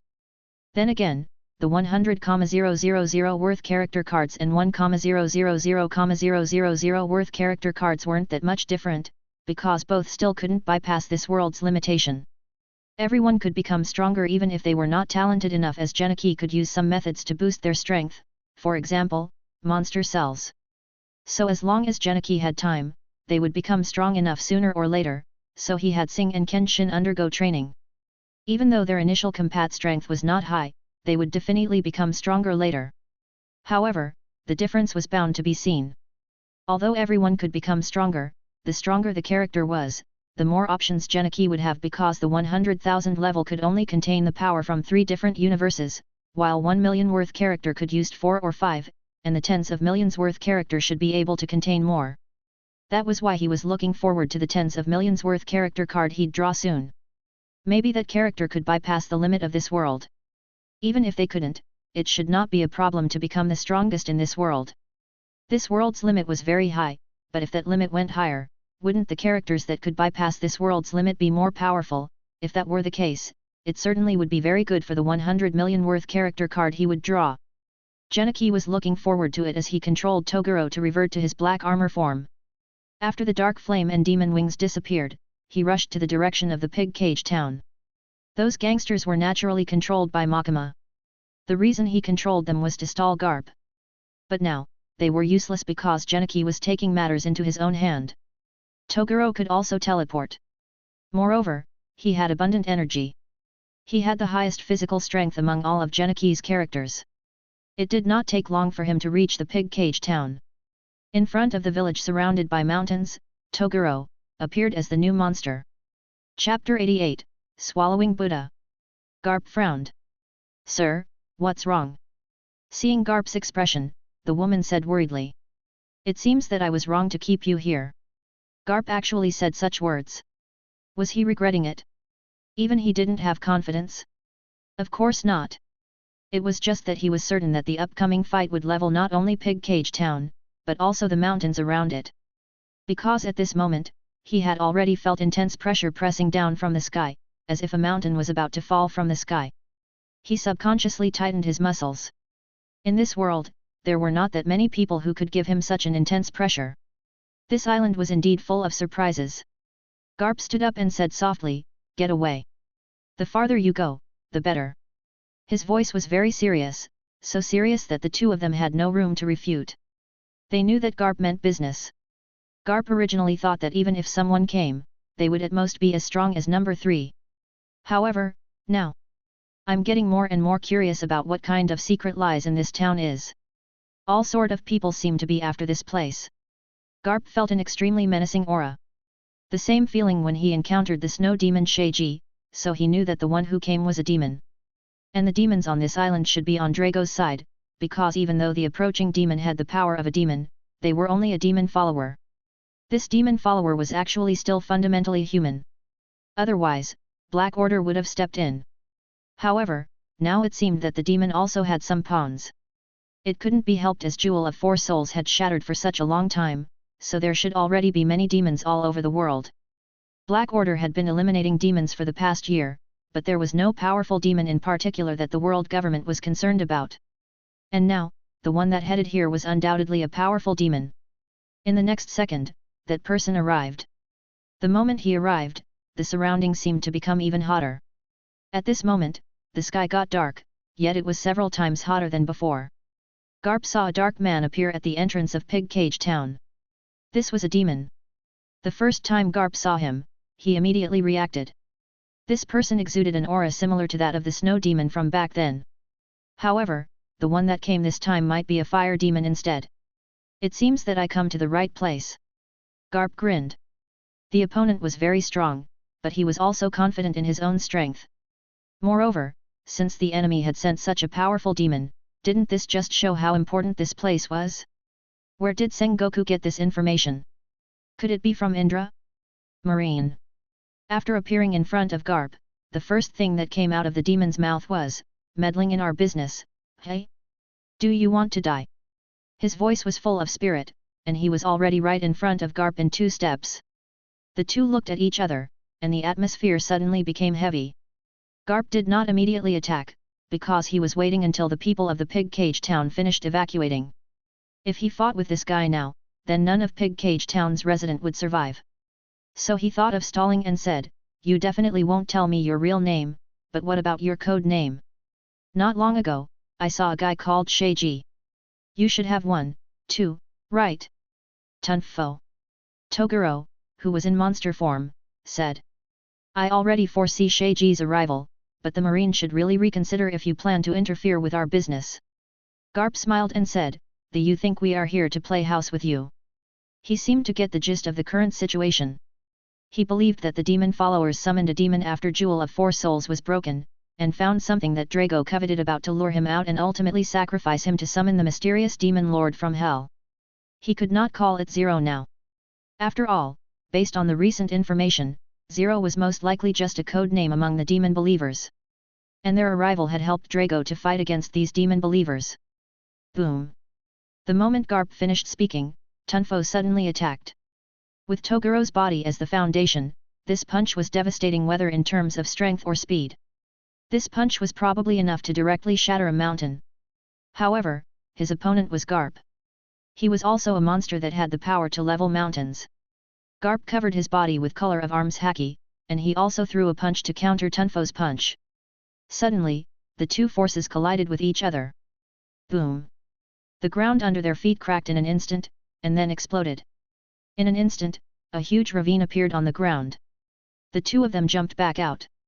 The punch just now was just to gauge their opponent's strength. What came next was a relentless attack with no holds barred. A huge amount of demonic energy was released from Toguro's body. Under Monster Cell's transformation, the demonic energy also turned into a pitch-black color. Immediately, the sky went dark, as if night already fell. "You don't seem to be as strong as Sheiji," Garp said loudly. He punched Tunfo on the head and abdomen, separating from each other. He deliberately said such words to provoke Tunfo. Moreover, what he said was the truth. Tanfu was not even at his full strength yet. It was normal for his stream to be somewhat different from Shiki in his monster form.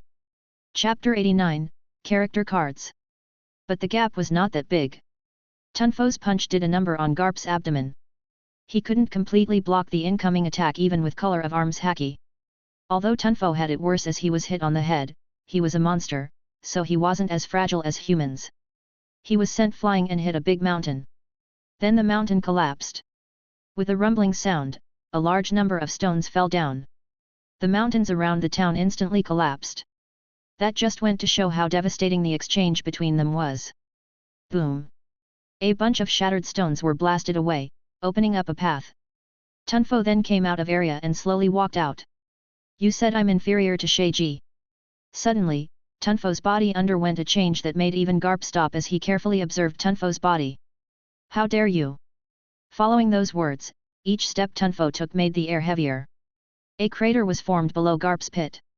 This was because the pressure had become even heavier. The pressure affected even gravity itself that pressed Garp down.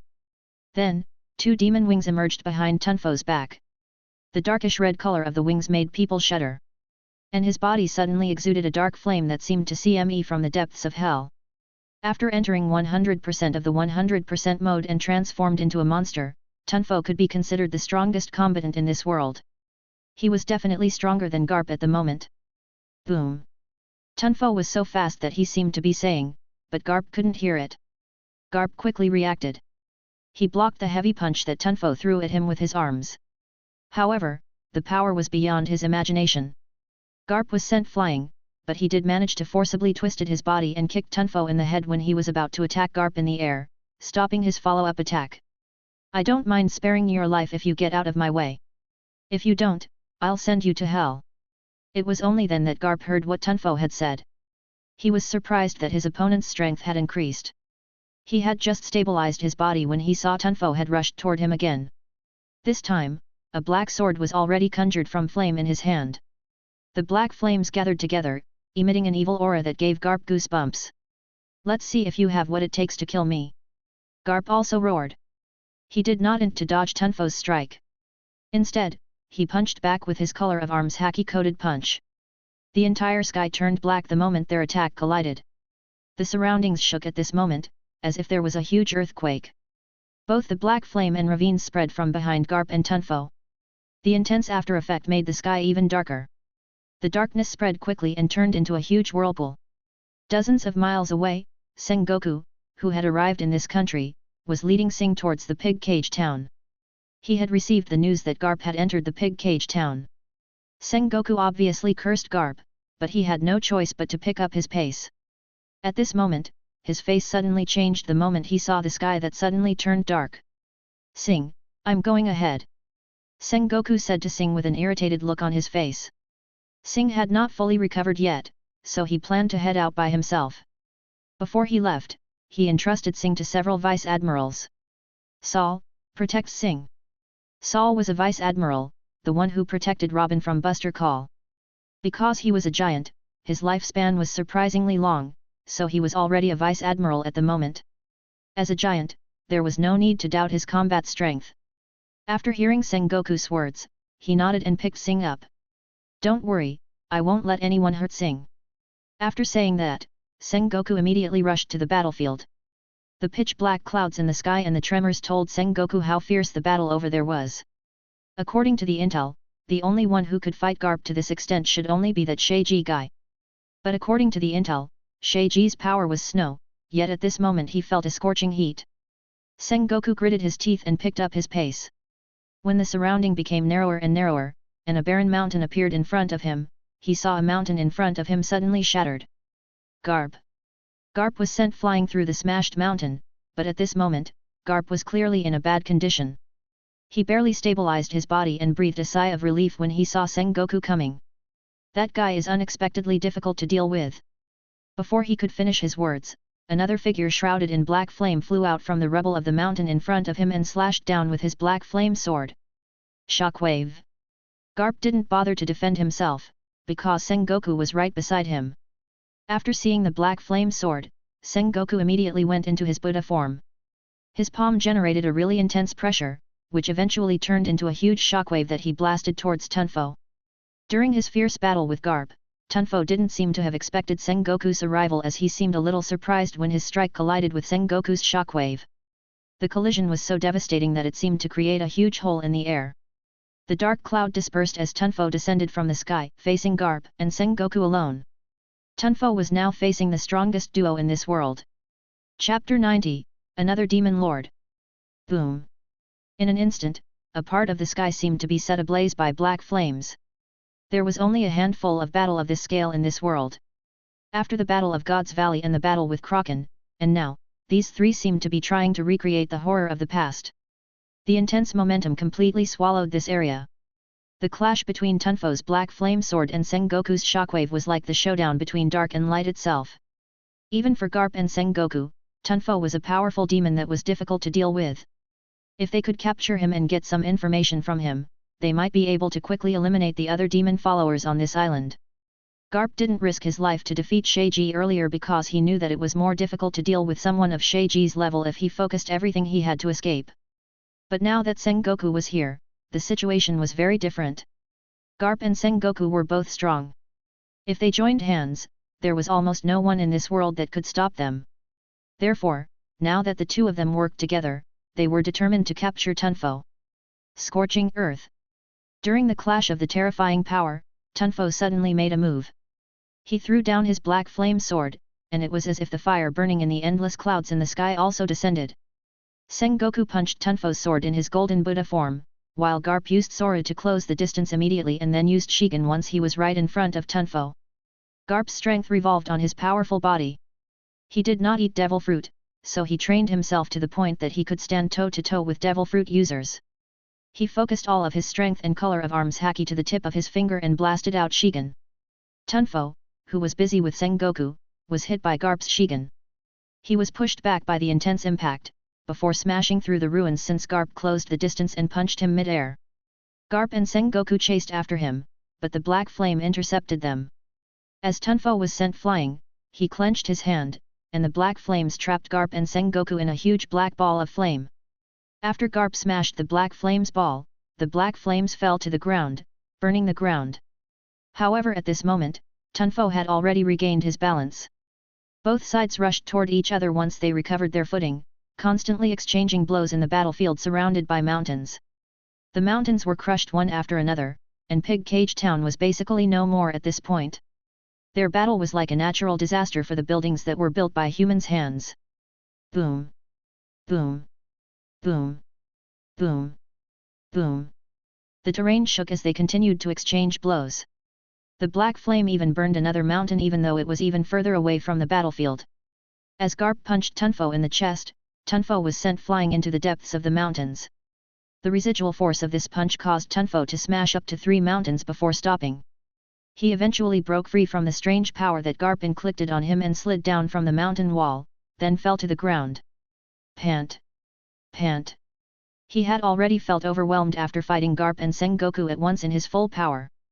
Even now as he tried to catch his breath, the two were already chasing after him again. This place was also surrounded by mountains, but Pig Cage Town wasn't in the middle.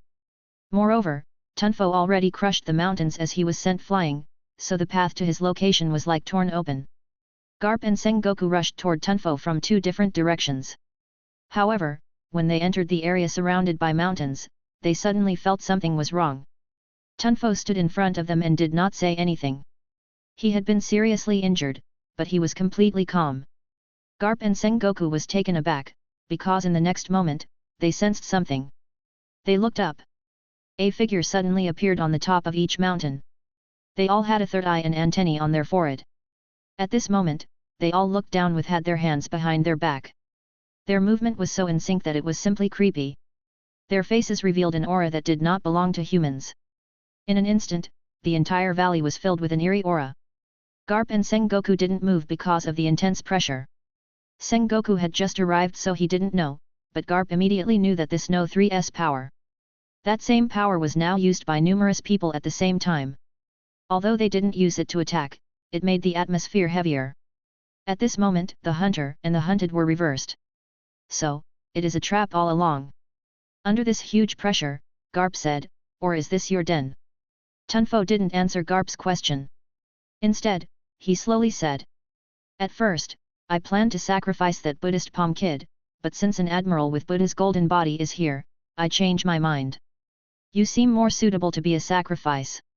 It seems that my lifelong wish will come true before Zero can materialize in this world."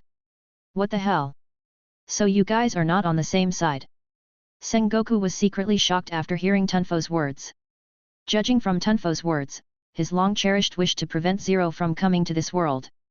Tunfo and those three-eyed demon followers that Garp mentioned were clearly on the same side. Were they cooperating out of mutual interest? Because Tunfo had just appeared, Sengoku couldn't understand what was going on, so he tried to dig up more information. Are you another demon lord's henchman?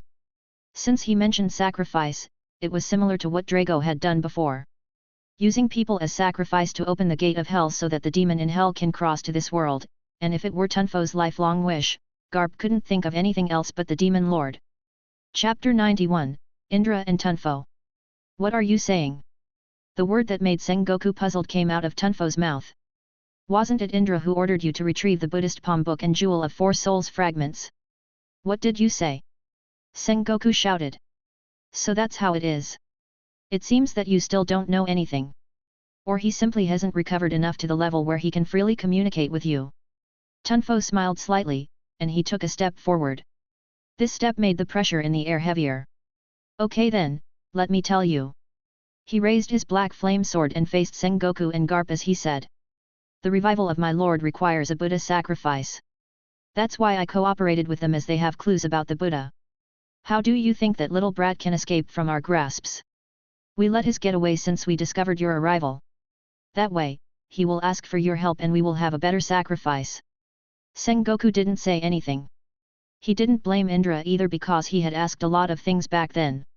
He didn't regret coming here either. After all, he got all the information he couldn't get from Indra now from Tunfo. I need Buddha as a sacrifice, while they need Drago as a sacrifice, so we chose to cooperate. It's that simple. As Tunfo spoke, he suddenly waved his sword that was shrouded by darkness at Sengoku. Sengoku wanted to counterattack, but the mutants used telekinesis on him before he could release shockwave. At this time, Garp stood up and threw a color of arms haki-coated punch. The overwhelmingly strong color of arms haki smashed the black flames, dispersing it in all directions. However, Garp himself was also sent flying in the process. A mutant was naturally no match for an admiral, but there were 9 of them, and they all attacked at the same time. Under their joint efforts, they managed to suppress Garp as well in addition to Sengoku. That was just how powerful the mutants were when they worked together. And with Tunfo on their side, they became even more powerful. However, their individual strength was not enough, so Sengoku and Garp quickly found a way to break free from the situation, and that was by forcibly breaking through Tunfo and kill the mutants. The moment Garp was blasted away by the black flame, Sengoku had already broken free from the telekinesis's influence and used shockwave, blocking Tunfo who was rushing toward them. Although the power of the attack had declined a lot due to the telekinesis, it still managed to stop Tunfo for a moment. At this moment, Garp had already regained his balance and rushed to the mountain using Jeppo. The mutants were at the top of the mountain, making it difficult for Garp and Sengoku to attack them. If they could use Tremor Fruit's ability, it would be easy to deal with them. Unfortunately, both of them were more inclined to close combat, and with telekinesis constantly getting on their way, it was difficult for them to crush the mountain, so Garp had no choice but to force his way up as he endured the pressure from telekinesis. The difference in strength was very obvious at this time. Although the 9 mutants were able to suppress Garp and Sengoku, it was very difficult to injure them. At this moment, the 9 of them immediately focused all their strength on Garp. Sengoku was occupied with Tunfo, but the situation was still very grim. After all, even though Tunfo had burned a lot of his stamina in the previous battle with Garp, as long as he could maintain this level of power output, he should be able to overwhelm Sengoku. Garp was restrained by the 9 mutants' telekinesis, so he couldn't exert his full power. Unlike teleportation, the mutants did not have to use their energy to use telekinesis, and given their current position, they clearly had the advantage. The battle between the two sides could not be settled in a short time. It all rode on whether Garp broke free the telekinesis first or Tunfo was able to defeat Sengoku first. However, just as their battle entered its climax, a golden light was emitted from what used to be Pig Cage Town. They all were shocked and stopped fighting because of the golden light. In the next second, a wave-like thing that disappeared as soon as it swept the area, as if something was activated by the energy generated by their battle just now. However, after the golden light appeared, Tunfo almost immediately ignored Sengoku and rushed toward the golden light even though he ended up taking Sengoku's punch head-on. Sengoku. Seeing this scene, Sengoku and Garp immediately knew that the golden light was definitely something important, so Garp immediately shouted at Sengoku. Sengoku understood what Garp meant and immediately went after Tunfo. However, he had already lost the initiative, and he was not as fast as Tunfo. It seemed like Tunfo would enter the Pig Cage Town first. At this moment, Sengoku suddenly seemed to lose the motivation to get to Pig Cage Town before Tunfo. What the hell are you doing? Garp's voice came from behind Sengoku. He no longer forced himself to deal with the mutants because he knew that they could teleport, so there was no point in fighting them. Seeing the change in Sengoku's expression, Garp couldn't help but ask, if we don't hurry up, Tunfo will get there first. The light earlier should be the fragment of Jewel of Four Souls. If he gets it before us, we will be in trouble. Tunfo had the Jewel of Four Souls fragment that Drago needed, and he had been sending the thugs to search for a certain valuable thing in Pig Cage Town. That valuable thing should be a Jewel of Four Souls fragment, which was the golden light just now. That thing should be related to the Indra that Sengoku mentioned before, and it was also related to the sacrifice that Tunfo wanted to offer. If they got it, then they would lose the momentum again. It's useless to be rash, that Jewel of Four Souls fragment has been taken away by Drago and Sheiji. Sengoku's expression was grim. He just received this information through his Den Mushi from his men. Chapter 92, Cooperation. Admiral Sengoku ordered us to stand by on this town. Pig Cage Town was now reduced to a pile of debris. The black flame seemed to burn for eternity. In addition to burning anything in its way, it also corroded anything it touched. The black flame didn't just whittle away the houses and buildings, but even the ground, the mountains, and even the clouds in the sky. A team of marine soldiers came to such a place. Singh wanted to press onward, but he was stopped by Vice Admiral Saul. He said to Singh, I can't let you keep going. Let me go, I am not a marine, I don't have to listen to your orders. Singh wanted to force his way through, but he was seriously injured, and Saul was a giant, so it was difficult to break free from Saul's grasp. This place was very hot and dark, and the Marines didn't want to stay here for long. But since they were soldiers, they had to obey orders. And enduring this temperature was clearly much easier compared to the battle that Sengoku partook in. They could feel the rumbling from the battle even from here when a bright light suddenly came from that direction. It was Sengoku's golden Buddha form. The Marine soldiers were excited. For them, an admiral was the goal they strived to become.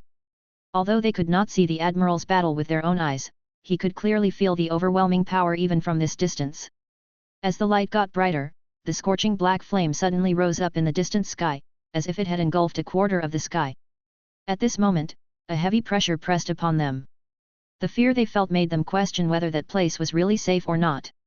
The moment the two forces collided, it seemed to set off a shockwave, and in the next moment, something incredible happened. A golden light that shot straight into the sky suddenly burst out from the ruins of Pig Cage Town. That golden light gave off a divine vibe, just like the light that Sengoku released before. The moment this golden light appeared, the surrounding air suddenly became cold, as if the temperature had dropped by more than 10 degrees. This place that was scorching hot because of the black flame became so cold. The seemingly inextinguishable black flames were the first to bear the brunt. Ice crystals began to envelop the black flame, freezing them all. And in the next moment, they were frozen as well. Even Vice Admiral Saul's body became extremely stiff. A layer of ice covered his body, making the giant unable to move. In the next moment, endless ice and snow rained down, following Sheiji's arrival. At this moment, he wasn't holding his ice swords. He stood in front of the golden light and stretched out a finger. Then, a crystal fragment fell from the sky. Jewel of Four Souls fragment. Saul was shocked. He desperately wanted to break free from the ice, but he could not resist this power that far exceeded his own. This cold even pierced through his body, as if trying to freeze his heart and stop it from beating. In an instant, Sheiji, who was holding Jewel of Four Souls fragment, appeared in front of him. Tell Sengoku and Garp that this Jewel of Four Souls fragment is in my possession. If they want this fragment, tell them to go to the place where they run into me. Sheiji said indifferently. At the very least, we have a common enemy. It seems Zero has found a certain person. Once he materializes in this world according to their plan, both you and I are doomed to fail. Saul could not respond, and Sheiji did not need him to respond. He just turned around and whispered. The wind of the sword does not leave anything uncut, even the shadow. With one step, he was already far away, and at this time, the sky in the distance had been swallowed by the black flames. Someone was about to come. However, in just an instant, half of the sky covered in the bottomless darkness was suddenly replaced with snow. The two forces of extreme cold and extreme heat collided with each other, causing the impact to spread out even further. Just like the border city in the north that was now covered in snow. This originally barren land of mountains was divided in snow and black flame. In the blink of an eye, the terrain was permanently changed by the sudden collision. The area around Pig Cage Town was covered in snow, while the area near Sengoku and Garp was covered in black flames. Then after this collision, there was no other movement. And the previous collision caused a huge vortex to appear in the air. There was no figure in the vortex, only the bewildered marine soldiers. Tunfo and Sheiji left. So when Sengoku and Garp came to what used to be Pig Cage Town, the marine soldiers were already frozen, only Vice Admiral Saul resisted the cold. I didn't expect they would fall victim to Drago. Garp couldn't help but say after hearing about what happened here. But Sheiji is right. We have a common enemy now. Compared to Drago, the demon believers on this island are more terrifying. They have been operating in the dark for God knows how long. They are much more dangerous than Drago, who only has Sheiji's help. What's more, they want to revive two demon lords. One of them is so close to achieve their wish, and we cannot let them succeed. So, what's in it for us if we work with Drago? Sengoku did not care about justice or evil as long as he had something to gain, and that was how the world government always been. Chapter 93, If there's no consequences to good or evil, the world will be private. Sengoku himself was the one who invented the system of using criminals to deal with criminals later on, so he didn't feel guilty working with Drago to deal with Tunfo. The demon followers wanted to summon Zero, and Tunfo also wanted to summon his lord, and with both sides doing whatever they wanted, Sengoku was struggling to adapt with the situation. He really wanted to see Indra again, but judging from the interval he last met him, it might be impossible anytime soon. Sing, I'm sorry, because of our battle, Pig Cage Town was destroyed. Sengoku said embarrassedly. It's all the fault those demons' fault, Sing murmured, you all know that taking me wouldn't do anything good, but they still went this far. Everyone in that town is just an ordinary person. They don't even know what Jewel of Four Souls is, but they all died because of it. Why do good people always die young? Sing's words made everyone fall into silence. The word justice on their back seemed to be crying upon hearing Sing's words. A lot of Pig Cage Town's residents have already evacuated before the battle began, but they are all ordinary people. After a moment of silence, Garp sighed and said, I will take my men and look for them. I hope I can find them. Garp didn't speak much before because Pig Cage Town's destruction was partly his fault. According to what Tunfo said, they deliberately let Sing go as bait in order to lure out Sengoku as a sacrifice for Tunfo to summon his master, and the other sacrifice should be the Jewel of Four Souls fragment that was hidden in Pig Cage Town. In other words, in order to summon the Devil Lord in Hell, the Jewel of Four Souls fragment and a certain object that resonated with the Demon Lord was necessary as a sacrifice. For example, Tunfo, judging from the name alone, it was obvious that he was enemies with Buddha, so he used the Buddha as a sacrifice. Judging from the current situation, it was temporarily impossible for Tunfo to summon his master, but Zero was coming.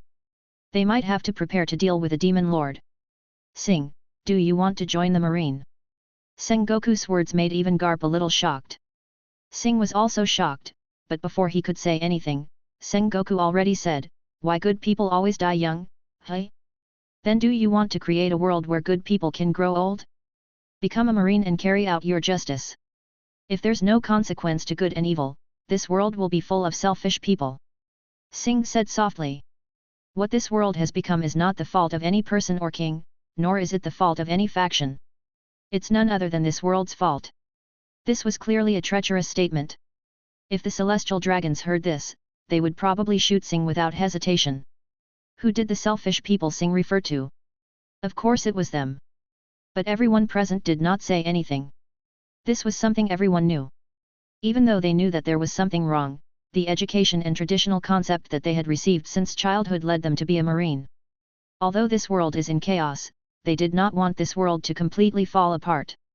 They joined the marine precisely because they didn't want to see this world fall apart and upheld their justice in the process, but it is too difficult to do this now. Singh was a very promising young man, and he was related to Buddha or Indra. He also had the justice that he believed in, so Sengoku invited him to join the marine. It may not be completely impossible to turn this situation around. We have to either destroy it from outside, or change it from the inside. Becoming a marine is one of the way. At this age, Sengoku was still ambitious. Otherwise, he wouldn't awaken color of Supreme King Haki. Once he became an admiral long enough and saw more and more of this world's dark side, he might change. His hot-blooded nature was eventually extinguished by time. Even if 5 elders gave some unreasonable orders, he'd at most just curse a bit. But he was still young and ambitious now. Young people always believed that they could change this world on their own. So, he invited Singh. Change this world with us. Singh looked at Sengoku, seemingly about to say something, but he didn't. Sengoku didn't say anything either. He just waited for Singh's answer. Garp looked at him without saying anything. He didn't know who Singh was, but he was definitely no ordinary guy if Sengoku thought so highly of him. Now that the world was in chaos, the marine really needed to replenish their strength, and to be frank, they alone were actually not enough. After a moment of silence, Singh nodded and agreed to Sengoku's offer. He joined the marine, which was exactly what Genichi planned. He naturally would accept, but he had to act reserved before accepting. However, any new recruit would have to start from the bottom. As a general, Sengoku had the right to recruit anyone into the marine. He even had the right to assign Singh with a higher rank if he wanted to. Singh would have a lot of opportunities to be promoted while they were on this island. Singh was very strong. He was currently on par with a vice admiral if not stronger. After all, there was a huge gap between a vice admiral and an admiral. Genichi hoped that Singh could become an admiral or at least the position that's equivalent to admiral. After all, the marine was a huge organization. There were many other divisions aside from regular soldiers. This wasn't difficult for Singh with his talent. Singh at first wanted to come with Garp to search for any survivors, but Sengoku brought Singh with him on the pretense that Drago might have more information on his side in order to pick up where they left off earlier. Sheiji said that he wanted Sengoku and Garpwood to meet him at the ice capital, but since they had already decided to cooperate, it should be fine if Sengoku came by himself, while Garp stayed behind. Chapter 94, Monster Bullet. The battle was over. The marine has started a new round of operations, while on the demon's headquarters. It seems that you have made your decision. In the dark underground of another mountain range, Number 3 said to Bullet who just came in from the door. The underground base was so huge. They created it with their psychic power, just like Pig Cage Town. They haven't done anything to Bullet since bringing Bullet there. They did not even keep him under supervision. He was free to go anywhere he wanted other than the core of the underground base, the E.S.P training box. Not long ago, they even brought him to watch the battle between Tunfo and Sengoku Garp duo. I want to become stronger. Bullet said in a deep voice, give me the monster cell. I will definitely retain my consciousness. Despite only 8 years old, Bullet had an indomitable will. He said to Number 3, who saved him from Garp, if I eat that thing, I will become stronger, right? Of course. Number 3 said calmly. Before that, I will remind you that you have committed a severe crime in this country. I don't care if you are taken over by the monster. But even if you can retain your consciousness, you have no other option but to cooperate with us. However, Bullet had already made up his mind to join Black Order in the future. The 8-year-old Bullet actually only had a rough concept of Black Order. He only knew that Black Order was hostile to the demon. And now he wanted to borrow the strength of the demon? However, Bullet did not care about what kind of power he would attain, because he was in control of his strength, not the other way around. He was a monster who had obtained the most prestigious medal in the battlefield, how could he not know this? In fact, what was the difference between the monster cells and devil fruit? They both were just tools to make people stronger. Power is a weapon, and a weapon is power. Would you refrain yourself from using the enemy's gun because it belonged to the enemy? What nonsense! Bullet certainly would not care about these things. He was almost killed by his fellow rookie soldiers back then because he was weak. After that incident, Bullet became even more obsessed in his pursuit of strength, especially after seeing the battles of the strong with his own eyes, which made him even more envious. He also wanted to reach that level. After eating the monster cells, we will be companions. You can go anywhere other than the center area where Zero is. Number 3 said to him as he took out a monster cell. Monster cell certainly looked a bit like devil fruit, and considering its name, could it be related to devil fruit? Bullet's mind wandered. He took monster cells from No 3's hands and sized up this strange food. It looked a little disgusting. However, Bullet had been on the battlefield since he was a child, so disgusting food wasn't really an issue. He opened his mouth and swallowed the monster cell. Suddenly, a strange power surged out of his body and began to flow to all parts of his body, destroying and transforming it. Bullet pressed his hand on his face. The veins on his face throbbed and his body twitched slightly. Then, his body underwent a change. His body swelled twice his original size. Darkness covered his body, making his face look like a beast. Two sharp, sword-like organs appeared behind his shoulders and ankles. However, the ones on the back of his shoulders were longer, while his ankles were very short and curved upwards. At the same time, Bullet felt an enormous power surging following his body's transformation. That power was really powerful, so powerful that he was intoxicated by it. However, at the same time, Bullet also felt that his brain was undergoing some changes. It was as if his brain was secreting an anesthetic that targeted emotions, causing Bullet to feel apathetic towards his own emotions, as if his already very poor moral compass was about to completely disappear. Was this the price of borrowing the power of the demon? Bullet smiled faintly. He actually did not care much about morality and such. Otherwise, he wouldn't destroy an entire country in the future. However, he especially hated it when others took what belonged to him. His body began to squirm. If he completely succumbed to the power of this demon, how would he become the strongest? If he became a demon, how could he meet that woman? Bullet gritted his teeth and suddenly shouted. Immediately, all the demon features on his body began to disappear. Pant. Pant. Bullet panted rapidly. The struggle to retain his consciousness had left him mentally and physically exhausted, but he was overjoyed. He had successfully suppressed the power of the demon and returned to his human form. If he wanted to, he could do that demonic transformation again. So strong.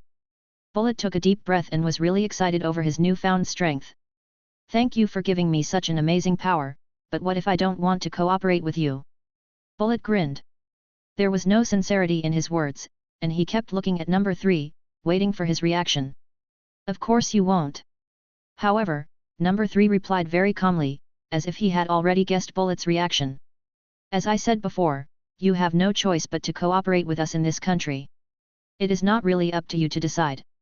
Number 3 instantly appeared behind Bullet. He opened the door and walked out. At the same time, he said. It is up to us. In an instant, Bullet felt dizzy.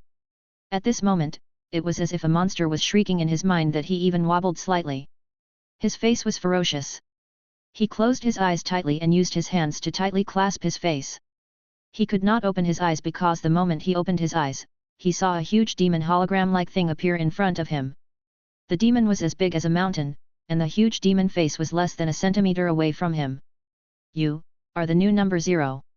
Chapter 95, Pig Cage Town in Picture Book. 0. Bullet could vaguely to hear the low voice of the gigantic demon before the demon and its voice slowly disappeared without a trace. After some time, his hands limped down, and he panted heavily. His body was covered in sweat. What was that just now?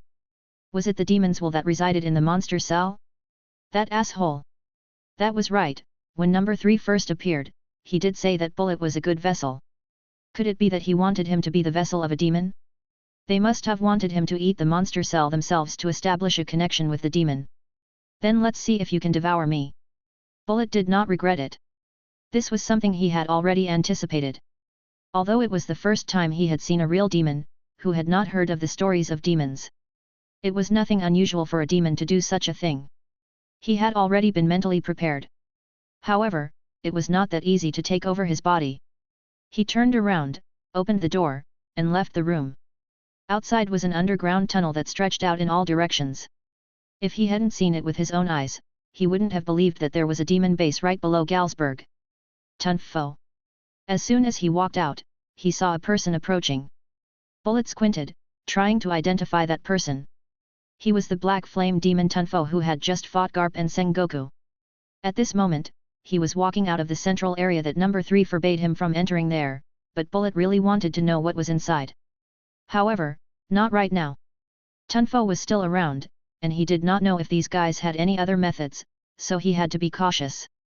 Shaking off the Marine's pursuit, fight Tunfo or the other demon followers to enter the forbidden central area was a tall order. Tunfo walked past him, but he was clearly surprised when he saw Tunfo. Bullet calmly distanced himself from him. During the brief exchange just now, he already felt immense pressure from Tunfo. Although he had seen Tunfo's fight between them from a distance, the pressure was clearly different as tasting Tunfo's strength personally. He did not know how far the gap between him and Tunfo was if he used his monster transformation. He seemed to hear an indistinct whisper coming from the central R, like the whisper of a demon that left him completely frozen. Bullet took a deep breath and walked away. He wanted to master his newfound strength. Have you found them? Back at what used to be Pig Cage Town, Garp frowned and asked the marine soldier who came back. Sengoku and the others went to Ice Capital, while he stayed there, getting ready to search for the Pig Cage Town's residents. Reporting in, we have searched the area within 20 miles, but we didn't find anything. Hearing the report from the colonel, Garp frowned even more. What happened? Pig Cage Town's residents should be ordinary people, so they shouldn't be able to escape that far during his fight with Tunfo, especially with children and the elderly in tow. Garp even felt guilty for a while out of worry that everyone was dead, but now they were nowhere to be found. In addition to himself, he sent thousands of marine soldiers to search the vicinity, but none of them found any trace of Pig Cage Town's residents. This was impossible. It would make sense if it were a really agile guy, but it was impossible for all of Pig Cage Town's residents, right? It was impossible especially for the steamed bun shop's owner and the woman with the child. Even the mountains shattered because of his battle with Tunfo. However, there was still no trace of them. This was too strange, wasn't it? A strange feeling began to well up in Garp's heart. This was abnormal, this was definitely abnormal. There was something off with Pig Cage Town's residents. This strange feeling got stronger and stronger in Garp's heart. He looked at the Marine's colonel, who was waiting for his order and said, "Withdraw. Leave this matter to the local police and army. We will head north and regroup with Sengoku." He had searched for more than a day, and judging from the time, he speculated that Sengoku should be already at the ice capital. He didn't really agree with Sengoku. Justice was justice, evil was evil, and the one who defeated evil must be justice. If justice and evil joined hands to defeat evil, then it couldn't be called the justice's victory. It was also for that reason that he never really liked mentioning the battle in God's Valley. In that battle, the Marine and Roger pirates joined hands. How was it any different this time? Perhaps Sengoku also knew this, which was why he didn't ask Garp to come along and asked him to search for the survivors of Pig Cage Town instead. The two of them were old comrades in arms, and they knew what each other was thinking. It was exactly why they were the strongest duo. Garp was about to return to the town with his team, but before leaving, he used color of observation haki reluctantly as he had given up, but he was stunned this time. Perhaps it was because he did not intend to look for people, but Garp noticed something else that he had not noticed before. He immediately flashed and came to the ruins. He used dug open the abandoned building, while the other Marines were stunned. Vice Admiral Garp. The Marines quickly ran over and suddenly heard Garp laughing. In the next moment, something incredible happened. The ruins of the town began to flow. In the shocked eyes of the Marines, the collapsed buildings moved like flowing water, and then entered a scroll in Garp's hand. At this moment, Garp stood on the cracked ground. He raised his hand, and a picture scroll appeared in his hand. In the picture scroll, there was a town surrounded by the mountains depicted beautifully. Chapter 96, One Step. Vice Admiral Garp, what happened? The Marine soldiers were shocked upon seeing this scene. The whole town wreckage was actually absorbed into the scroll on Garp's hand at this moment. Unbelievable, really incredible. At this moment, Garp was looking at the scroll in his hand. It depicted the Pig Cage Town that he saw earlier, and there were many people in it. Some of them were washing clothes and cooking in the scroll, while others were doing other physical labors. It was an ancient painting that was full of life. Garp looked at the painting and became more and more surprised. Could it be that the pig cage town he saw before was this painting? The people he saw were actually people in the painting? But why did such a situation occur? From what the government official said, Pig Cage Town was built in the mountains a long time ago in order to avoid the war. When Garp talked to them earlier, he also sympathized with the hardships they had faced, but now, it was really strange. What was this painting? It actually had such a magical power? Garp carefully analyzed this painting. The more he looked at it, the more engrossed he became. He thought he heard something, but unfortunately, it turned out to be nothing in the end. At this time, he was really envious of Roger, who was so good at color of observation haki that he had the voice of all things. Garp sighed and was about to put the painting away. When he left that place to analyze the painting further, a sentence suddenly appeared on the painting. One step away from sin, one step is a lotus. The moment this sentence appeared, it was as if the entire painting had become much darker, and the sentence alone was bright. Garp read the sentence and suddenly felt puzzled. It sounded like something related to the Buddhist saying. It might be better to leave it to Sengoku later. This magical painting naturally couldn't just appear out of thin air. Among the 3 Jewel of 4 Souls fragments that Genichi recently pulled, one of them was embedded in this painting. In addition to making living beings stronger, Jewel of 4 Souls fragments could also be embedded to items, giving it magical abilities. For example, if it could be embedded to the ink, allowing anything drawn using the ink to come to life. Genichi embedded it to the painting for the same reason. At this moment, Genichi had already gained a lot of negative emotion points from the series of events in the last few days. Even when Garp was still chasing Bullet, he already had more than 8.2 million negative emotion points. As time passed and more things happened, he had now accumulated more than 9 million negative emotion points. Just a little bit more. Just a little bit more and he would be able to reach 10 million negative emotion points. At that time, he would pull another 10 million worth character card. He would be able to devise more plans based on the character card he got. After all, he had decided that this 10 million worth character would later be the Demon Lord. That character had to be extremely powerful. Right now, he couldn't devise any plan yet, because he still did not know which character he would get. Therefore, he had no choice but to wait until he had enough negative emotion point before devising a plan. Because of that, Sheiji did not say much about the current situation to Sengoku in the Ice Capital. Instead, he said something related to Tunfo. It has been at least several thousand years since demons and wizards rule this world. In Ice Capital, the traces of the war had been covered by snow. The military barracks had been empty at this moment. No one wanted to stay at that place. After witnessing what Sheiji did, everyone felt primal fear. At this moment, Sheiji sat on a chair as he looked at Sengoku and Sing, who came from the south. At that time, this world was divided into the human realm and the demon realm. Humans and wizards lived in the human world, whereas the demon was in the demon realm. I don't know what happened. Maybe it's the wizards' doing, but in short, the demon world was suddenly struck by a bolt of lightning. That bolt of lightning directly tore the demon realm apart, but at that time, the demon lords didn't care about this at all, because they would never die.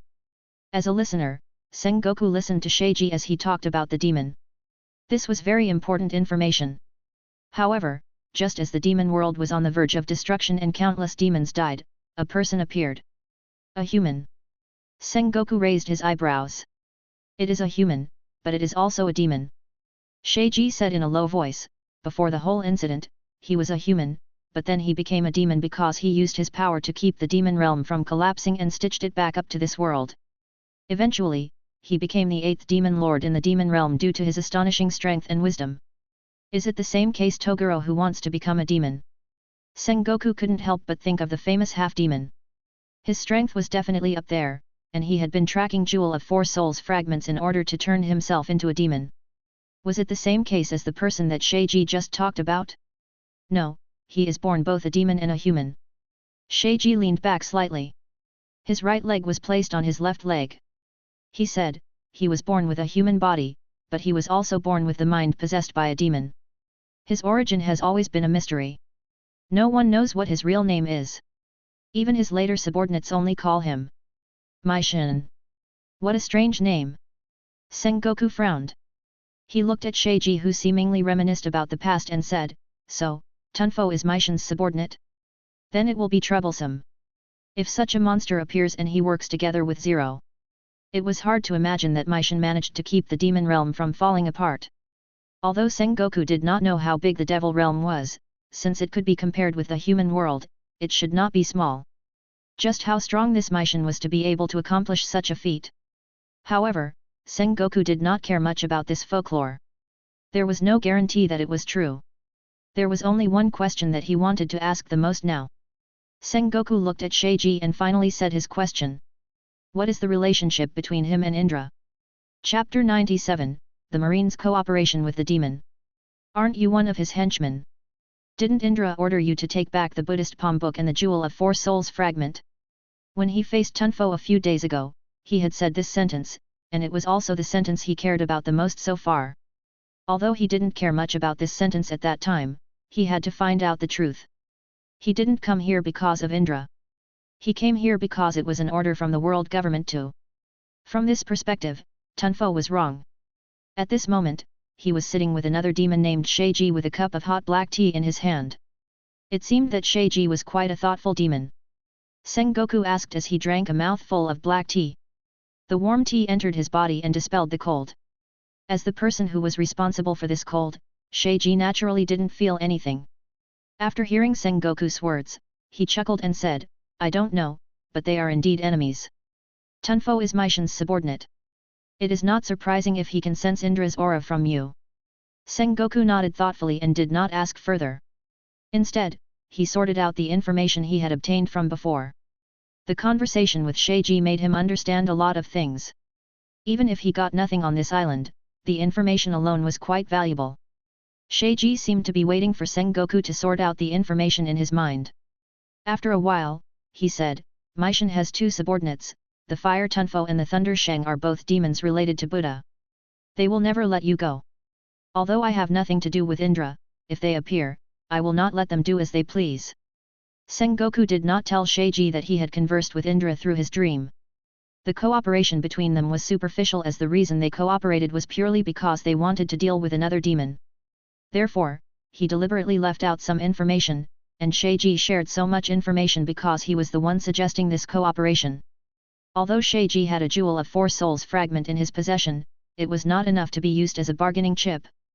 They both knew that the Marine had the advantage in strength, so if Sheiji proposed to cooperate, he would have to provide some information in exchange.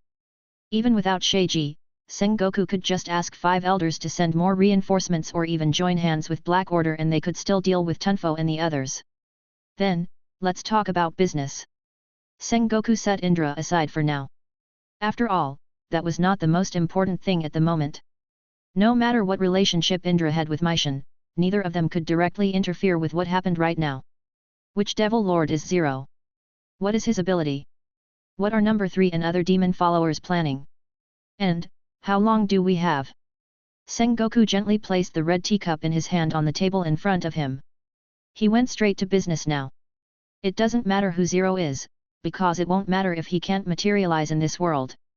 Telling you about his weakness will only make us question whether you really plan to cooperate with us or not. They don't have the Jewel of Four Souls fragment that react to Zero, so they have no choice but to use special methods to summon a demon lord from hell, and such a ritual should be very complicated. Sheiji smiled.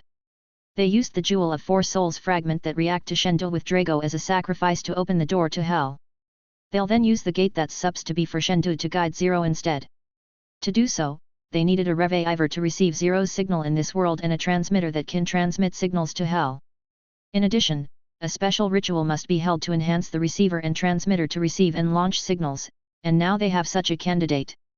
Bullet. Sengoku immediately took a guess.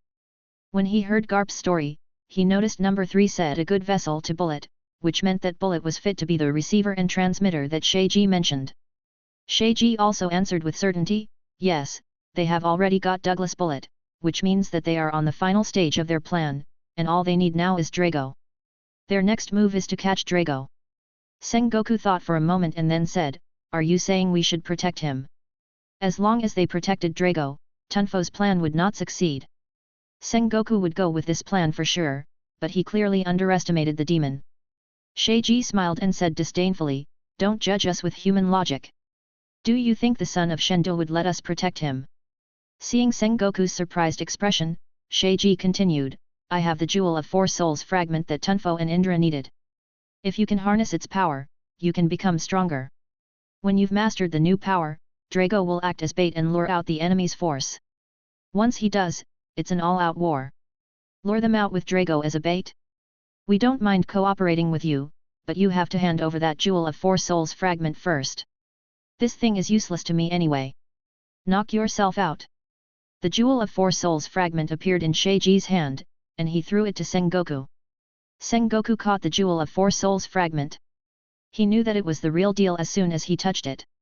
After all, it was not unusual for some people to hand over fake Jewel of Four Souls fragments to the Marine in exchange for some reward, and most of the time, the Marine soldiers could not distinguish between the real and fake. However, Sheiji was obviously not that kind of person. Sengoku looked at Jewel of Four Souls fragment in his hand and was about to put it away, but suddenly he saw the fragment began to tremble violently. In the next moment, it actually turned into a beam of light and took off from Sengoku's palm before heading straight towards the door. Chapter 98, Sengoku and Sing. Sengoku and Sheiji reacted almost at the same time. They left their seats and quickly went after the Jewel of Four Souls fragment. That Jewel of Four Souls turned into a golden light. Sengoku had vaguely seen this scene before. It was when the Jewel of Four Souls shattered into countless fragments in the God Valley. He quickly went after the golden light only to see it suddenly entering one of the Marine soldiers he brought. He and Sheiji looked at each other and frowned at the same time. That kid. He is chosen by Jewel of Four Souls. Sheiji said. Speaking of which, what is the Buddhist palm? Sengoku asked as he saw the Jewel of Four Souls fragment entered the body of a new recruit. That new recruit happened to be the person that Sengoku himself recruited, Sing. Yes, that Jewel of Four Souls fragments entered Sing's body. How should I know about that thing? Hearing Sengoku's question, Sheiji coldly said, that is for you to find out, but it is nothing more than a book to learning a power like Haki. Seeing that Jewel of Four Souls fragments was not out of control, Sheiji turned around and said, when the time is right, I will come to see you again, and that's when the final battle will commence. Before that, I don't want to mingle with you humans. Sengoku didn't care about him. He didn't want to break this alliance just because of their difference in values. He'd rather just leave each other alone and simply cooperated as they agreed. With a common enemy, they could cooperate better. As Sheiji left, the temperature gradually rose, and Sengoku sighed as he looked at the crowd in front of him. A Jewel of Four Souls fragment entered Sing's body. He didn't know how the world government would react to this. They obviously coveted Jewel of Four Souls fragments, but the fragment in Sing's body didn't seem like it would leave Sing's body anytime soon. Should he keep this matter a secret? It was impossible. It was one thing if only the Marines were here, but there were so many Cypher Paul agents who saw this, which was troublesome. Sengoku tried to console himself that it was at least something to worry about later. He specifically invited Sing to join the Marine. He had high hopes for Sing as he was very strong and talented. More importantly, he also seemed to be somewhat related to Indra. As long as he was not a bad person, Sengoku hoped that he could be the pillar of the next generation. He simply believed that Sing was that capable. And now, being chosen by the Jewel of Four Souls fragment affirmed Sengoku's expectation. As Sengoku walked toward Sing, the Marine soldiers were looking at Sing in surprise. Many people questioned Sing, and Sing himself pretended to be unaware of the situation. Once Sengoku was in front of Sing, other Marine soldiers suddenly quieted down. Sing, come with me. At this moment, Sing's forehead was emitting a bit of golden light as the Jewel of Four Souls fragment was embedded there. However, this golden light was getting dimmer and dimmer until it eventually disappeared. However, the effect it provided to his body remained there. The others were not surprised when Sengoku called Sing. After all, they saw the golden light entering Sing's body. Something must have happened. Sing walked towards Sengoku under the eyes of everyone. At this moment, his body had completely recovered. How do you feel? Sing followed Sengoku as he kept walking, as if they were just taking a walk. I feel surprisingly good. In fact, I feel like I have gotten stronger. Sing said. It was because a Jewel of Four Souls fragment entered your body. Because Sing had never left this island, Sengoku explained what Jewel of Four Souls was, causing Sing's expression to change. It turns out to be such a precious jewel. Are you going to extract it from my body? You don't have to be so anxious. Although it is a very important thing, it must be fate when it chooses you. I don't plan to take it by force, so relax. Sing was a very promising newcomer, and Sengoku didn't want them to become enemies because of Jewel of Four Souls fragment. He was the Marine's new hope for the future. Sing seemed relieved. He let out a sigh and said, "Thank you, Admiral Sengoku. I am your superior. Don't mention it. You have been recuperating, so there is something I haven't asked you. It must be about the Buddhist palm." Sing took a guess while glancing at Sengoku's face. "That's right." Sengoku seemed completely calm. He knew that the question was unethical. It was like asking others about their devil fruit's ability. But now that Sing had decided to join the Marine, he should be aware that this was necessary. If he didn't join the Marine, Sengoku wouldn't have asked this question. Sing was silent for a moment while still following Sengoku. He seemed to be a little hesitant, but after looking at Sengoku's back, he eventually relented. "As I said before, it is a secret book I got when I was very young. By following the instruction in the book, I got a magical power. But only certain people can learn it. I once taught my friends when I was a child, but there was no change." Just as Sheiji said, it was a little similar to Haki's training. However, he couldn't say for sure just yet. "Can you let me see that book?" Sengoku directly said. Because Sing was injured before, Sengoku didn't have the chance to say this up until now. Sing nodded decisively and said okay. The aura around his body suddenly changed, which surprised Sengoku. He wanted to see what Indra gave him. Indra was shrouded in mysteries. He had suspected that the Buddhist palm book was related to Indra, and it seemed that Sengoku's suspicion was on point. He only felt that Sing resembled his Buddha form at this moment, and as the wind stopped, Sing suddenly thrust his pom-pom. In a silent place, Sengoku heard thunderous noise. Insurmountable power was discharged from Sing's palm. A haki-like power blasted, and suddenly, a huge palm mark was left on the wall. Chapter 99, Sengoku's Ambition. Sheiji's snow was no ordinary snow. The snow he created was harder than steel, so the ice fortress he built was really durable. However, Sing's palm strike pierced through even the ice fortress wall that was tougher than steel, leaving behind a huge palm mark. Average people would be amazed by this, but Sengoku knew what had just happened. The fighting means in this world were only haki, devil fruit, or the combination between the two. The higher one's haki mastery was, the more amazing thing they could do. For example, Sing's attack just now was actually haki's emission, which was an advanced technique for haki users.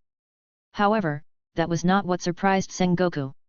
What surprised him was Sing's overly high haki mastery. To put it simply, if humans had a total of 100 haki energy in his body, most people in this world would turn 100 haki energy into 100 power, resulting in exhausting their energy. However, when Sing used his move earlier, he seemed to use a unique way to amplify the power he dished out. The damage caused by his palm strike should be twice or 3 times or even higher than usual haki emission. Was this Buddhist palm? What an amazing power! It was not that such a technique didn't exist in this world, but those techniques usually just allowed their user to dish out more power. Moreover, those techniques were often self-developed, so it was developed to suit themselves alone. They were often related to their own physique and devil fruit, but the Buddhist palm book appeared in the form of a book. Didn't that mean that it was similar to 6 powers? Thus, Sengoku saw great potential from it. If such a book could be distributed to the Marine, then the Marine's justice in this world would be as solid as a rock. This was simply a godsend for the Marine. Sengoku was excited at this moment. Even if the Jewel of Four Souls fragment inside Sing had to be extracted, the prospect of having Buddhist palm taught to all of Marines was more tempting. At this moment, Sengoku made up his mind to protect Sing. If extracting the Jewel of Four Souls fragment inside Sing was dangerous for him, he would definitely leave it inside Sing. That was just how impactful Sing's Buddhist palm was after it was propagated. Just like I said before, not everyone can learn Buddhist palm. Only those with the aptitude can learn it. Sing saw the excitement in Sengoku's eyes and immediately knew what he was planning. He couldn't help but say, "So far, no one can learn Buddhist palm aside from me." Prior to resetting his chi flow and awakening the natural-born Kung Fu master within him, Sing was just a mediocre person for more than 10 years. Without the talent, it was impossible to master the Buddhist palm as only one among 10,000 martial arts geniuses could do this. Color of Supreme King Haki was a rare talent that only one among millions of people could awaken. Despite that, there were quite a number of people who had Color of Supreme King Haki, so compared to Color of Supreme King Haki, there should be more people who could learn Buddhist palm in this world. After all, the Marine was the largest force in the world. If there was anything it lacked, it definitely was not number. Compared to Color of Supreme King Haki that was difficult to awaken, especially among the Marine, the Buddhist palm was undoubtedly easier. It was not surprising that Sengoku was so excited. However, Admiral Sengoku, since your fate intertwines with Buddha, you may be able to pull it off. Sing continued. Then, you don't mind teaching the Buddhist palm? Sengoku's eyes lit up. Buddha and devil are supposed to be enemies. After a moment of silence, Sing said, I believe that the person who gives me this book would agree if it is to deal with evil. However, the book has been snatched by the demons. I don't know if I can teach it without the book. Thank you so much, Sing. You are simply the savior of this world. Sengoku immediately said, the justice will be several times stronger because of you. Although you have to start from a lieutenant rank, your contribution is too great. I will propose to form a new squad to Fleet Admiral Kong. By that time, you will be the captain of that squad, and you will be given lieutenant junior grade rank by then. Hey! That's... Are you sure? Sing was taken by surprise as it sounded too good to be true. Yes. You are the Marine's rising star after all. Sengoku said. Originally, Sengoku wanted Sing to climb his way up little by little to see what kind of person he was, but there was no need for that anymore, because Sing's contribution to the Marine was really valuable that even a lieutenant junior grade was too low for him. Sing should be a vice admiral or even an admiral. That newly formed squad would consist of the most talented soldiers in the entire Marine, as only those who could learn the Buddhist palm could join. By that time, this squad will become the strongest blade of the Marine, so he even thought of the name of this squad. It is called Sword. Seeing Sengoku's determined look, he said hesitantly, then. Do you want to try learning it now? No need to hurry, let's wait for Garp before we start. Sengoku suddenly punched and completely broke the wall of the ice palace. He wanted to eliminate the evidence of Sing's Buddhist palm just to be safe. That was just how important any information involving Sing was. Chapter 100, Buddhist Palm. Before the meeting with Sheiji, Garp also gave Sengoku a call. He seemed to have found something incredible on his part. Garp seemed to find a painting that's related to Indra, and he said that it needs further analysis. Everything seemed to be on the right track. If he and Garp could learn the Buddhist palm, then there was a high chance that they would win against Tunfo and the demon followers. And that was just the beginning. After the incident resolved, they would round up all the famous pirates in the New World. This world needed justice. Sengoku seemed to become even more fired up because he saw infinite possibilities from Sing. Although no one doubted the Marine's strength, they couldn't possibly deal with all pirates in this world. But now, Sengoku believed that it was feasible thanks to Sing. Especially since Sing himself was a capable young man. Sing was very strong. Now that he had fused with a Jewel of Four Souls fragment, he had become stronger than Drago. Given enough time for training, he'd be able to reach the top of this world. In order to achieve that as soon as possible, he trained his Buddhist palm every day. It has been 2 days since Sengoku's conversation with Sing. This morning, Garp arrived at Ice Capital. Sengoku immediately dragged him to a training ground that Sing found. After all, that place used to be a barrack, so it was not surprising if there was a training ground or two there. Buddhist palm first form, Buddha's light. Sing's right hand was raised, while his left hand was placed in front of his stomach, then he said, the shackles, the way of heaven and earth, yin and yang. Transform all things. Sing kept spouting a bunch of words that Garp and Sengoku couldn't fathom, and after that, he thrust his palm, and the devastating blast was unleashed again. Garp and Sengoku both memorized the movements and chants in their minds. This is pretty much the way to learn Buddhist palm. I can't guarantee that both of you can master it, Sing said as he walked over to Sengoku and Garp after the demonstration. Sengoku and Garp looked at each other. Eventually, Sengoku came out and said embarrassedly, although we've memorized the movements, frankly we don't quite understand what you said during the demonstration. It certainly was embarrassing for an admiral to not understand what his subordinate said. Even so, Sengoku still humbly asked Sing. Although they didn't understand what it meant, but they could at least tell that the words Sing said earlier contained profound truths. Singh was stunned. He didn't expect this kind of problem to arise. He rubbed his head and said hesitantly, I actually never get a proper education. However, I've been training Buddhist palm for more than 10 years, so those words are actually my understanding over Buddhist palm. It's okay. I'll just help myself to it then. Garp went over and said with a red face. Why don't we pick some elite marine soldiers first? I happen to bring 30,000 marine soldiers. We can handpick the capable ones among them for Singh's future squad. Fine by me. Garp agreed. Although he did not understand Singh's demonstration just now, he at least knew that it was powerful. He immediately cupped his fists and said, let's go. It was not easy to pick talented soldiers in the marine. After all, they had to assess them based on so many aspects including loyalty, sense of justice, and talent. It was not something that could be done overnight. Thus, Sengoku spent quite a lot of time and only found a few suitable candidates from some vice admirals that he brought. After that, he would pick some from the lower ranks. Of course, picking a few from the vice admirals alone should do. One of them was the giant vice admiral, Jaguar D. Sol. Sengoku couldn't help but look forward to how powerful his Buddhist palm would be with the giant's huge body and strength. In addition to Sengoku, Garp, and Sol, there were 6 students in this first training phase, which was a total of 9 people. In addition to Singh, there were a total of 10 people in the training ground. There were a total of 8 sword members as Garp and Sengoku didn't belong to sword. Those who had joined this squad couldn't quit even if they couldn't learn Buddhist palm. They also had to keep everything revolving around sword confidential. It was all to ensure that the information about sword would not be leaked.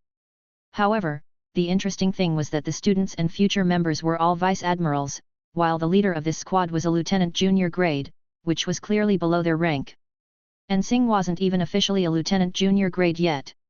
Sengoku just one-sidedly said he'd grant Singh such a rank. Singh would have to go to the Marine headquarters first to attend the ceremony first before he was officially recognized as a lieutenant junior grade, but there was clearly no time to send Singh back to the headquarters. Moreover, Sengoku himself believed that Singh should be capable enough to contribute in this battle to secure the lieutenant junior grade rank on his own. Singh looked at the 9 people standing in front of him and then once again demonstrated the movements that he had demonstrated to Garp and Sengoku. Then, he explained the chant that he said along with his movement. For Sengoku, Singh could be the Marine's blade, and for Singh, this was the perfect stepping stone to become an admiral. This training ground was tightly sealed, and Singh began to teach Buddhist palm inside. It was already late, but because of everyone's persistence, the first training ended late at night. The most important thing in training is perseverance. You guys have to repeat these movements every day. Even if you can't master it anytime soon, it doesn't matter. As long as you keep training, I believe you will be able to master it.